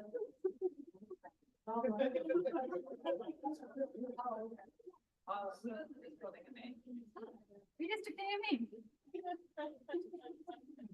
So why do we have so many I just asked the audience, the counters who are waiting very patiently for the results in House District 141. And someone asked, who does redistricting in Maine? Who does the district? Who draws the districts? Fun fact, Maine has an extraordinarily independent redistricting process. The reason we have so many close races is because we have very fair districts. Why do we have fair districts? It doesn't matter which party is in power. The redistricting commission, which we call reapportionment, has equal numbers of Republicans and Democrats on it, with one independent chair chosen by the majority party. So that independent redistricting commission, we saw it in the last redistricting process shortly after the 2020 census. They come to common ground. They try to draw districts that make sense based on geography, not politics. They're not trying to preserve incumbency like we see in a lot of other states around the nation. Then the legislature has to agree to it with a 2/3 vote. So the minority party basically has to buy into what the independent redistricting commission has wrought in terms of its proposals. If the legislature can't agree or the commission can't agree, it goes to the Maine Supreme Judicial Court. That has happened in our history. It happened when Libby Mitchell was Senate President and Hannah Pingree was Speaker, I believe. But this time around, we were the second quickest state in the nation to get our redistricting maps done. There was broad bipartisan agreement. And I think we see it here in the 2024 results. When you have 9 of the 11 recounts that we're doing are less than 1% difference. That tells you have competitive districts. So I love Maine's redistricting process. It's called apportionment. So if you're looking for the law, you're looking in Title 21A and you don't see redistricting, look for apportionment. That's what we call it. And the reapportionment is that fair process. Other fun fact, guess what this election staff was doing in 2021 on New Year's Eve?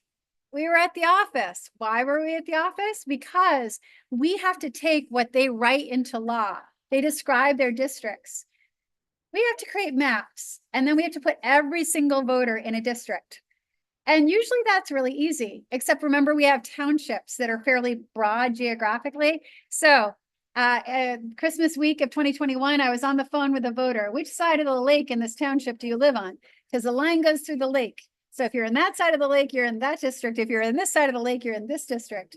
And then we literally put every single voter in the central voter registration system in a new district. So you think about it, we have about 900,000 voters in Maine. All of those voters have to be placed in their new districts, and we have to make sure that the redistricting maps are ready to be published online and that the clerks can use those new districts in the central voter registration system. It's a very time-consuming process that the Secretary of State's office is required to do after the redistricting law is passed. And that's what we were doing. It was really late, New Year's Eve, 2021. We were on the elections office finishing that redistricting. Elections doesn't get a lot of time off at Thanksgiving holidays. Unfortunately, we're gonna have a lot of recounts this year, so there won't be a lot of break at Thanksgiving or at Christmas because the legislature keeps giving us 12/31 deadlines. I've become a new proponent of February deadlines so that people can have their Hanukkah, their Christmas, their New Year's Eve holidays rather than working in elections, which these days they're working a lot of overtime in elections at both the state and the local level. Do you want to work in elections? Are you a good accountant? We want accountants, math teachers, people that pay close attention to detail, that think that every vote counts. Remember yesterday we were off in the count for Norway. We were off by 3 votes, and we went back through every single referendum ballot to find those 3 candidate ballots so that they could be counted. Even though it wasn't ultimately going to change the outcome in elections, precision is key. So I'm gonna rest my voice, see if the audience has any more fun questions. Any more fun questions? Great, you still wanna know who won?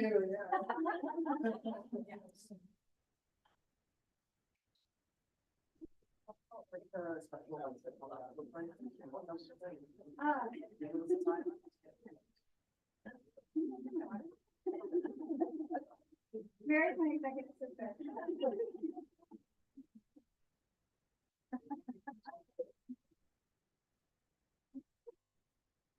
So an audience member is curious about special elections. The governor gets to proclaim when a special election happens. So I was in the state Senate when I ran for Secretary of State. I became Secretary of State in the first week of December. I gave up my state Senate seat. The governor proclaims the new special election date. Generally, the Governor Mills does that in collaboration with the Deputy Secretary Flynn to make sure that the date makes sense for the clerks, because the clerks have to put together the election to make sure that it makes sense for the elections division. Because we have to produce all of the ballots for every race. This team back here that you saw, they draft all of the ballots for every race. They have to program all of the tabulators. And there's certain deadlines, like the military and overseas ballot. The military and overseas voters get their ballots 45 days ahead of election day, right? So there can't be a special election that is sooner than 45 days away from the proclamation. And quite frankly, it usually takes a couple weeks to get ballots. So in this case, it would be the same two candidates should there be a special election. So are we ready? Okay. Don't go away. We'll be right back.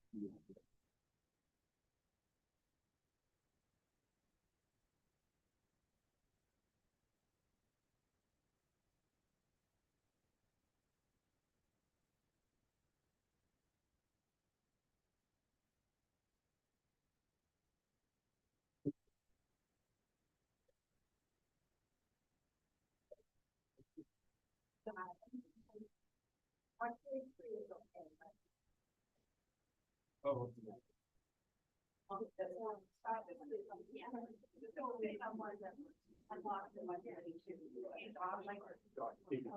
Okay, so there's new signing sheets for the second, for the afternoon.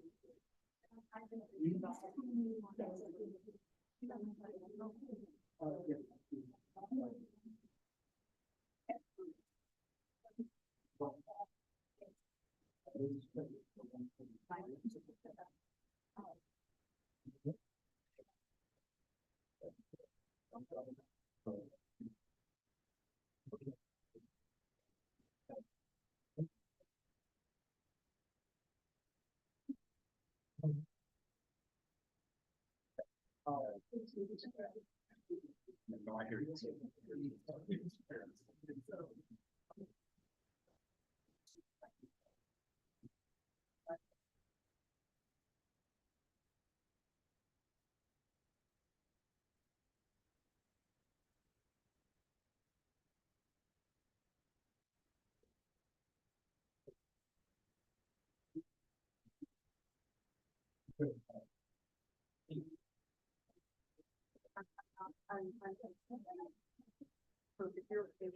Let me check.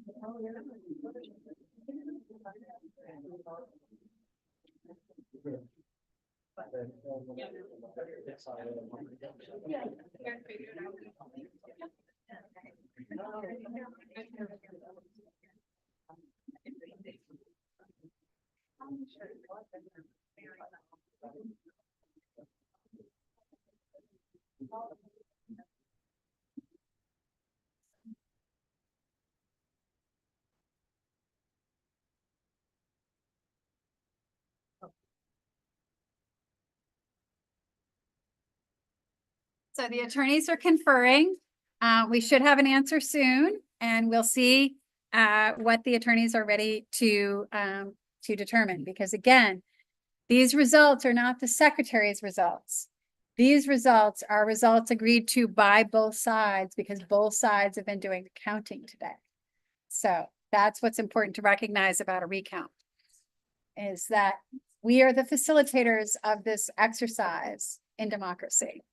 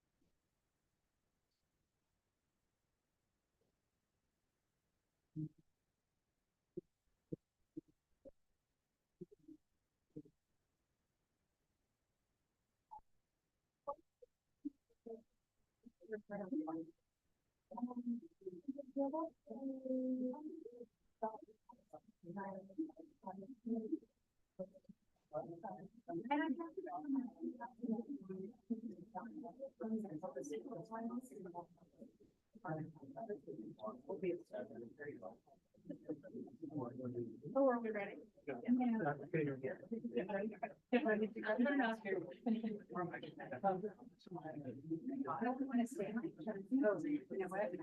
What if I just? Put it right there. I'm like, what you? And this is a laptop.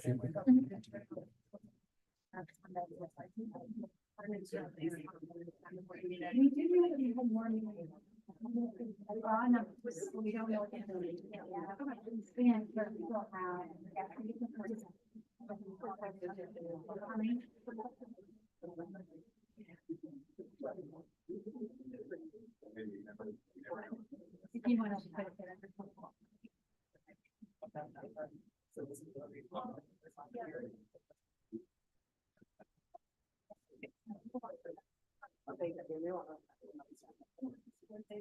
The other thing that we'll be doing this year for the first time, information for your viewers, but remember we had a bunch of that others,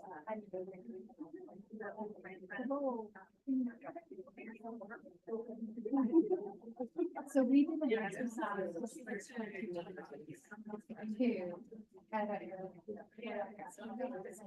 Called a national registration company.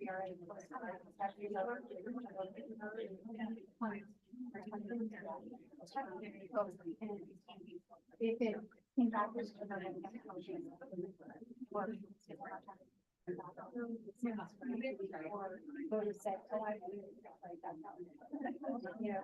so it's being like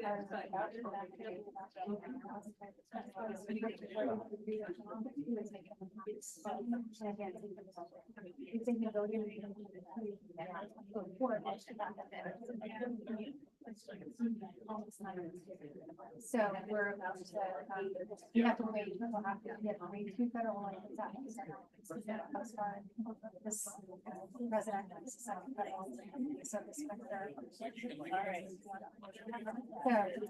so that's gonna, I mean, I'd love to do a story about like how we keep our list clean, because we're getting rid of 1,000 voters that are not half the voters. I think it's interesting. Maybe January.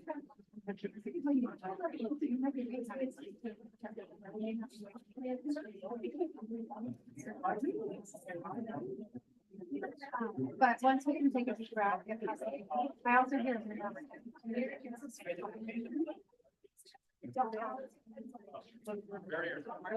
No, it was actually. My rumor, I mean, they reached out and said. We've done full stories. They're getting, they're going for it. Both sides, yeah. Yeah, I'm struggling. You guys were great. Oh, okay. Okay. Also, more about, I think we made. About students. Yes.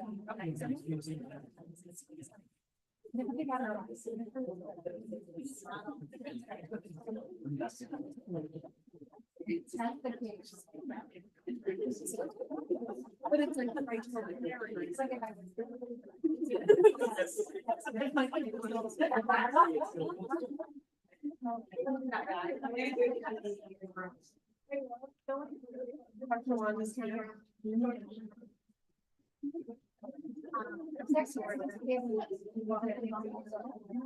somebody sued.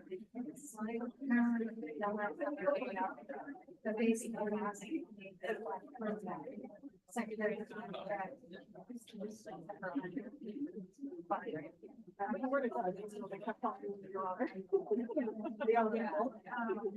But the secretary.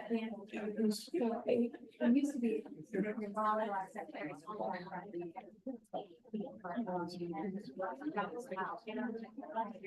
Somebody sued.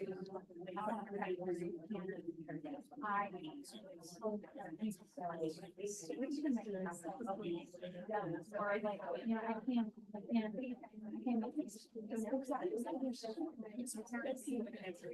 what's on the now.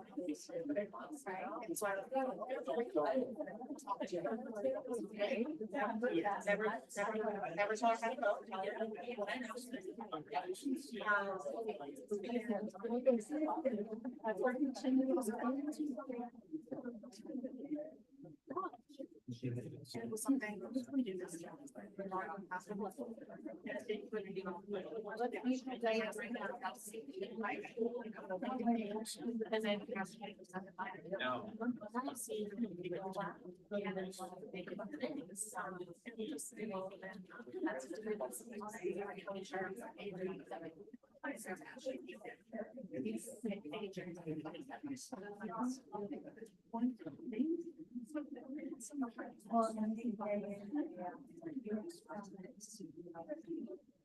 So that's why.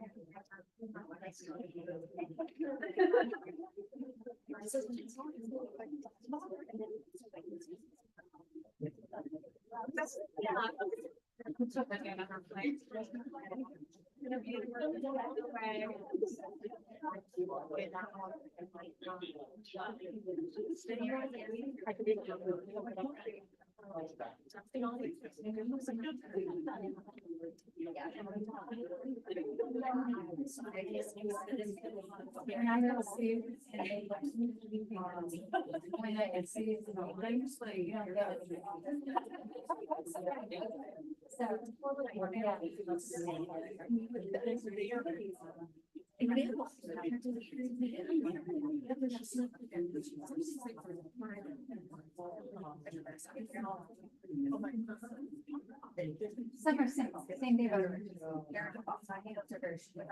are others that are a lot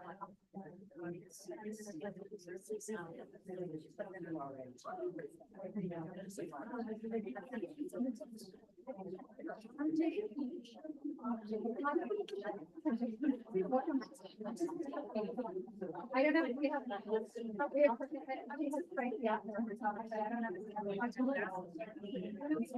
about seniors for getting.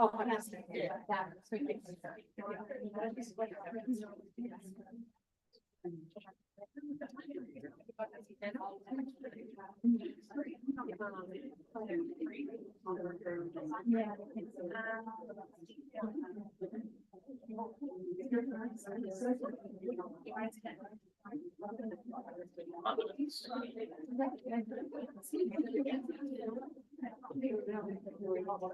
yeah.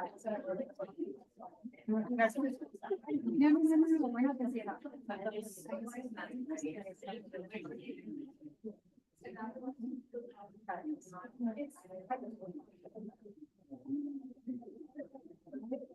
I better go to the ice cream.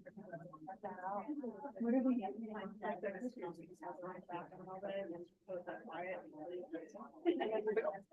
And then she's like, she's saying the same exact.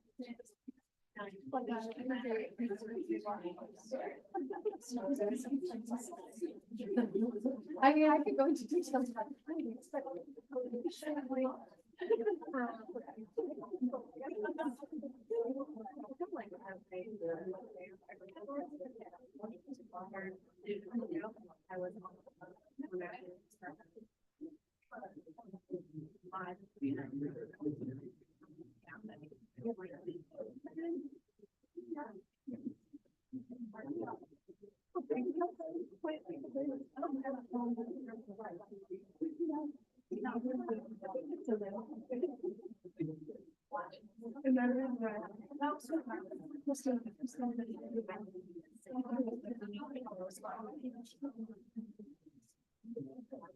So we're still waiting for the attorneys. Any other questions? I'm just gonna do some more content on the live stream.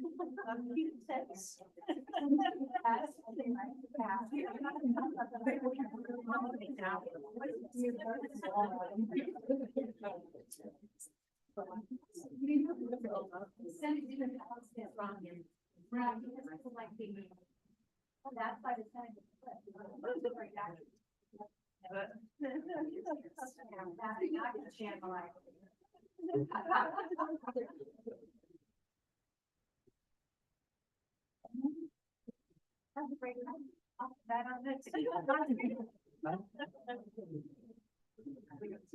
So if you're wondering why there's a live stream of an empty room with a couple of election officials hanging out, checking their phones, doing a little bit of cleanup, that is because we don't have sign off yet from the attorneys for both candidates in this race between Lucas Lanigan and Patricia Kidder on the results of the recount.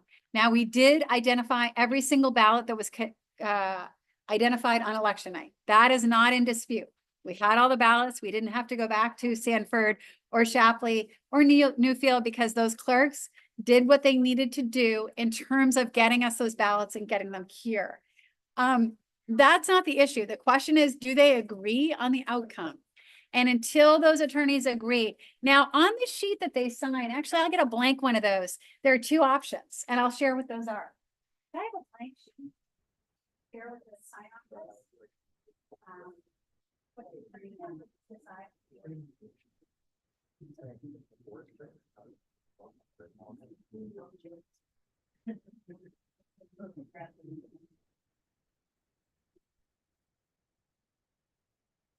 Paperwork on the live stream. So at the end of every recount, there's a final recount tabulation sheet. And it has the two candidates' name. It has the number of blank votes, the number of disputed ballots, the number of challenge ballots, and the total number of votes. Now, what are disputed ballots? Disputed ballots are where attorneys here in this room today could not agree on what those ballots said. And there were two, one from Shapley and one from Newfield. What are challenge ballots? Fun fact, say somebody shows up to vote and you're like, that guy does not live in this town. You can challenge a voter if you have specific knowledge that that voter is not acceptable to vote. Maybe that voter is 16 and they're voting because they want to vote in the presidential, but they're not actually qualified. If you know that that voter is not an eligible voter, you can challenge that voter. And sometimes the political parties will send observers to challenge voters in different municipalities based on the voter file and information they have about voters or suspicions they might have. But you have to be a resident of that county. People from Massachusetts are out of luck. They can't come in and challenge Maine voters. Sometimes you see, you know, there were news stories of single individuals in Georgia, for example, challenging hundreds of voters. That can't happen in Maine because you have to live in the county in which you're making a challenge, and you have to have specific knowledge that the voter that you're challenging is not an eligible voter. Oh, except Emily, you're going to add something. Emily's looking at Title 21A. To challenge a voter, you have to be from that municipality, so not Not even just the county. just the municipality. Fun fact, this is where having a reference in Title 21A is so helpful. It's poll workers that are from the county, challengers from the municipality. I'm getting the thumbs up. And so that a challenge ballot though, so say your neighbor doesn't like you and they challenge your right to vote. I mean, that would never happen, right? No one has nasty neighbors. But if you had a nasty neighbor who challenged your right to vote, what happens? Well, you don't have to call lawyers to the scene. The warden in the election fills out challenged ballot paperwork for that ballot and records it as challenged, seals that paperwork in a challenged ballot envelope, and puts a special number on the ballot that is also on that sealed paperwork. The ballot goes into the tabulator. It gets voted by the voter, the challenged voter, just like every other ballot. And it only gets opened and reviewed by lawyers if it would be within the margin. So if there had been a challenged ballot in House District 141, we would be reviewing those challenged ballots. That's why on a recount tabulation, you see number of challenged ballots, because at that point, people would open that paperwork for those challenged ballots, look at, pull those secretly numbered ballots out of the pile, and attorneys would look at that ballot. They would look at that voter's qualifications, and at that point would make a determination about whether that voter was in fact registered and qualified to vote in that district. So on the tabulation sheet, you see blank votes, disputed ballots, which are ballots that here today, attorneys did not agree with the voter intent on, and challenged ballots. The challenged ballots being any ballots that were challenged on election day. And this district did not have any. That gives you your total votes, right? So votes for Patricia Kidder, votes for Lucas Lanigan, blank votes, disputed votes, challenge ballots, and total votes. Then there are two boxes here, and the attorneys have to agree to which box they're checking. This is why we've been waiting now for about an hour. The first box says, I hereby agree to the counts listed above and further agree that since the number of challenged or disputed ballots included in the final count is not enough to affect the result of the election is determined by this final count. That is what attorneys have signed for every race hitherto. There's a second box. I hereby agree to the counts listed above. The number of challenged or disputed ballots included in the final count is enough to affect the result of the election, and I may appeal the recount pursuant to Title 21A, Section 737-A, subsection 10. And then attorneys from both sides have to sign, as does the recount supervisor, Deputy Secretary Flynn. That's what we're waiting for. I'll be right back.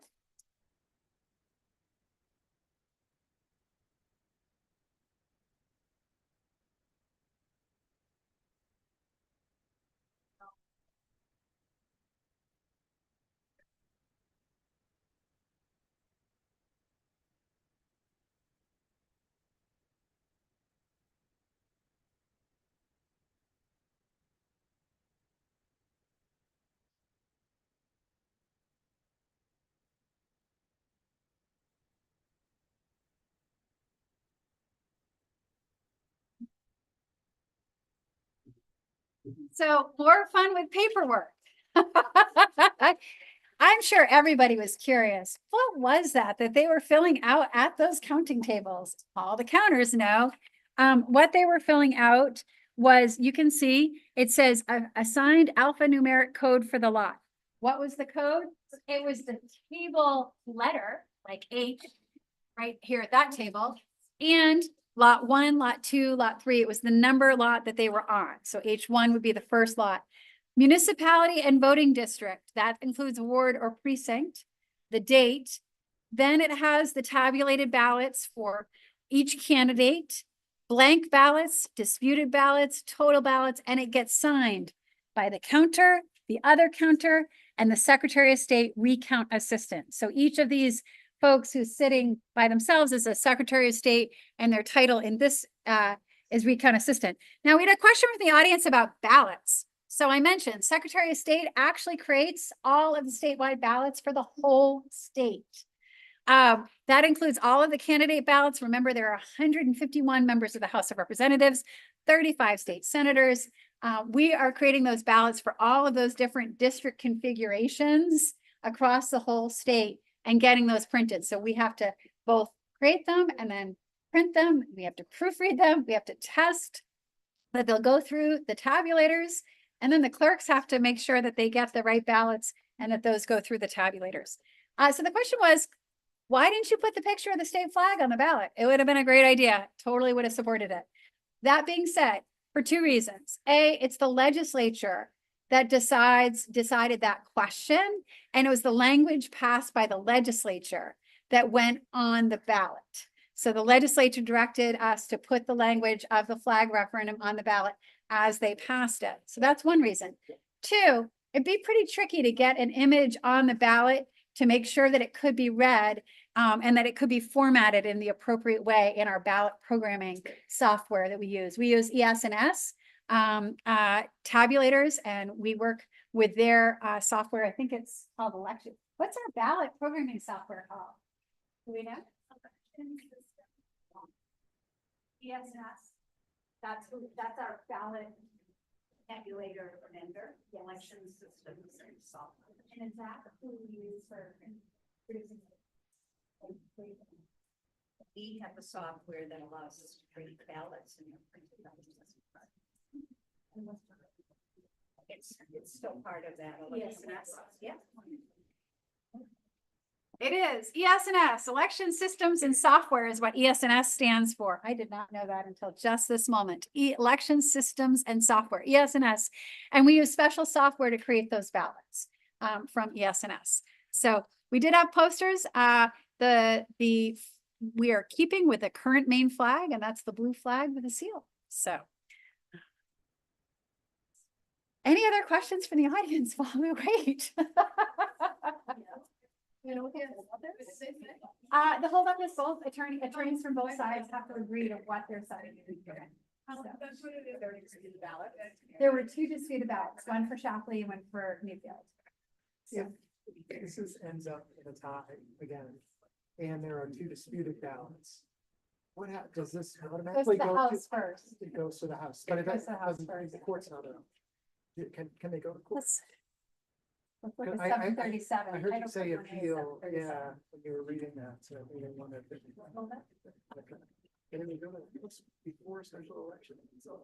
And then they could decide if they wanted to see one of them, or why would they go to the House first? I think they could, or they did see the Senate when it was, they said they chose to see Manchester, and that wasn't the fact that like these permits.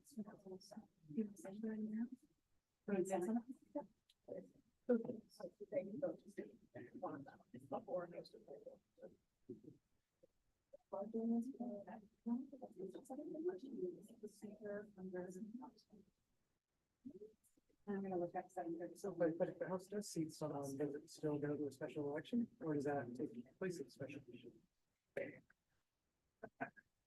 So, yeah, that's the question.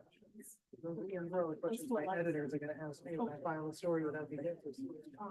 So Shapley and Newfield have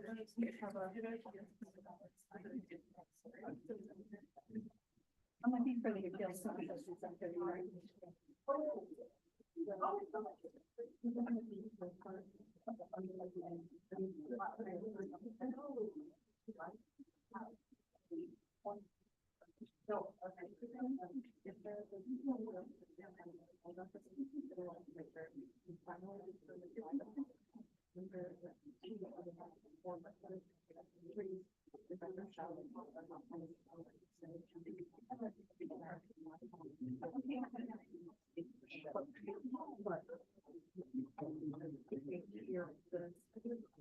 It goes from us to the House of Representatives. So we would send a report. That says this is a tie and there are two disputed ballots. Yeah. So someone, but they could seat someone until the special election happens. This is where we are, Or they're- you know that they did turn on. Yeah, I know they did, yeah. We're on the wrong slope. Just jumped up to the black diamond. I want to be on the bunny side.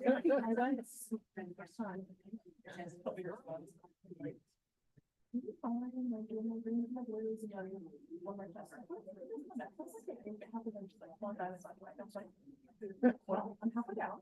You have nowhere else to go. Skiing's fine until you're not. Then you're wrapped around the tree.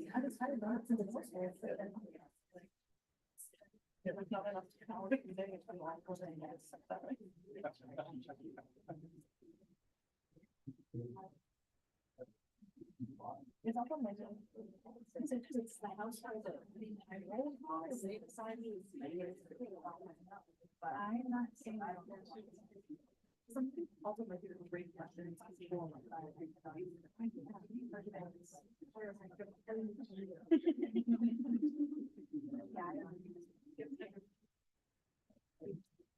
We're really having a time.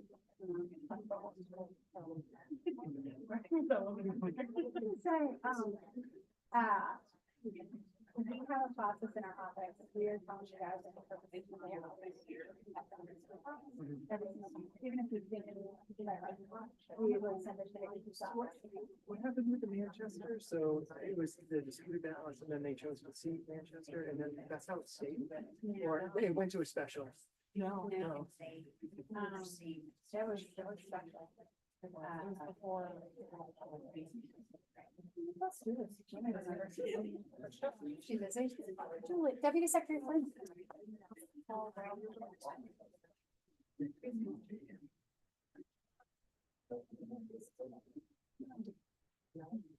is off the record, not for attribution.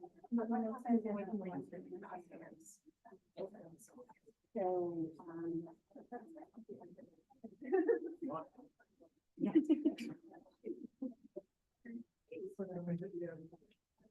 so,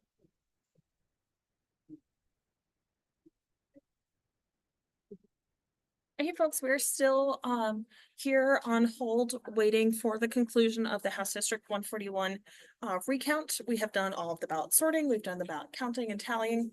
We are just in wait for the lawyers for both sides to agree on what the count was. That has not happened yet, so we are waiting for that.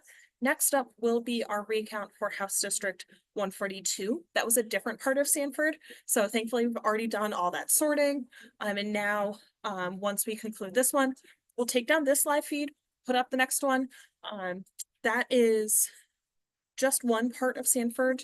It is current representative Anne Marie Mastracchio and challenger Amy Bell. So that recount will be coming up next. But right now, we're still waiting on that final piece to conclude the House District 141 recount.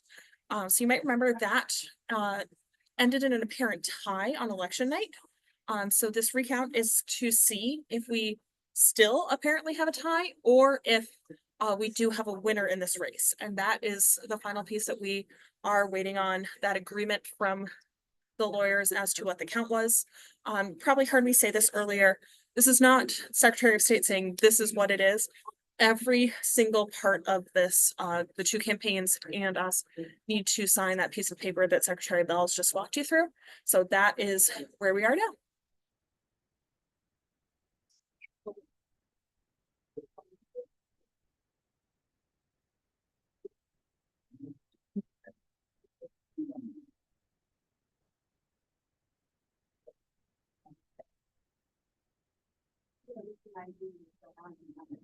So we have some questions coming into us from a classroom in Sanford.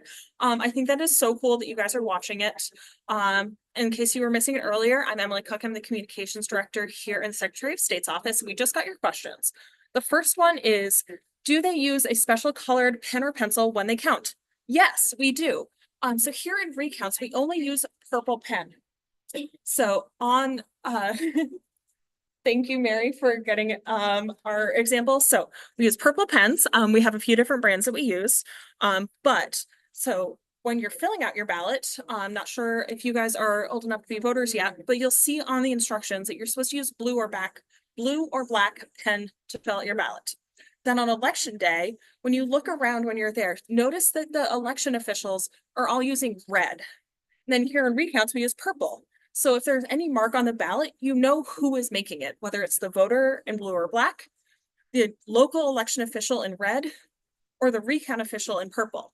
Additionally, if you ever get involved in petition efforts, a citizen initiative, when we receive those petitions with all of the signatures from the people who support your idea to go on the ballot for a new law, then we only use green pen. So no matter the process, whether it's those petitions or these recounts, that's when we are using specific color pens for different things.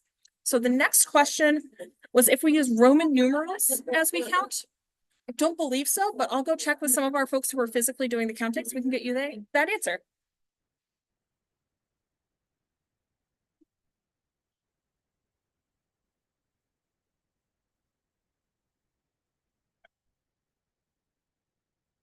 Well, just confirmed with one of our Secretary of State folks who are working on the counting.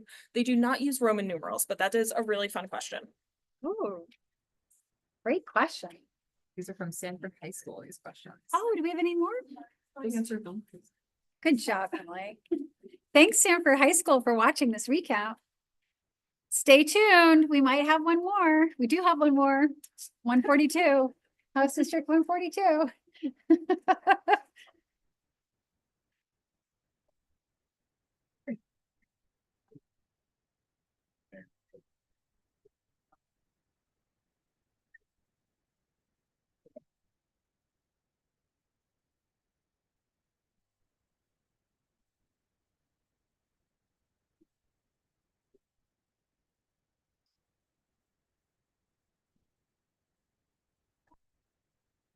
Yeah.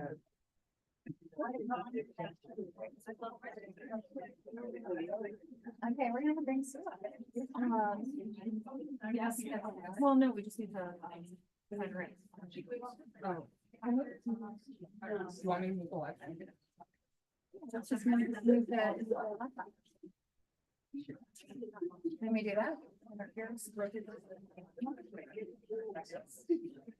Right. Can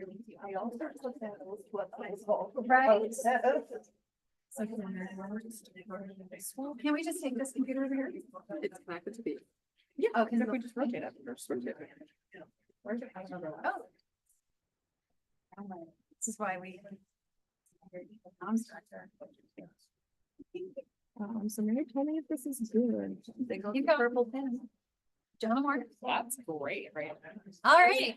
So hopefully you can hear me and hopefully you can hear Sue Cody, clerk of Sanford, stopped by to watch the recount, given that these are her ballots. Sue, how long have you been a clerk? 36.5 years I've been in the clerk's office in Sanford. Yeah. 36 years working in the clerk's office in Sanford. You have Julie B. Shh. Don't tell Julie. I mean, she might be the longest serving state elections director. Oh. Fighting words.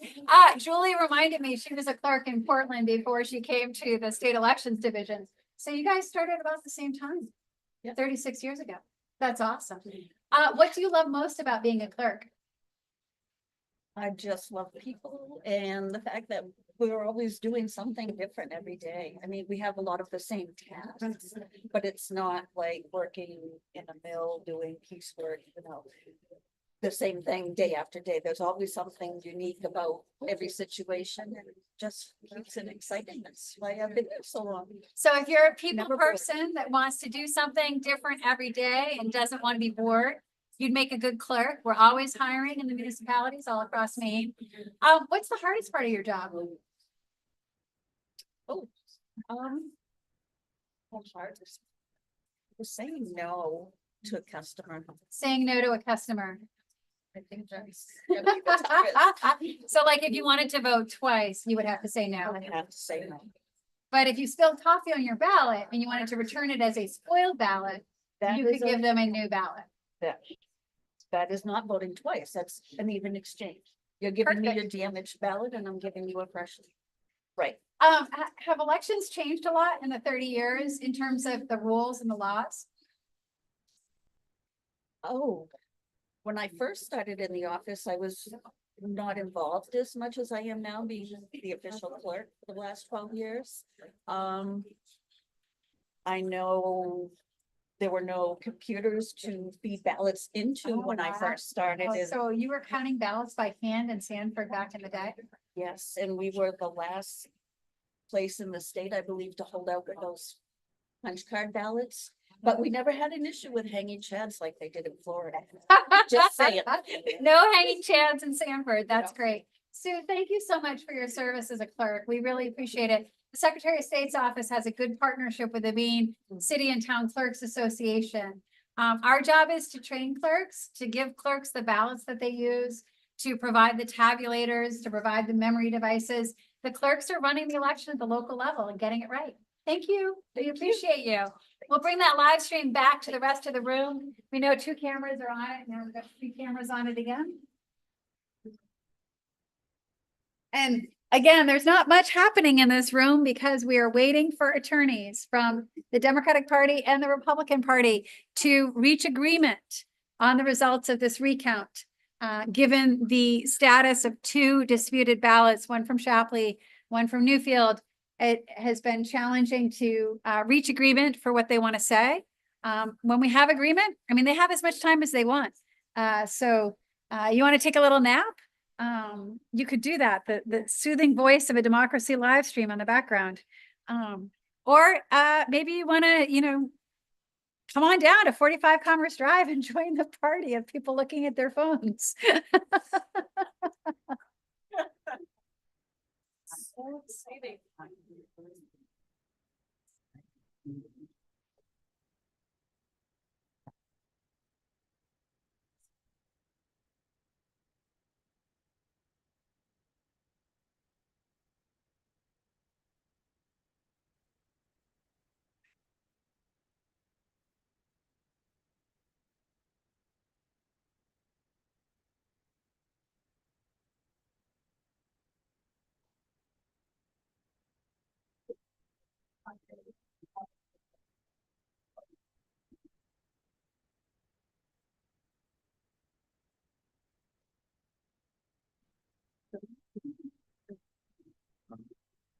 Are you living your zone? Oh, yeah. Got about half battery. That should be good for another hour, Okay. 45 minutes or so. Yeah, I'm leaving. Thank you.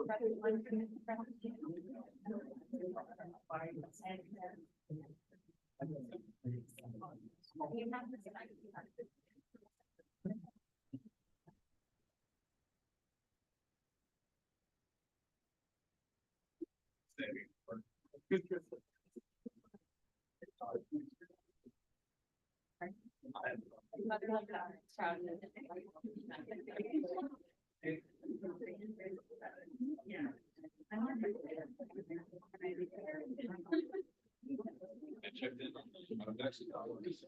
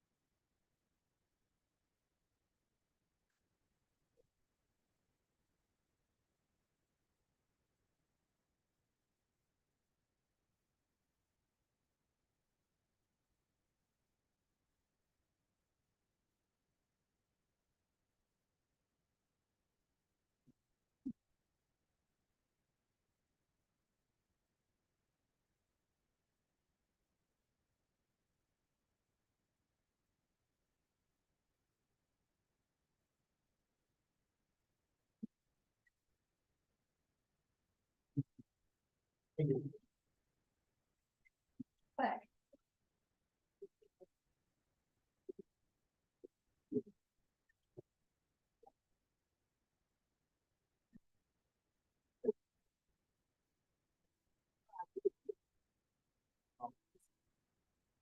right?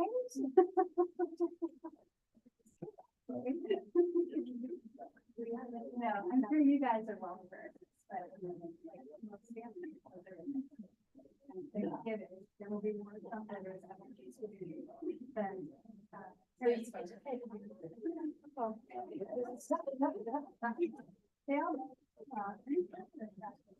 Maybe not. I don't know. Whatever it is, like, I don't know whatever.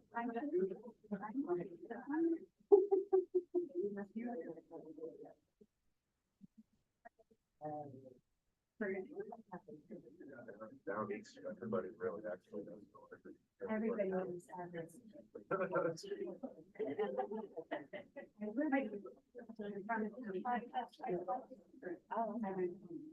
You have to travel down there. Well, I'll spend, like I said, my time on there.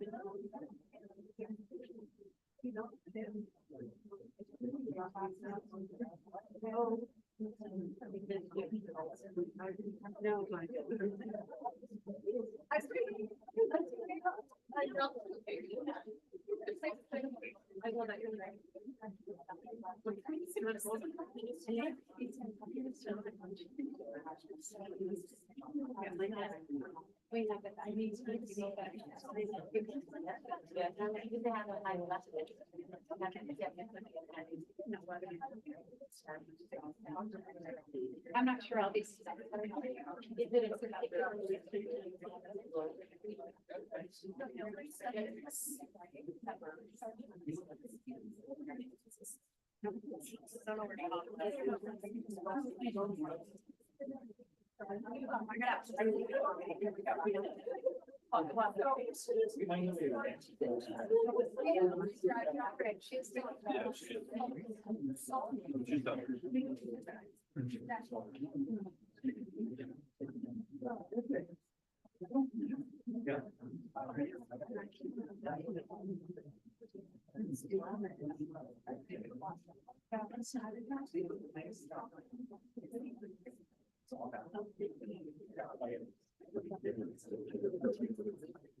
I was on with that. I know to Maine, Penny, and all, and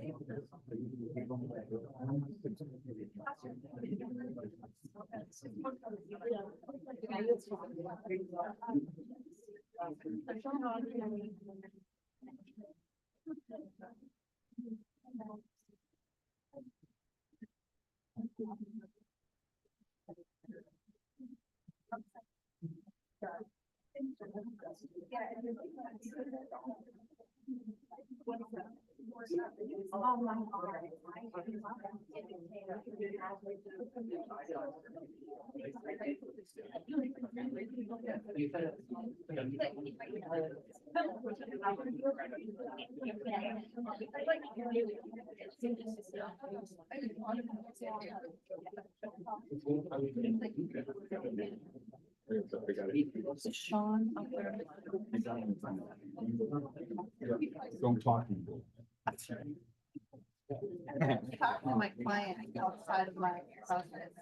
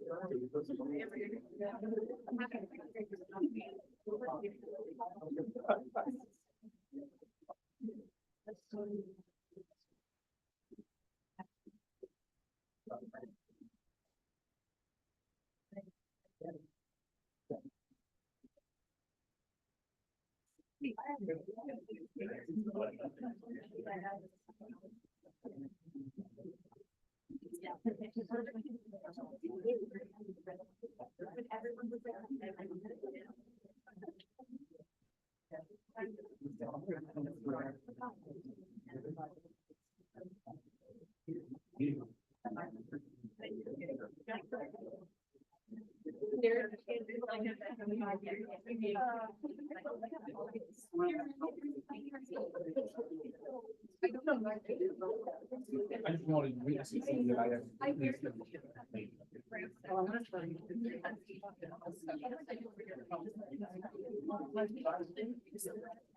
Hey, folks, let me get this centered back. There we are.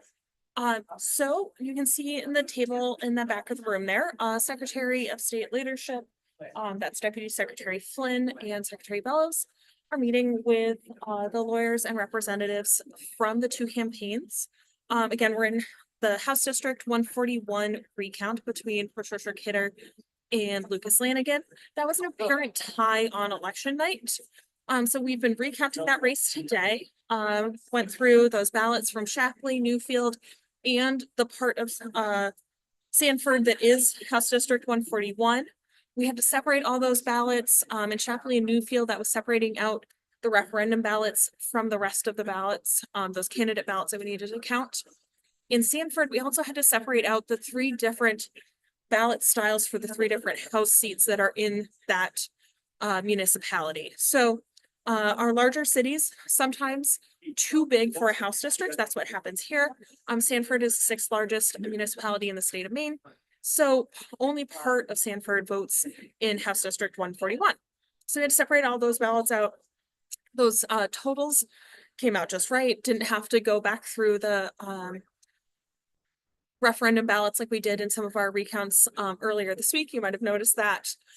So what's been happening now is the lawyers were working together on agreeing what that final count is.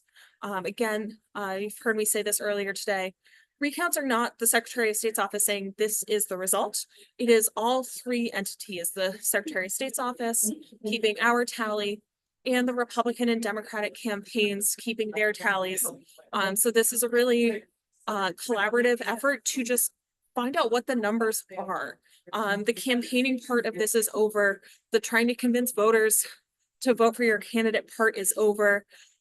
We know what the ballots we had are. It's just a question of how many votes for each candidate are filled out. So it looks like they're discussing something back there. Well, seems like we'll have an update soon. We'll find out what that is together. But so far today, what we've been seeing is the sorting, the tallying of those votes. So if you didn't join us earlier, haven't already heard me say this a few times, at each of our tables, you can see they're empty right now, but there's one chair on one side of the clusters of tables. That's for the Secretary of State's staffer. That's sort of the assistant to the counters. Then on the other side of the table, there's a chair for a counter from each of the two campaigns, from Patricia Kidder's campaign and Lucas Lanigan's campaign. So once the ballots are sorted, you have that stack of ballots from House District 141. Those would go between the two counters and they would sort left to right. In front of the respective counters, the votes for either candidate. Some people choose to leave a ballot blank or maybe fill in more than one oval. That needs to be figured out following the rules on voter intent, who that ballot is cast for. So that's what we saw happening earlier today. Once you have the stacks of ballots for either Lanigan or Kidder, that's when you saw the counters counting in tens back and forth, cross-hatching there in groups of 10, nice round numbers for counting. Then they would bundle those in groups of 50. After, actually, let me back up. Once the tens have been done, the counters would swap. So the counters on the Kidder side would count the Lanigan ballots, double check those numbers, make sure nothing was stuck together or that, you know, there was 9 instead of 10. Doing that double check is what we do on everything here. Being very diligent to ensure that every vote's counted, every vote counts. So once those stacks of 10 are double checked, then we would do the groups of 50. And then we would work on those tally sheets with the lawyers, observing the whole process, counting 10, 20, 30, 40, 50, putting that in a big rubber band. We have a lot of big rubber bands over here. Counting up those lots into numbers, putting it together, tallying up those full numbers from each municipality, checking those against the election night returns. In other recounts earlier this week, we've seen a lot of them come out exactly the same. So Mount Vernon, for example, we had someone come in and ask, like, how do we know, how can he trust that the results that the tabulator, those DS200s that you see locally, how can you trust that those numbers are accurate? So he happened to come back and actually see that the other day, and I could show him the results that everyone had signed off on, that the counts on election night in Mount Vernon were exactly the results that we counted here during the recount. So we use those same tabulators all around the state, those DS200s from ES&S. So we're seeing here today how this House District 141 race turns out, what those vote totals are. Looks like, so they have their purple pens out. As these students from Sanford High School asked, so they were watching this live stream as part of class. Yes, in fact, we do use a particular color pen during recounts. So when you're a voter, you're using blue or black ink to fill out your ballot if you're following instructions, which we definitely encourage you to do. And then on election day, election workers are using red. So you might not have noticed it before, but just keep an eye out the next time you go to vote. You'll see that your clerk and others are using red. Then here during recounts, we use purple. And if you're ever involved in a citizen initiative effort, you'll see that we use green on the validation of those signatures. So every different step of these electoral processes, we're using specific colors so that you know what a mark on a ballot is. So for example, we've been talking about spoiled ballots. You spill coffee on your ballot when you're voting at home, or you're thinking about how you want to vote and you accidentally put your pen down in an oval that you don't actually want to fill out. That's okay. We want to make sure that you're getting your vote is being recorded as you wish it to be. Go to your clerk, say that, I spoiled my ballot. They'll write in red, maybe stamp that it's a spoiled ballot, not to be counted. We put those in special envelopes so that they're separate from those counted ballots, very clearly marked. And again, that's done in red so you know that it's from the clerk themselves. So again, big kudos to our municipal election clerks and all of their work to package their materials, get those to us via our law enforcement and Maine State Police in CD2. So we did that ranked choice voting tabulation last week. So proud of our law enforcement and their partners in getting all of those materials here to Augusta for that tabulation in just one day. Congressional District 2, biggest district east of the Mississippi by landmass, over lots of miles driven, but successful, got those done. So looks like we still have some progress happening behind me.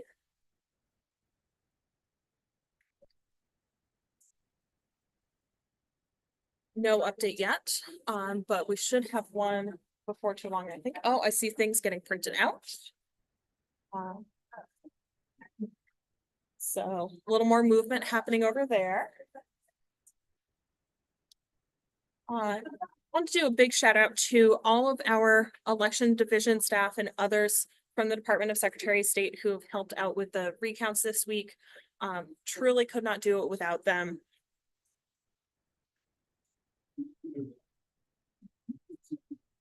See more papers going back and forth at that table.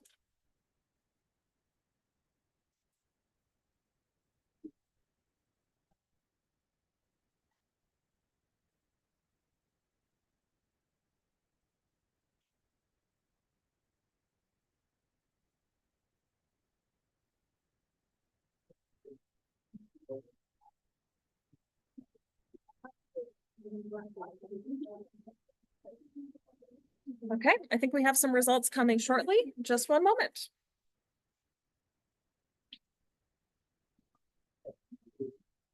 So welcome back, all of those patient folks here for the results from House District 141.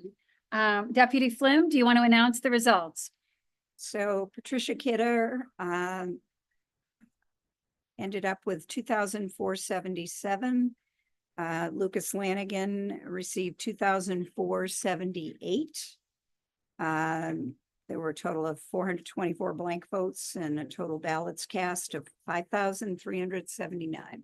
So congratulations to Representative Lucas Lanigan, just elected by a single vote to another term. Now, earlier we mentioned disputed ballots in Shapley and Newfield.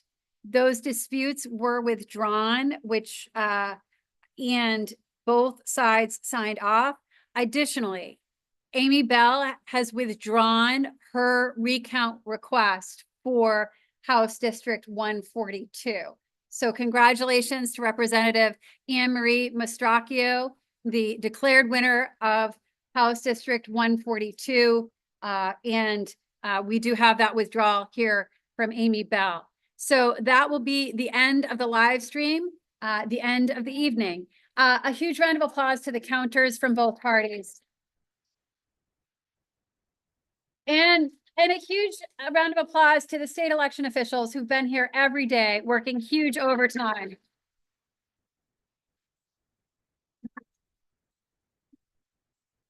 So thank you, everyone. And we will be back tomorrow with a recount in that Senate race between Leo Kenny and Mike Tipping.